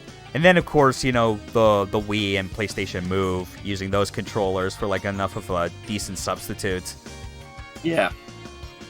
Yeah, it's just fun to kind of look at it. Either way, like, I'm definitely excited and looking forward to just, like, what all I can stream, like, throughout the rest of this year, because getting the Dreamcast with an ODE, that's obviously a big win, especially since I've had, like, I had gotten rid of all this, all, like, my few physical Dreamcast games after a while. And, like, I had basically been left with just this console sitting around doing nothing for, like, a year and a half. So now that that's done, I'm also looking to see what I could do to eventually acquire a Saturn and a similar ODE, because a friend of mine from work, like, I basically talked to him as far as, like, what would be a decent offer for, like, some of his Saturn stuff, like the console and a couple controllers, and basically landed on $50, which is like, that sounds good. Once I find the opportunity that I have $50 to spare, I'll give those to you. And then I could work out, you know, the costs for, like, getting a Fenrir and other peripherals and things as necessary. And then maybe far off, maybe a PlayStation 1 with an X station, but that's going to have to be pre-modded and bought from someone. But otherwise, like, getting more of this retro hardware and easier ways to play the games without having to pay the exorbitant prices they go for now. Like, fuck yes to that. That is the only good path for, like, getting into retro games these days. Yeah, I mean... Aside from emulation, obviously, if the emulators are good for it. Yeah, I mean, I am planning on getting more Saturn and PS1 games, but the only way I can get them at an affordable price is to get the Japanese versions. Yeah, which is fine because and I obviously just really want them.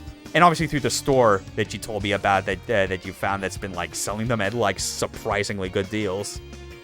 Yeah, they've basically been selling them because, like, for example, I picked up a copy of the original Persona. The Megami Ibunruko. Yep. The American version goes for somewhere in the region of about $100 to $150. Yeah, screw that. The Japanese version goes for the equivalent of about 15 to 20. I got it, 15 to 20 pounds, I should say. I got my copy for about 25. Wow. Yeah. So, like, the shop basically sells them at Japanese prices with a little bit extra for profit, which, cool, I have no problem with that. The guy's providing a service that literally nowhere else does. He could jack up the prices to ridiculous amounts, and people would still buy it. I mean, remember we were talking a while back about Geppy X? Right, yeah, Geppy.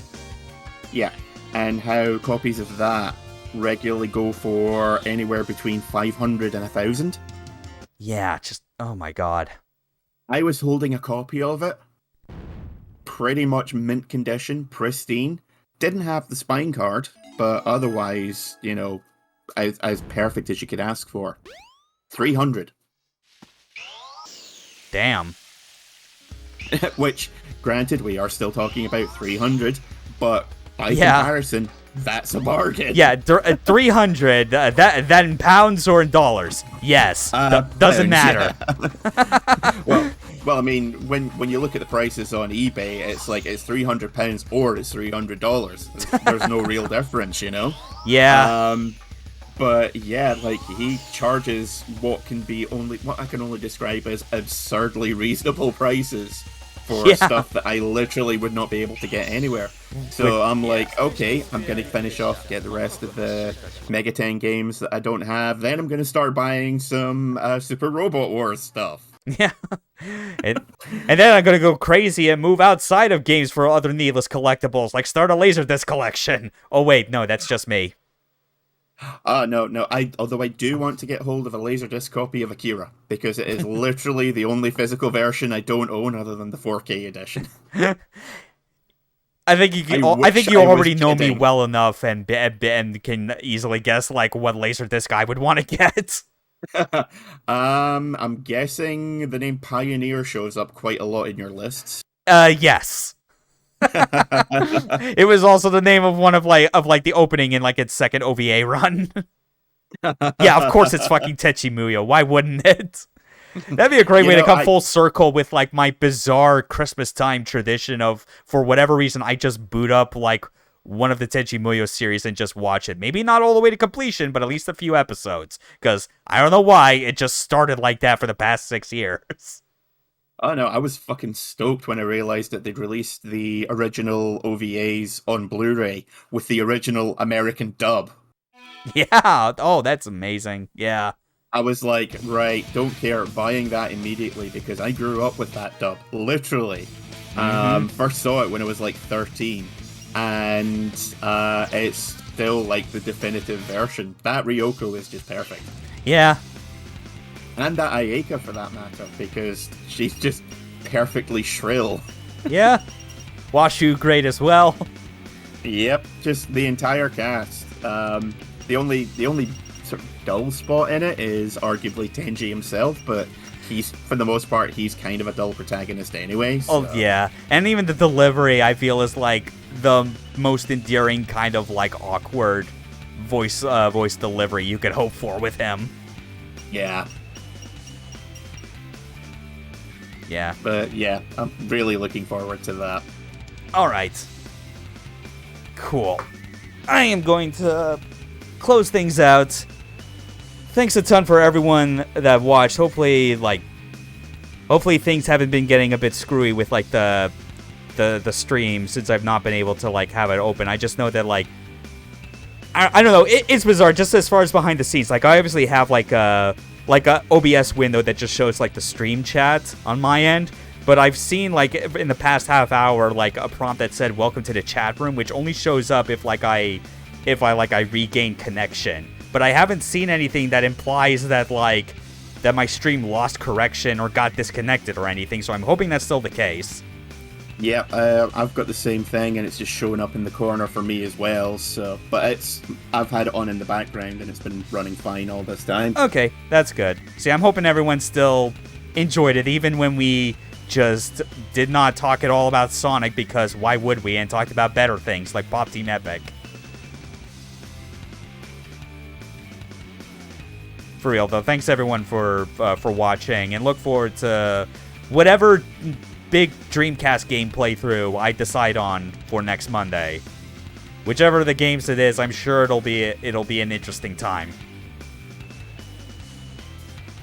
So, all right. Later. Peace.